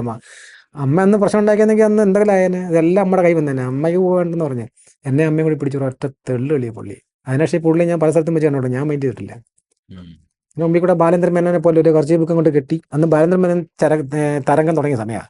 ആ ഒരു കർജീവ് ബുക്ക് കെട്ടിക്കൊണ്ട് ആ പുള്ളിയെ പോലെ ഒരു ബ്രീഫ് കേസും പിടിച്ച് ഞാൻ സൈക്കിൾ ഷോപ്പ് വയ്ക്കുമ്പോൾ എൻ്റെ മുമ്പിൽ കൂടെ അങ്ങോട്ട് പോകുന്നു ഇങ്ങോട്ട് വരുന്നു. പുള്ളി അങ്ങ് ഷൈൻ ചെയ്ത് കുറേ നടന്നു. പിന്നെ കളർ മാറി പിന്നെ ഇപ്പൊ നാട്ടിലൊക്കെ എങ്ങനെയാണ് ആളുകളുടെ റെസ്പോൺസ്? കേരളത്തിൽ താങ്കൾ എൻ്റെ കൂടെ കേരളത്തിൽ എവിടെയെങ്കിലും ജലം കയറുമ്പോൾ ജനങ്ങളെല്ലാം എന്നെ അറിയാം. മുരളി സാറ്, മുരളിച്ചേട്ടൻ, ജയൻ സാറിന്റെ മോൻ ജയൻ, ഇപ്പോഴും വന്നപ്പോൾ എല്ലാം പറഞ്ഞു എല്ലാവർക്കും ഭയങ്കര ഇതായി. എല്ലാവർക്കും ഭയങ്കര സ്നേഹമാണ് ആൾക്കാർക്ക്. ഒരു വിഭാഗം ജയൻ കലാ സാംസ്കാരിക വേദിയിൽ ഒരു വിഭാഗം ആളുകൾ കുറച്ച് വ്യാജ ഐഡി ഉപയോഗിച്ചുകൊണ്ട് എന്നെ തകർക്കാൻ ശ്രമിക്കുന്നു. രോമത്തിൽ ജയന്റെ മോന്റെ രോമത്തിൽ തൊടാൻ ഇവന്മാർക്ക് കഴിയൂല. ഇതാള് വേറെ ജനിസാ, ഇവിടെ തൊടാൻ പറ്റില്ല. ഞാൻ ഒന്നും മിണ്ടുന്നില്ല. ആദ്യമേയൊക്കെ ഞാൻ കുറെ എതിർത്ത്. കാര്യം നമ്മള് ജയന്റെ മോൻ എന്ന് പറയുമ്പോൾ അതിന് ഇവന്മാരിടുന്ന വീഡിയോക്ക് എതിർ വീഡിയോ കൊടുത്തുകൊണ്ടിരുന്നു. ഇടയ്ക്കിടയ്ക്ക് എനിക്ക് ഭ്രാന്ത് വരും. ഞാനിങ്ങനെ ആലോചിക്കും, എന്തെന്ന് ജയന്റെ മോൻ വേണ്ട, മക്കളാണ് വലുത്. സത്യം, മക്കളെ വളർത്തണം. ജയനും വേണ്ട, ജയനും മോനും വേണ്ട എന്നും പറഞ്ഞിട്ട് ഞാൻ ചില സമയത്ത് അങ്ങ് ഒഴിയും. മതി, ഒന്നും വേണ്ട എന്ന് പറഞ്ഞാൽ ഒഴിയാം. ഈ സമയത്തൊക്കെ എന്തെങ്കിലും കാരണം പിന്നെ കൊണ്ട് 2 ഉദാഹരണം പറയാം. എൻ്റെ വീട്ടിൽ ഒരു ചേച്ചിയുണ്ട്, അവരെ ശ്രീവത്സം എന്നാണ് വീട്, കൊല്ലം മണലി ക്ഷേത്രത്തിനകത്ത്. ഇവരെ വീട്ടിൽ ഇലക്ട്രിക് പണിയും പ്ലംബിംഗ് പണിയൊക്കെ ഞാനാണ് ചെയ്യുന്നത്. അവർക്ക് ഡ്രൈവിങ്ങിനൊക്കെ പണി ഞാനാണ് പോയി ചെയ്യുന്നത്. അങ്ങനെ ഒരു ദിവസം അവർ എന്നെ വിളിച്ചു, മുരളി നമുക്കൊരു ഓട്ടം വേണം. അപ്പം ഞാൻ ഇങ്ങനെ തീരുമാനം എടുത്തു, ഇന്ന് ജയനും ഇല്ല, ജയനും മോനും ഇല്ല, എനിക്ക് എൻ്റെ കാര്യം. അമ്മ പറഞ്ഞ ഒന്നിനും പോകുന്നില്ല, വേണ്ട പറഞ്ഞത്. അപ്പോൾ ഇവരെൻ്റെ അടുത്ത് പറഞ്ഞിട്ട്, മുരളി നമുക്കൊരു ഓട്ടം പോകണം എന്ന് പറഞ്ഞു. അപ്പോൾ ഇവിടെ ഒരു മനോഹരമായ ഒരു വീടാണ്. ആ വീട്ടിനകത്ത് ഭയങ്കര ഒരു പ്ലാനാണ്, ആരോ പണിഞ്ഞ വീടാണ്, സൂപ്പർ വീടാണ്. അതിനകത്ത് ഒരു പണിയും ചെയ്യേണ്ട. എത്ര കാലം കഴിഞ്ഞാൽ ഏത് ബിൽഡിംഗ് പ്ലാൻ വന്നാലും അതിന് മുമ്പ് ഒന്നും മാച്ച് ആകത്തില്ല. അപ്പോൾ ഈ ചേച്ചി, ഭർത്താവ് ഗൾഫില്ല, ചേച്ചി എന്തൊക്കെയോ ചില വേലകളൊക്കെ വെളിയിലൊക്കെ കാണിച്ച് ഒരു വാസ്തു കൊണ്ട് വന്ന് പറഞ്ഞത് വാസ്തു ദോഷമെന്നൊക്കെ പറഞ്ഞെന്തോ പ്രശ്നം ഇവർ മനസ്സിലായി പോയി. അങ്ങനെ ഇവർ എന്നെയും കൊണ്ട് ആറ്റുവാശ്ശേരി എന്ന് കണ്ട പറഞ്ഞൊരു ജോലിച്ചായിരുന്നു, കൊട്ടാരക്കര ഒരു ഭാഗത്ത്, അങ്ങനെ കണ്ട പുള്ളിയുടെ പേര്. അവിടെ ചെന്ന് ഒരു സ്കൂളിൻ്റെ പ്രശ്നത്തിൽ ഒരു മൈതാനം, അവിടെ ഞാൻ ചെന്നു. അവിടെ ചെന്നിട്ട് ഞാൻ വണ്ടി ഒതുക്കിയിട്ട് അവിടെ നിന്ന് ഇവരങ്ങ് ജോലിച്ചിട്ടിട്ട് പോയി. അവിടെ ഒരു പെട്ടിക്കട വളരെ പ്രായം ചെന്ന കുനിഞ്ഞ് വടിയൊക്കെ കുത്തി നടക്കുന്ന പണ്ടത്തെ ഒരാൾ, അതിൻ്റെ മുതലാളി, ഒരു പലകടിച്ചിട്ട് പറയാം. അപ്പോൾ എനിക്ക് ഈ കപ്പലണ്ടി ഞാലിപ്പൂവൻ പഴം ഭയങ്കര ഇഷ്ടമുള്ള സാധനമാണ്, എൻ്റെ ഫേവറേറ്റ് സാധനമാണ്. ഞാൻ എവിടെ കണ്ടാലും പിടിച്ചു തിന്നും. അപ്പം ഞാൻ അങ്ങോട്ട് ചെന്നപ്പോൾ വേറൊരു വടിയും പിടിച്ചൊരു അതേപോലത്തെ ഒരു പ്രായമുള്ള ഒരാൾ ഇങ്ങനെ കുത്തി അവിടെ വന്ന് സൈഡിൽ വന്നിരുന്നു. ഞാൻ പറഞ്ഞ് 10 രൂപ കപ്പലണ്ടിയും പഴം വെച്ച് തിന്നിട്ടെന്ന് വെച്ചു. അത് തിന്നോളാൻ പറഞ്ഞു. ഞാൻ അങ്ങനെ പഴം വെച്ച് ഞാൻ ചോദിച്ച്, ഈ ജോത്സ്യരാൾ എങ്ങനെയാണ്, ഭയങ്കര പേരുകളെന്ന്. മുറ്റത്തെ മുല്ലയ്ക്ക് വാസനയൊന്നും ഇല്ല, ഞങ്ങൾക്കൊന്നും വലിയ സംഭവമൊന്നുമില്ല അവനെ, പക്ഷെ ഒരുപാട് പേര് ഇങ്ങനെ വരുന്നുണ്ടെന്ന് പറഞ്ഞു മുതലാളി. അപ്പം മറ്റേ ആൾ പറഞ്ഞ്, നിങ്ങൾ എവിടെ നിന്ന് വരുന്നത്? ഞാൻ പറഞ്ഞ് കൊല്ലത്ത് എവിടെയാ? ഞാൻ പറഞ്ഞ് തേവള്ളി എവിടെയാ? ഞാൻ പറഞ്ഞ് സാറിന് അവിടെയൊക്കെ അറിയാം. പിന്നെ അറിയാം, എവിടെ പറ? ഞാൻ പറഞ്ഞ സബ്ജി എന്ന് പറഞ്ഞത് കച്ചേരിവെള്ളം. എനിക്കൊക്കെ അറിയാം. ജയന് വീട് അറിയാവോ? അപ്പം ഞാൻ പറഞ്ഞ എന്താ സാറിന് കൊച്ചരിക്കോട് ഇറങ്ങി പിന്നെ ജയൻ വീട് പറഞ്ഞിട്ട് സാറേ, അത് അവിടെ നിന്ന് അങ്ങോട്ട് വന്ന് ദൂരം. അപ്പം ഞാൻ ജയനെന്നൊക്കെ പറയാം. അതാണ് പറഞ്ഞത്. ഈ ജയനൊരു വലിയ വിഷയം ഉണ്ടായിരുന്നു അവരെ വീട്ടിൽ. ഞാൻ എന്തോന്നു അത്, അവരെ വീട്ടിൽ നിന്ന ഒരു സ്ത്രീയിൽ ജയനൊരു മകനുണ്ട്. ആ കേസ് ഞാനാണ് റിപ്പോർട്ട് തയ്യാറാക്കിയത്. ഞാൻ ജയനെ ഉപേക്ഷിച്ച വ്യക്തിയെ ഞാൻ ഉപേക്ഷിച്ചു. എനിക്കിന് ജയനും വേണ്ട, മകനും വേണ്ട, എൻ്റെ മക്കളാണ് എൻ്റെ വലുത്. എഴുതി തള്ളിയിട്ട് ഞാൻ നിൽക്കുവാണ്. അപ്പം ഞാൻ പറഞ്ഞ, അയ്യോ അവരെ വീട്ടിലൊരു സ്ത്രീ നിന്നായിരുന്നു, അവരിലൊരു മകൻ ജയനുണ്ട്. അങ്ങനെ അത് വലിയ പ്രശ്നമൊക്കെ. അവൾ സുന്ദരിയായ ഒരു പെണ്ണായിരുന്നു. അവൾ ആ ചെറുക്കനെ ഒന്ന് കാണണമായിരുന്നു, ഭയങ്കര സംഭവമായിരുന്നു ഒക്കെ ഇങ്ങനെ കുറേ പറഞ്ഞപ്പോൾ ഞാൻ പറഞ്ഞ, അത് കേസൊക്കെ ആയി എൻ്റെ മുമ്പിലാണ്, അനിയൻ്റെ കല്യാണമൊക്കെ വെച്ച് പ്രശ്നമൊക്കെ ആയി, അങ്ങനെ എൻ്റെ മുമ്പിലാണ് വന്നത്. ഞാനാണ്, എൻ്റെ മുമ്പിലാണ് ജയൻ എഴുതി വെച്ചത് ഇത് എൻ്റെ മകനാണെന്ന് ഒക്കെ പറഞ്ഞ് പുള്ളി പറഞ്ഞപ്പോൾ നമുക്ക് ഒരു രോമാഞ്ചം. അപ്പം ഞാൻ പറഞ്ഞു, സാറാ പറഞ്ഞ ജയൻ്റെ മോൻ എന്ന് പറഞ്ഞ ആൾ ഞാനാ. ഇയാൾ എന്നെ നോക്കിയിട്ടില്ല, വടിയൊക്കെ ഇങ്ങനെ വിറച്ചാണ്. അയ്യോ നീ ആയിരുന്നു, നീ ഇങ്ങനെയൊന്നും ഇരുന്നല്ലോ എന്നൊക്കെ പറഞ്ഞിട്ട് പുള്ളി, നീ ഇപ്പം ഞാൻ സാറേ ഇന്നലെ ഇലക്ട്രിക്കിന് പണിയില്ലേ, അയ്യോ എന്നൊക്കെ പറഞ്ഞ പുള്ളി. ഇല്ല, വീണ്ടും നമ്മുടെ അച്ഛനിലേക്ക് തിരിച്ചു വന്നു. അത് കഴിഞ്ഞ് കുറേ കാലം കഴിഞ്ഞപ്പോൾ ഞാൻ വെച്ചു, എവിടെ ജയനെന്നും വേണ്ട, എല്ലാം ഉപേക്ഷിക്കുക. ഇടയ്ക്കിടയ്ക്ക് ഇങ്ങനെ തോന്നും എനിക്ക്. ഞാൻ വേണ്ട, ഇതിനൊക്കെ പോയിട്ട് നമുക്ക് താല്പര്യമൊന്നുമില്ല, സിനിമയല്ല അങ്ങനൊന്നും ഇല്ല, വേണ്ട. അങ്ങനെ ഇതുകൊണ്ട് ഞാൻ ഒരു ദിവസം അച്ഛൻ്റെ ഫോട്ടോ പുറയിലുണ്ട്, ദിവാങ്കട്ടി കിടക്കാൻ എൻ്റെ വീട്ടിൽ. ഞാൻ മനസ്സുകൊണ്ട് ഇങ്ങനെ ഞാൻ തീരുമാനം എടുത്തിട്ട് ഫോട്ടോ നോക്കിയിട്ട് പറഞ്ഞു, ഇനി ഞാൻ അങ്ങേ വിഷമിപ്പിക്കാൻ പറ്റത്തില്ല, ഞാൻ ഒഴിയുകയാണ്. കാര്യം ഇവന്മാരെല്ലാം ഭയങ്കര ഇതും, അമ്മയെ പറ്റി അനാവശ്യം പറയുമ്പോഴേ എനിക്ക് വിഷമം. അമ്മയെ പറ്റി ഇവന്മാർ പറയാത്ത അനാവശ്യങ്ങളില്ല. അപ്പം ഞാൻ പറഞ്ഞ് തീരുമാനം എടുത്ത്, ഇനി ഇല്ല. ജയൻ്റെ മോനും പറഞ്ഞ് ഇനി ഞാൻ വരുന്നില്ല. അപ്പോൾ ഫോട്ടോ നോട്ട് പറഞ്ഞു, അങ്ങേ ഇനി ബുദ്ധിമുട്ടിക്കാൻ ഞാൻ വരത്തില്ല, ഞാൻ വിടുകയാണ്, എനിക്ക് വയ്യ, ഞാൻ തീരുമാനം എടുക്കുകയാണ്. ഇനി ഞാൻ ജയൻ്റെ മോനാണെന്ന് പറഞ്ഞ് അന്ന് അങ്ങേരെ പേരിൻ്റെ ഒരു ദോഷം വരുന്നില്ല എന്നും പറഞ്ഞിട്ട് ഞാൻ ദിവാങ്കട്ടി കാലിൽ നീട്ടി ഇങ്ങനെ കൈയും കെട്ടി ഇങ്ങനെ ഇരിക്കുക. ടി വി വന്നപ്പോൾ ഒരു ഫോൺ കോൾ വരുന്നു. ഞാൻ ഫോൺ എടുത്തു. ഞാൻ പറഞ്ഞു, ഹലോ, മുരളി എന്ന് പറഞ്ഞ ആളാണോ? ഞാൻ പറഞ്ഞത്, ഞങ്ങൾ ഈസ്റ്റ് പോലീസ് സ്റ്റേഷനിൽ വിളിക്കുക. ഞാൻ പറഞ്ഞു, അതെന്തുവാ? അവന് എന്ത് പ്രശ്നം? അത് ഒരു ലക്ഷ്മി ശ്രീദേവി എന്ന് പറഞ്ഞൊരു പാർട്ടി നിങ്ങൾക്കെതിരെ ഒരു പരാതി ഇവിടെ തന്നതാണ്, മുഖ്യമന്ത്രിക്ക് ഒരു പരാതി കൊടുത്തിരിക്കുന്നു, അതിൻ്റെ ഒരു അന്വേഷണമായിട്ട് വിളിക്കാമെന്ന് പറഞ്ഞു. ഞാൻ പറഞ്ഞു, ഓക്കെ, എപ്പോൾ വരാൻ പറ്റും? ഞാൻ പറഞ്ഞു, നാളെ തന്നെ വന്നോളാം, നമുക്ക് പിന്നെ ആഴ്ചയോളം മാറ്റമൊന്നുമില്ല. ഞാൻ പിന്നെ അവിടെ ചെന്നു. അപ്പോൾ ഒരു തേവലക്കരയുള്ള ഒരു പോലീസ് ഓഫീസർ, ലേഡി പോലീസ് ഓഫീസറാണ്. വാ ചേട്ടാ ഇരി എന്ന് പറഞ്ഞ്. ചേട്ടൻ്റെ വീഡിയോ ഒക്കെ ഞങ്ങൾ കാണാറുണ്ട്, ഇതിപ്പോൾ ഇങ്ങനൊരു വാർത്ത ഉണ്ട്, പരാതി ഒന്നും, ഞങ്ങൾക്ക് അതിൻ്റെ റിപ്പോർട്ട് കൊടുക്കണം ചേട്ടാ. ഞാൻ പറഞ്ഞു, എനിക്കെതിരെ പരാതി എന്ന ആ പാർട്ടി എന്ത്? അയ്യോ ചേട്ടാ, ഞങ്ങൾ കുറേ വിളിച്ചവരെ, അവർ വരുന്നില്ല. അവർ പറയുന്നു ഫോണിലൂടെ വേണമെങ്കിൽ മൊഴി തരാം. ഞാൻ പറഞ്ഞത് എന്താ, ആ ചേട്ടാ ഉടായ്പ, അതുകൊണ്ടാണ് നമുക്ക് മനസ്സിലായി ഇതൊക്കെ. ചേട്ടൻ്റെ വീഡിയോ ഒക്കെ ഞങ്ങൾ കാണുന്നുണ്ട്, എന്നാലും ചേട്ടാ ചുമ്മാ നമുക്ക് ഇരുന്ന് സംസാരിക്കാം, ചുമ്മാ എൻ്റെ കാര്യങ്ങളൊക്കെ ഒന്ന് പറഞ്ഞോളാൻ പറഞ്ഞു. അങ്ങനെ ഞാൻ അടുത്ത് കാര്യങ്ങളൊക്കെ പറഞ്ഞു കൊടുത്തു. അവർ വളരെ സന്തോഷത്തോടെ എന്നെ തിരിച്ചു വിട്ടു. അപ്പോൾ വീണ്ടും നമ്മൾ വന്നു. അത് ഞാൻ 2 ദിവസം കഴിയുമ്പോൾ ശക്തികുളങ്ങര പോലീസ് സ്റ്റേഷനിൽ നിന്ന് ഒരു വിളി, മുരളിയാണെന്ന് വെച്ചു. ഞാൻ പറഞ്ഞു ഞാൻ ഇന്ന ആളാണ്, സ്റ്റേഷനിൽ വരാൻ പറഞ്ഞു. ഇന്നലെ മുഖ്യമന്ത്രിയുടെ ഒരു പരാതി വന്നത് ഞാൻ ചെന്നു. ഹാഷിം എന്നാണ് പോലീസിൻ്റെ പേര്, പയ്യനാണ്. അപ്പം എൻ്റെ അടുത്ത് പറഞ്ഞ് ഞാൻ പറഞ്ഞ് CA ഇല്ല, ഒരു 4 മണിയാകുമ്പോൾ വരും, അന്നേരം വരാമെന്ന് വെച്ചു. ചേട്ടനെ വിളിച്ചത്. ഞാൻ ആയിക്കോട്ടെ വരാൻ തുടങ്ങി. അങ്ങനെ ഒരു 4 മണി 4:30 ആയപ്പോൾ ചെന്നപ്പോൾ CA ഉണ്ട്. അപ്പോൾ പുള്ളിക്കാരനെ കൊണ്ട് എൻ്റെ പരാതിയായിട്ട് നിന്ന്, സാറേ CA പരാതി വെച്ചിട്ടുണ്ടെങ്കിൽ ഇരിക്കാൻ പറഞ്ഞു. ഞാൻ ഇരുന്നു. അപ്പോൾ ചേട്ടാ എന്ത് വിഷയം? ഞാൻ സാറേ ഞാൻ മരിച്ചുപോയ സിനിമാടൻ ജയൻ്റെ മകനാ, ഇങ്ങനെ നമ്മുടെ കാര്യം പറഞ്ഞു. അയാൾ പിന്നൊക്കെ എന്ത് CA, എന്ത് വിവരം കെട്ട പോലീസെന്നറിയാൻ വയ്യ. ജയന് പണം ഇല്ലെന്നോ? ഞാൻ പറഞ്ഞ സാമ്പത്തിക ബുദ്ധിമുട്ടുള്ള എൻ്റെ അമ്മയൊക്കെ സഹായിച്ച് അങ്ങനെ പറയാൻ പറ്റില്ല. ജയന് പണം ഇല്ലെന്നോ? ഇയാൾക്കും ജയനെ അറിയാവുള്ളൂ. അപ്പം ഞാനിങ്ങനെ ഇരിക്കുക, ഇവനെ വിടരുത്, ഇവനെ കുറിച്ചുള്ള ഫുൾ ഡീറ്റെയിൽസ് പൊക്കണം. അപ്പം ഞാൻ പറഞ്ഞു അതുകൊണ്ട് ഇവൻ്റെ ഫുൾ ഡീറ്റെയിൽസ് അന്വേഷണം ഇടാൻ പറഞ്ഞു. സ്റ്റേഷനകത്ത് നമുക്കെല്ലാം പറയാൻ പറ്റും. ഞാൻ ഇവരോട് ഇറങ്ങിയിട്ട് മൊബൈൽ എടുത്തിട്ട് ഒരു ഫേസ്ബുക്ക് ലൈവും കിട്ടും. എന്നെ സ്റ്റേഷനിൽ വിളിച്ച് ഇന്നോലെ അവമാനിച്ചെന്ന് പറഞ്ഞിട്ട് ലൈവ് കിട്ടും. എന്നോട് കയ്യിൽ നിന്ന് കൂടി ഇട്ടു, ഇവരെന്നെ കൊല്ലാനുള്ള പ്ലാനാണെന്ന് പറഞ്ഞിട്ട് കുറേ സംഭവം ഇട്ടിട്ട് ഞാനിങ്ങനെ പോരുന്നു. ഇവർ വലിയ കാര്യത്തിൽ അന്വേഷണം നടത്തി എല്ലാവരും പറഞ്ഞത് ജയൻ്റെ മകനാണ്, അത് സിനിമയുടെ ജയൻ്റെ മകനാണ്. ഞങ്ങൾക്ക് എല്ലാവരും കൊല്ലത്തുള്ള ഇവർ ആരത്തേക്കും പോയി അന്വേഷിച്ചു. ഇവർ ഒരുപാട് പേർക്ക് പോയി അന്വേഷിച്ച്.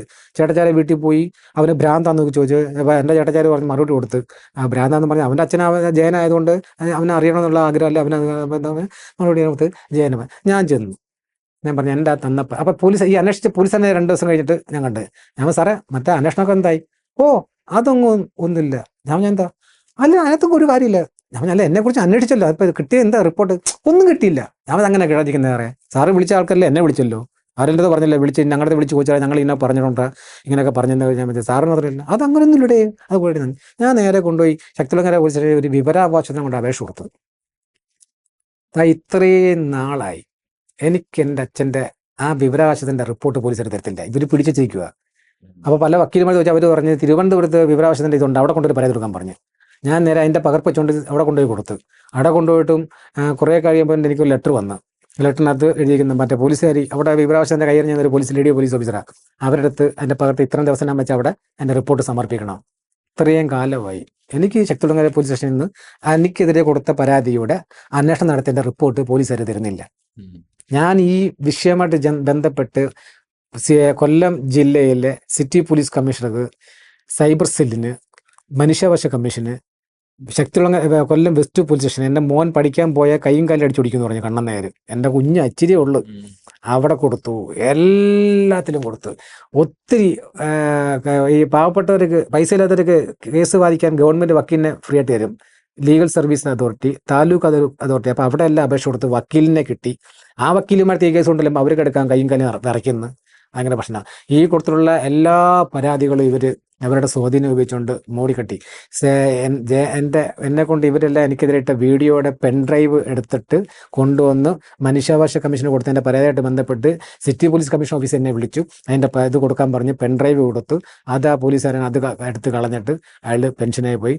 ഞാൻ പറഞ്ഞു എനിക്കൊരു തീരുമാനം ഉണ്ടാക്കി മുരളീജയൻ്റെ പേരിൽ പോലീസുകാർ ഇടപെട്ട് ഒരു തീരുമാനം ഉണ്ടാക്കത്തില്ല.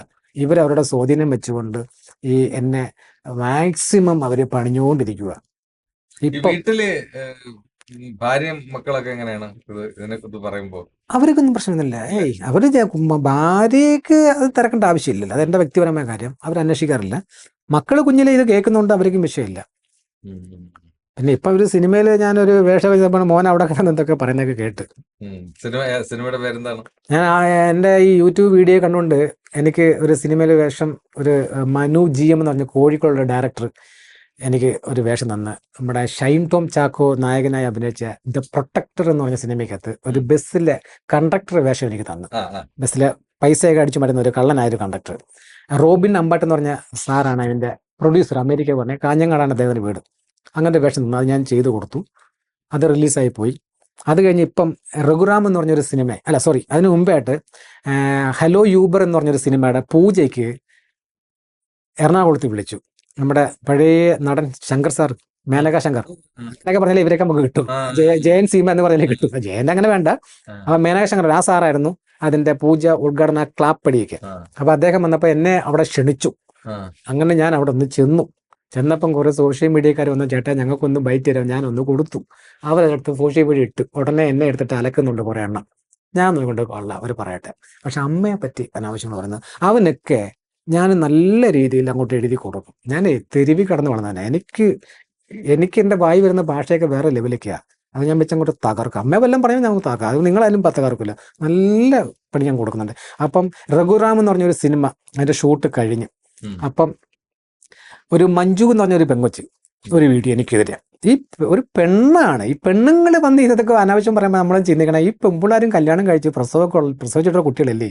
ഒരു സ്ത്രീ പറയുന്നത് അവരുടെ അനുഭവമാണ്. അല്ലെങ്കിൽ എന്നൊക്കെ പറയാം. പെണ്ണ് ഈ മഞ്ജു എന്ന് പറഞ്ഞൊരു പെണ്ണ് എനിക്കെതിരെ കുറേ വീഡിയോ.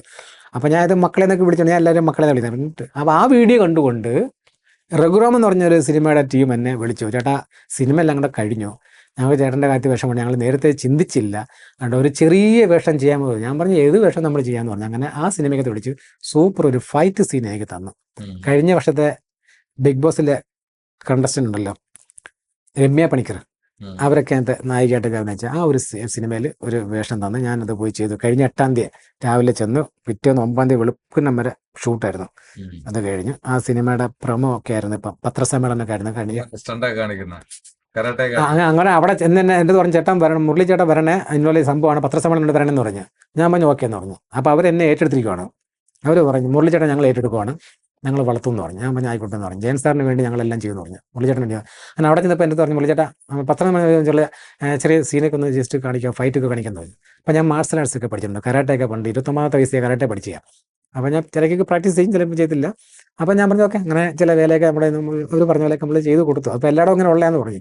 അതെടുത്ത് ഇപ്പോൾ സോഷ്യൽ മീഡിയയിൽ ഇങ്ങനെ വന്നപ്പം അച്ഛൻ വീട്ടുകാരുടെ കയ്യിൽ നിന്നെല്ലാം പോയി, ഫുള്ള് കൈ വിട്ടുപോയി. കേരളം മൊത്തേ ഏറ്റെടുത്തു. പക്ഷെ ഇപ്പോഴും ഏറ്റെടുത്തു. ഇപ്പം എവിടെ ചെന്നാലും എന്നെ തിരിച്ചറിയാത്ത മക്കളെ. കഴിഞ്ഞ പ്രാവശ്യം ഇവിടെ ഈ സ്റ്റുഡിയോയിൽ ഞാൻ ഡബ്ബിങ്, ഇവിടെ ഒരു ഷോർട്ട് ഫിലിം ചെയ്ത് അതിൻ്റെ ഡബ്ബിങ്ങിന് ഇവിടെ കഴിഞ്ഞ ഇതിന് വന്നിട്ട് ഡബ്ബിങ് കഴിഞ്ഞ് ഞാൻ മേളിൽ കയറി ഇന്നപ്പോൾ ഉണ്ട് ഒരു കുറേ 10-ാം ക്ലാസ്സിനകത്ത് പഠിക്കുന്ന കുറേ ആമ്പിള്ളേർ വന്നു. അതിൽ ഒരുത്തൻ മുരളി ചേട്ടനല്ലേ? ഞാൻ പറഞ്ഞ അതെ. ചേട്ടാന്ന് പറഞ്ഞു ഓടി ഒന്ന് എന്നെ പിടിക്കുന്നത്. അപ്പൊ കുഞ്ഞു മക്കൾക്ക് പോലും ഇപ്പം ഞാൻ പരിചയക്കാരനായി. ജയന്റെ മകനെ പരിചയം. വീഡിയോക്കടിയിലത്തെ കമന്റ്സ് പോലെ നെഗറ്റീവും പോസിറ്റീവും അതുപോലെ ലൈവില്, അതായത് പുറത്തിറങ്ങുമ്പോഴത്തേക്ക് നെഗറ്റീവ്സ് ആരില്ലെന്ന് പറയാറുണ്ടോ? എന്റെ കൂടെ പോവാ, നമുക്ക് എവിടെ വേണമെങ്കിലും പോവാം. വണ്ടിക്കുള്ളിൽ വന്ന് നടക്കാം. ഒരു മനുഷ്യനും ജയൻ സാറിന് മുന്നില്ലേ, മുരളി ചേട്ടനല്ലേ, ജയൻ സാറിന് മുരളീജനല്ലേ എന്ന് പറഞ്ഞാൽ അല്ലാതെ സ്നേഹമാണ്, എല്ലാവർക്കും സ്നേഹം. ഇപ്പം നമുക്കൊക്കെ ഭയങ്കര സംഭവമാണ്. അതിന്റെ മാറ്റം ഈ കാണുന്ന സന്തോഷമൊക്കെ. ഇത് കുറച്ച് മുമ്പേ കാലം ഉണ്ടല്ലോ, സാഹത്തിനൊരു സമയം തീരുമാനിച്ചിട്ടുണ്ട്. ഇനി ജയൻ സാറിന്റെ ഇഷ്ടപ്പെട്ട ഒരു ഡയലോഗ് കേട്ടാലോ, പറഞ്ഞാലോ? അതൊന്നും ഞാൻ പറയൂല. കാര്യം അതൊന്നുമല്ല. ആ പവർ വേറെയാ. എനിക്ക് ആ പവറിൽ സംസാരിക്കുന്നത് അല്ല, അങ്ങനെയൊക്കെ പറഞ്ഞാൽ അതൊരു പെച്ച് കെട്ടാവും. വരും, നിങ്ങളുടെ മുമ്പിൽ വരും. നിങ്ങൾക്ക് നഷ്ടപ്പെട്ടു ആ ജയൻ, ആ രൂപം, അതേ സാമ്പത്തോടെ ഞാൻ നിങ്ങളുടെ മുമ്പിൽ വരുന്ന ഒരു ദിവസമുണ്ട്. അതിന്റെ തുടക്കമാണ്. ഞാൻ ഇങ്ങനൊന്നും ഇരുന്നൊരാളല്ല. എൻ്റെ ഒരു 30 വയസ്സ് ഒക്കെ ആ കാലഘട്ടം നിങ്ങളൊക്കെ എന്നെ കണ്ടപ്പോൾ അത് വേറൊരു ലെവലാണ്. എൻ്റെ ഫോട്ടോസ് കൊണ്ട്. പക്ഷേ പിന്നീടുള്ള ഇപ്പം അച്ഛൻ ഇളയതാണ്, ഞാനാണ് മൂത്തത്. അച്ഛന് 41 വയസ്സേ ഉള്ളൂ. എനിക്ക് 54 to 55 55 14-15 വയസ്സിന്റെ വ്യത്യാസം എൻ്റെ അച്ഛനും ഞാനുണ്ടാവും. അദ്ദേഹം നല്ല തുടുത്ത് സുന്ദരനായി നിൽക്കുന്ന ഒരു 40 വയസ്സുകാരൻ. ഇത്രയും വർഷം അതിൻ്റെ സ്കിൻ ഫുള്ള് 3-ാം ക്ലാസ്സിൽ പഠിക്കുന്ന പോലെ വെയിലത്ത് കടന്ന് പണിയുന്ന വ്യക്തിയാണ് ഞാൻ. അതിൻ്റെ ഒരു മാറ്റമുണ്ട്. പക്ഷേ ഇനി ഞാൻ മാറ്റും. കാര്യം എൻ്റെ ബാധ്യത കഴിഞ്ഞു, മക്കളുടെ വിദ്യാഭ്യാസം കഴിഞ്ഞു. ഇനി മോടെ കല്യാണമൊക്കെ ഉള്ളൂ, അത് നമുക്ക് ചെയ്യാം. പക്ഷെ വിദ്യാഭ്യാസം കഴിഞ്ഞു, മോൾക്ക് ജോലി ആയിട്ടുണ്ട്. മോനിപ്പം ഞാൻ തന്നെ, അവൻ ഡിഗ്രി ലാസ്റ്റ് ഇയർ ആണ്. പിന്നെ ചെറിയ ഡ്രൈവിംഗ് പണിയൊക്കെ ഞാൻ പിടിച്ചു കൊടുത്തിട്ടുണ്ട്. ഡ്രൈവിംഗ് പഠിപ്പിച്ച് അവൻ അതൊക്കെ പോയി അവൻ്റെ വട്ടച്ചെലവിന് അവൻ ഒപ്പിക്കുന്നുണ്ട്. മോടെ കാര്യങ്ങളൊക്കെ പ്രശ്നമൊന്നുമില്ല. കുടുംബം ഞങ്ങളെല്ലാം ഒരുമിച്ചാണ് ജീവിക്കുന്നത്, പ്രശ്നമൊന്നുമില്ല പോകുന്നു. അപ്പോൾ ഇനിയിപ്പോൾ ഞാൻ ഫ്രീ ആയി. ഇനിയിപ്പോൾ എൻ്റെ കാര്യത്തിനായിട്ട് ഞാൻ ഇറങ്ങാം. ഇനി എന്നെ ഞാൻ സംരക്ഷിച്ചേ പറ്റൂ. ഞാൻ പറഞ്ഞിട്ട് മക്കളുടെ 20 വയസ്സ് വരെ ഞാൻ നിങ്ങളെ നോക്കും. 20 വയസ്സ് കഴിഞ്ഞാൽ നിങ്ങൾ സ്വന്തമായിട്ട് ജോലി ചെയ്ത് ജീവിച്ചോണം. നിങ്ങളുടെ ചിലവെല്ലാം നിങ്ങൾ ഒപ്പിച്ചോണം. ഞാൻ സംരക്ഷിക്കത്തില്ല. ഒരു സപ്പോർട്ടായിട്ട് ഞാൻ നിൽക്കത്തോളം എന്നെ ഉപദ്രവിക്കരുത്. കാര്യം ഞാൻ അത്രത്തോളം കൂലിപ്പണി ചെയ്ത് എൻ്റെ മക്കൾക്ക് വേണ്ടി, എൻ്റെ കുടുംബത്തിന് വേണ്ടി ഞാൻ ജീവിച്ച വ്യക്തിയാണ്. ഞാൻ തിന്നാതെ ഈ ഡ്രസ്സൊക്കെ, ഞാനൊന്നും ഡ്രസ്സൊന്നും വല്ല ഒരു കഴിഞ്ഞ ഒരു യൂട്യൂബർ വന്നിട്ട് എൻ്റെ വീഡിയോ എടുത്തിട്ട് അപ്പോൾ ഒരു പാൻറ് ഉടുപ്പായിട്ട് അപ്പൊ അതിന് ഇവനിത് യൂണിഫോം ആണോ, ഇവൻ കുളിക്കത്തില്ലേ, ഇവൻ നനയ്ക്കത്തില്ലേ എന്നും പറഞ്ഞിട്ട് ഞാനത് മറുപടി എന്നിടാം. പക്ഷെ ഇപ്പം ഞാൻ പറയട്ടെ, എനിക്ക് പാൻറ് ഡ്രസ്സ് കുറവാണ്. കോളേജിൽ പഠിക്കുമ്പോൾ എൻ്റെ ഡ്രസ്സ് എന്ന് പറഞ്ഞാൽ ഒരു ജട്ടി എനിക്കുള്ളൂ, ഒരു കർച്ചീഫ് എനിക്കുള്ളൂ, ഒരു ഉടുപ്പേ എനിക്കുള്ളൂ, ഒരു പാൻറ്റേ ഉള്ളൂ. ഇത് ഞാൻ രാവിലെ സ്കൂളിൽ ഇട്ടുകൊണ്ട് വന്നിട്ട് കോളേജിൽ പോയിട്ടുണ്ട് വന്നിട്ട് വൈകിട്ട് വന്ന് അത് കഴുകിയിടും. കറണ്ട് ഇല്ല, തേപ്പൊട്ടിയില്ല, ഒന്നുമില്ല. തൊട്ടടുത്തൊരു കൂട്ടുകാരൻ്റെ വീട്ടിൽ തേപ്പൊട്ടുണ്ട്, കരിപ്പെട്ടി. ഉടക്കിയാൽ തരത്തില്ല. കളി സമയത്ത് ഉടക്കൂലേ, ഗോലി കളിക്കുമ്പോൾ ഉടക്കിയാൽ പിന്നെ അവൻ തരത്തില്ല. അപ്പൊ നമ്മള് മിമിക്രിക്കാരാണ് ജയൻ സാറിനെ വീണ്ടും തിരിച്ചു കൊണ്ടുവന്നതെന്ന് ചേട്ടൻ അറിയാലല്ലേ. അതിൽ പ്രധാനപ്പെട്ട ഒരാളുണ്ട്, തിരുമലചന്ദ്രൻ എന്ന് പറയും. തിരുമലചന്ദ്രനാണ് ജയന്റെ അവരനായിട്ട് ആദ്യം വന്നിറങ്ങുന്നത്. പുള്ളി അങ്ങ് ജഗബഗയില് ഭയങ്കര പ്രശസ്തനായി. എൻ്റെ അച്ഛന്റെ പേരിലാണ് പുള്ളി പ്രശസ്തനായത്. തിരുമലചന്ദ്രൻ അറിയാമോ? തിരുമലചന്ദ്രൻ അറിയാം. ഒരു നന്ദിയില്ലാത്തൊരു മനുഷ്യനാണ്, നന്ദി കെട്ട മനുഷ്യനാണ്. കാര്യം ഒന്ന്, ജയൻ എന്ന് പറയുന്ന എൻ്റെ അച്ഛൻ്റെ പേരിലാണ് പുള്ളി അറിയപ്പെട്ടത്. അത് പുള്ളി അറിയപ്പെട്ടോട്ടെ, കാര്യം പുള്ളിയൊക്കെ ചെയ്തുകൊണ്ടാണ് ഞാൻ രംഗത്ത് വന്നത്. അതിന് എനിക്ക് നന്ദി ഉണ്ട്, ഞാൻ നന്ദി പറയുന്നു. പക്ഷേ എൻ്റെ വീട്ടിനടുത്ത്, കൊല്ലം കളക്ടറിനടുത്ത് സബ് ജയിൽ കഴിഞ്ഞ ഒരു കച്ചേരിക്കുളം ശ്രീ നാഗരാജ ആൽത്തറയുണ്ട്. ഞാൻ ഇന്ന് അവിടെ താമസിക്കുക. അപ്പോൾ അതിൻ്റെ സെക്രട്ടറി, ചില ഉത്സവ സമയത്ത് ഞാനാണ് സെക്രട്ടറി. എൻ്റെ കൂടെ ഒരു അയ്യപ്പൻ എന്ന് പറഞ്ഞ കൂട്ടുകാരുണ്ട്, അവനാണ് പ്രസിഡന്റ്. അപ്പോൾ ഞാൻ അന്ന് വർഷത്തെ ഒരു ഉത്സവത്തിന് ഞാൻ സെക്രട്ടറിയാണ്. ഞാൻ പറഞ്ഞു, തിരുമലചന്ദ്രൻ്റെ പ്രോഗ്രാം നമുക്ക് വെക്കണം. ലാസ്റ്റ് ദിവസം, 7 ദിവസം തന്നെ അവിടുത്തെ ഉത്സവം, 7ാം ഉത്സവം, തിരുമലചന്ദ്രൻ്റെ പ്രോഗ്രാം വെക്കണം അവരൊക്കെ പറഞ്ഞപ്പോൾ അവർ പറഞ്ഞു ഓക്കെ. അങ്ങനെ തിരുമലചന്ദ്രൻ്റെ പ്രോഗ്രാം നമ്മൾ ബുക്ക് ചെയ്തു. തിരുമലചന്ദ്രൻ വന്നു, അടിപൊളിയായിട്ട് പ്രോഗ്രാമൊക്കെ ചെയ്തു. ഭയങ്കര സ്റ്റൈലായിരുന്നു, ഭയങ്കര ജനമായിരുന്നു അവിടെ. നമ്മൾ ആ പുള്ളിയെ ചെയ്യേണ്ട രീതിയിലെല്ലാം നല്ല ട്രീറ്റ് ഒക്കെ ചെയ്തു. മീൻസ് വെള്ളോടിയൊന്നുമല്ല, കലാകാരന്മാർക്ക് കൊടുക്കണത്. സാറിന് നിങ്ങളൊക്കെ അറിയാലോ, ഒരു ഉണക്ക പത്തിരിയും ഒക്കെ ചില ആൾക്കാർക്ക് തരുന്നത്. നാടൻ കളിക്കാൻ പോയപ്പോൾ എനിക്ക് കിട്ടിയതാണ്. ഇപ്പം മാറി. നല്ല ചില സ്ഥലത്തേക്ക് ചെന്നാൽ കിട്ടുന്ന പത്തിരി ഒക്കെ കിട്ടിയോ. എനിക്ക് കുറെ അനുഭവം കൊണ്ടേ മക്കളെ. KPC നിന്നപ്പോൾ കുറെ അനുഭവം വെച്ചാൽ, അത് KPC കുഴപ്പമല്ല, നമ്മൾ ചെല്ലുമ്പോൾ ഈ സംഘാടകരുടെ കുഴപ്പമാണ്. അപ്പോൾ ഞാൻ സെക്രട്ടറി ആണെങ്കിൽ വാടി കടപ്പുറത്ത് പോയി നല്ല മീനൊക്കെ മേടിച്ച് വെച്ച്, അവിടെ ഒരു രാഖി എന്ന് പറഞ്ഞൊരാളുണ്ട്, അയാളുടെ വീട്ടിൽ നമ്മളെ ചോറും കറി അവിടെയൊക്കെ വെച്ച് നല്ല നീറ്റായിട്ട് നമ്മൾ കൊടുക്കും. അങ്ങനെ നിർബന്ധം നമുക്ക്. തിരുമലചന്ദ്രൻ എന്ന പ്രോഗ്രാമൊക്കെ ചെയ്ത് നമ്മളെല്ലാം കഴിഞ്ഞ് വിട്ടു, സന്തോഷത്തോടെ പോവുകയൊക്കെ ചെയ്തു. മദ്യം ഒന്നും ആർക്കും പിടിച്ചു കൊടുക്കില്ല, നമുക്ക് വെള്ളം അടിക്കുന്നില്ല. അത് കഴിഞ്ഞ് കുറേ വർഷം കഴിഞ്ഞിട്ട് ഞാൻ വള്ളിക്കീഴ് ഞാൻ എൻ്റെ ഫാമിലിയായിട്ട് താമസിക്കുമ്പം അവിടെ ആലാട്ടുകവ് എന്ന് പറഞ്ഞൊരു അമ്പലമുണ്ട്.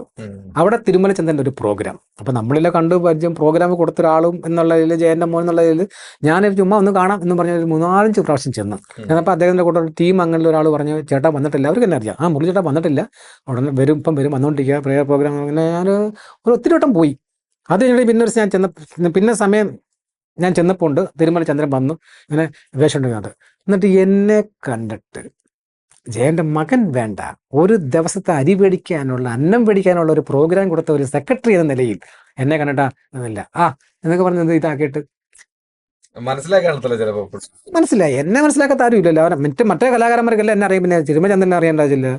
തിരുമലചന്ദ്രൻ എന്നിട്ട് നമ്മക്കടുത്ത് ഒരു അല്ലെങ്കിൽ ഒന്ന് ചേട്ടാ സുഖമാണോ, അല്ലെങ്കിൽ എന്താണ് ചേട്ടാ, ഒരു നേരത്തെ ആഹാരത്തിനോട് വക കൊടുത്ത ഒരാളല്ലേ. അതേ ഉള്ളൂ. നമ്മളെ ജയന്റെ മന്ന് വേണ്ട. അതൊന്നും എനിക്കറിഞ്ഞൂടാ. പക്ഷെ അത് എനിക്ക് ഭയങ്കര ഒരു വിഷമം. ഞാൻ പുള്ളിയുടെ പണ്ടൊരു ഇപ്പൊ അനുഭവം ഉണ്ടായിട്ടുണ്ട്.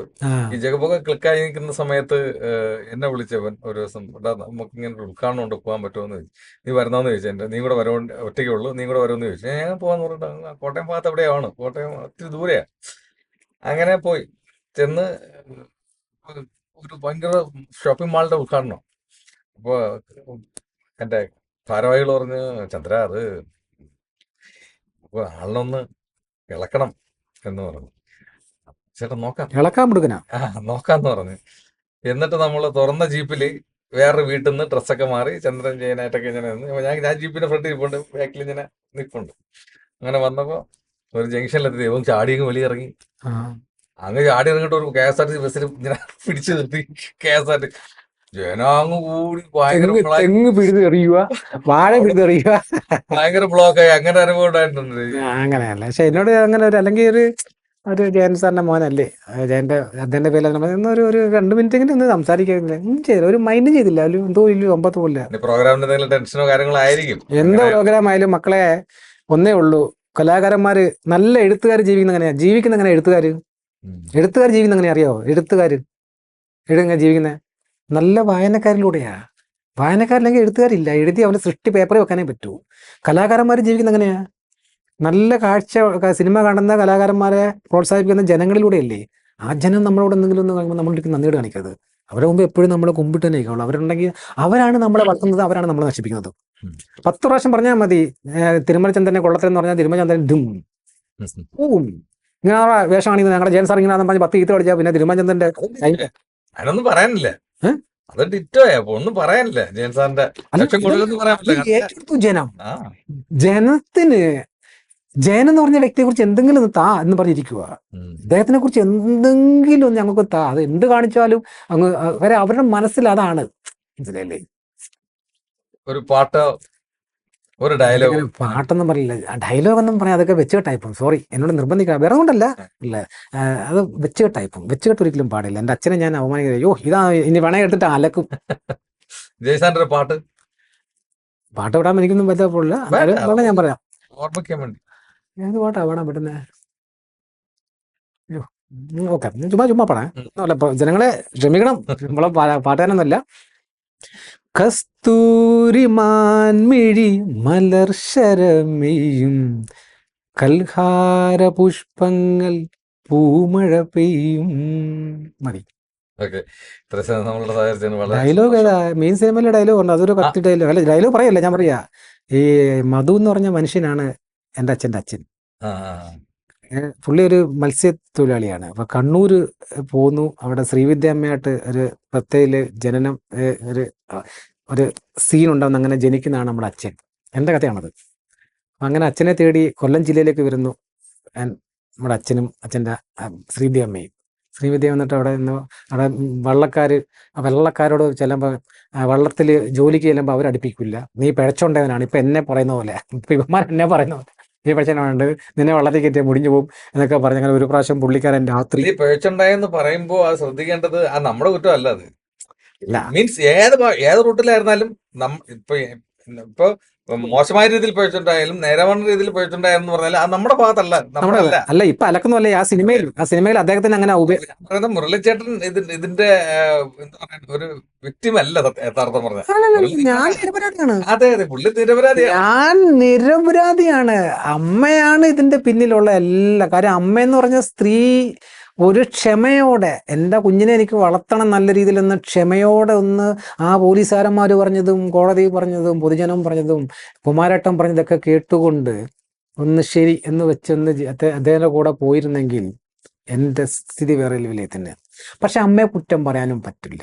കാര്യം അതുവരെ ഇല്ലാത്ത കുറേ ആളുകൾ വന്നിട്ട് ഭരിക്കുമ്പം സ്വാഭാവികമായിട്ടും താങ്കളായാലും ഏത് സ്ത്രീ ആയാലും ഒരു മാനം കാണുമല്ലോ. എന്നാ പിന്നെ പോടാ പുല്ലേന്നും പറഞ്ഞ് ഇറങ്ങി പോയതാണ്. അല്ലാതൊന്നുമല്ല, ഇതൊന്നുമല്ല. കുറ്റം പറയാൻ പറ്റൂല. പക്ഷെ അമ്മയ്ക്ക് പേടിയായിരുന്നു, ഇവരെന്തെങ്കിലും എന്നെ ചെയ്യുന്നുള്ള പേടി കൊണ്ടാണ് ഈ സർട്ടിഫിക്കറ്റിലൊക്കെ. പ്രസവ സ്ഥലത്തും പോയി പണി പറ്റി. ഞാൻ ഡിസ്ട്രിക്ട് ഹോസ്പിറ്റലിൽ പോയി. കുറെ പേരെടുത്ത് പറഞ്ഞു, മുരളിയെ പ്രസവിച്ച ഡിസ്ട്രിക്ട് ഹോസ്പിറ്റലില്ലേ, അവിടെ പോയി അത് നോക്കാൻ പറഞ്ഞ്. നമ്മളെല്ലാം പറയുവാണ്. അപ്പൊ ഞാൻ പറഞ്ഞു, അതൊരു ഐഡിയ, എനിക്ക് തന്നെ കുറിച്ച് വലിയ ചിന്തിച്ചില്ല. ഞാൻ നേരെ ഡിസ്ട്രിക്ട് ഹോസ്പിറ്റലിൽ വരെ അപേക്ഷ കൊടുത്തു. ഞാൻ പറഞ്ഞു, ഇന്നോലാണ് ഇതുണ്ട്, ഇതൊന്ന് നോക്കാൻ പറഞ്ഞു. അങ്ങനെ അവർ അന്നേരം അവിടുത്തെ കമ്പ്യൂട്ടറിൽ ഈ സാധനമുണ്ട്, അവരവിടെ എടുത്തു വെച്ചിട്ടുണ്ട്. അങ്ങനെ നോക്കിയപ്പോൾ അവിടെയും രാമകൃഷ്ണൻ ആചാര്യ കിടക്കുന്നത്. അപ്പൊ അമ്മയുടെ തന്നെ അമ്മ നിങ്ങളെന്തൊരു പണിയാണ് കാണിച്ചേ? അവിടെയും രാമകൃഷ്ണൻ. അയ്യോ അല്ല മോനെ, ഞാൻ കൃഷ്ണനായിരുന്നു കൊടുത്തതെന്ന്. അപ്പൊ അമ്മ പ്രസവേനെ തുടർന്ന് നേരെ അങ്ങ് ലേബർ റൂമിട്ട് പോയി എന്നെ പ്രസവിച്ചു. അപ്പം നമ്മൾ ഈ ഹോസ്പിറ്റലിൽ ചെല്ലുമ്പോഴത്തേക്ക് ഇപ്പം വന്ന പേഷ്യൻ്റെ കൂടെ ആരുണ്ടെന്ന് പറയുമ്പോൾ ഈ കമലാക്ഷി എന്ന് പറഞ്ഞൊരു സ്ത്രീയാണ് ഭാരതിയമ്മ എൻ്റെ അമ്മയുടെ കൂടെ വിട്ടത്. ഭാരതിയമ്മയ്ക്ക് വരാൻ പറ്റില്ല, കാര്യം കാലം കംപ്ലൈൻ്റ്. അപ്പം ഈ അമ്മയ്ക്ക് ഒരു കവറുണ്ട്. ഈ കവറിനകത്ത് ഈ ESA കാർഡുണ്ട്. ESA കാർഡിനകത്ത് പേര് ഭർത്താവിന്റെ സ്ഥാനത്ത് കിടക്കുന്ന രാമകൃഷ്ണൻ ആചാര്യ. അപ്പൊ അവിടെ ചെന്നപ്പോൾ ഈ കമലാക്ഷിയുടെ അമ്മയുടെ പേര് വെച്ചാൽ തങ്കമ്മ എന്ന് പറഞ്ഞു. അഡ്രസ്സ് വെച്ചപ്പോൾ ഇവർ അറിഞ്ഞൂടാ. ഇവര് ഇല്ല കാർഡ് എടുത്ത് കൈ കൊടുത്തു.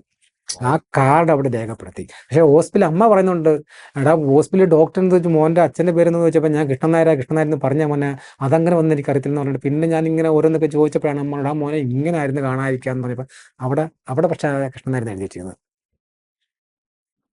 ആ സംഭവമുണ്ട്.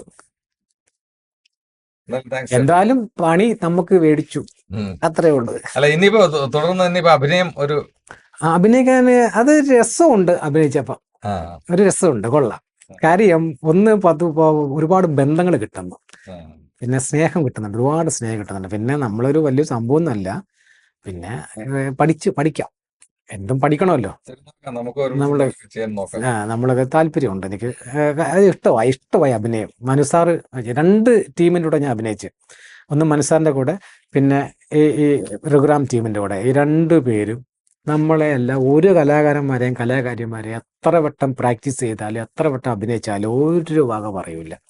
പിന്നെ കലാകാരന്മാർ കൊടുക്കുന്ന ട്രീറ്റ്, നല്ല റൂമും AC റൂമും ഫുഡും എല്ലാം പക്ക. അതൊക്കെ കാണുമ്പോൾ നമുക്ക് കൊള്ളാം, സന്തോഷം. നല്ല നല്ല വേഷങ്ങൾ ഇനി കിട്ടട്ടെ. അപ്പൊ ഇനി ജിമ്മിൽ പോണം. ഇനി ബോഡി മാറ്റി പറ്റും.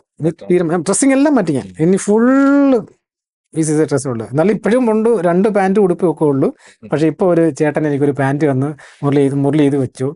ഒരുപാട് പേര് സ്ഥലം പിടിച്ചു തരാം, വീട് വലിച്ചു തരാം എന്നൊക്കെ പറഞ്ഞിട്ട് ഞാൻ അതൊന്നും സ്വീകരിച്ചിട്ടില്ല. പൈസ തരാമെന്ന് ഒരുപാട് പേര് പറഞ്ഞിട്ടുണ്ട്, അതൊന്നും ചെയ്യില്ല. ഡ്രസ്സൊക്കെ എന്ന് പറയുമ്പോഴേ നമുക്ക് ഇതെല്ലാം പണ്ടേ ഇട്ടങ്ങ് മടുത്തു. ഡ്രൈവിങ് ഓടിച്ച് മടുത്ത്. പിന്നെ ഈ പണത്തിനോട് എനിക്ക് പണ്ടും ഇല്ല, ഇപ്പോഴും ഇല്ല. എനിക്ക് 2 വ്യക്തിയുടെ ഒരു ഇതുണ്ട്. ഒന്ന് നമ്മുടെ അച്ഛനെ പോലെ, 2 നടൻ സുരേഷ് ഗോപിയെ പോലെ ആവണം. ജനങ്ങളെ സഹായിക്കുന്ന ഒരു മനുഷ്യനാവണം ഒരാഗ്രഹം. സുരേഷ് ഗോപി ചേട്ടൻ അങ്ങനെയാണ്, എല്ലാവർക്കും കയ്യിലുള്ള എല്ലാം കൊടുക്കുന്ന രാഷ്ട്രീയ പ്രവർത്തനം എല്ലാം പറഞ്ഞ് ആ സുരേഷ് ഗോപി ചേട്ടനെ പോലെ പാവപ്പെട്ട ജനങ്ങളെയൊക്കെ സഹായിക്കുന്ന ഒരു മനുഷ്യനെ മാറണമെന്ന് ഭയങ്കര ആഗ്രഹമുണ്ട്. എൻ്റെ കയ്യിൽ കിട്ടുന്നതിൻ്റെ പകുതി ഞാൻ കൊടുക്കും, ഉറപ്പാണ്. എത്ര കിട്ടിയാലും അതിലൊരു വിഹിതം പാവപ്പെട്ട ആൾക്കാർക്ക് ഞാൻ കൊടുക്കും. അത് ഞാൻ കൊടുക്കാറുണ്ട്. പലരും എൻ്റെ അടുത്ത് പറയുന്നുണ്ട്, മുരളി അത് നല്ലൊരു മനസ്സ് തന്നെയാണ് കൊടുക്കുന്നത്. ഉണ്ടെങ്കിൽ ഞാൻ വരും. എൻ്റെ അമ്മ അങ്ങനെയാണ്, എല്ലാവർക്കും എന്തുണ്ടെങ്കിലും അമ്മ കൊടുക്കും. അങ്ങനെ സുരേഷ് ഗോപി ചേട്ടനെ പോലെ എല്ലാവർക്കും ധനസഹായങ്ങളൊക്കെ ചെയ്യുന്ന ഒരു മനുഷ്യനാവണമെന്നും എൻ്റെ അച്ഛനെ പോലെ ഒരു നല്ലൊരു വ്യക്തിയാവണമെന്നൊക്കെ ആഗ്രഹങ്ങളൊക്കെ ഉണ്ട്. അതൊക്കെ നമ്മുടെ ആഗ്രഹങ്ങളാണ്. നടപ്പിലാവാതിരിക്കാം. പക്ഷെ എന്തുകൊണ്ടും ഇപ്പം ഇതിനകത്ത് കൂടെ എന്തെങ്കിലുമൊക്കെ കിട്ടിയാൽ ഞാൻ അത് പാവപ്പെട്ട ആൾക്കാർക്ക് കൊടുക്കും. അത് ഞാൻ കൊടുക്കും, ഉറപ്പാണ്. നല്ല നല്ല വേഷങ്ങൾ കേട്ടിട്ടുണ്ട്. താങ്ക്സ്. Thank you.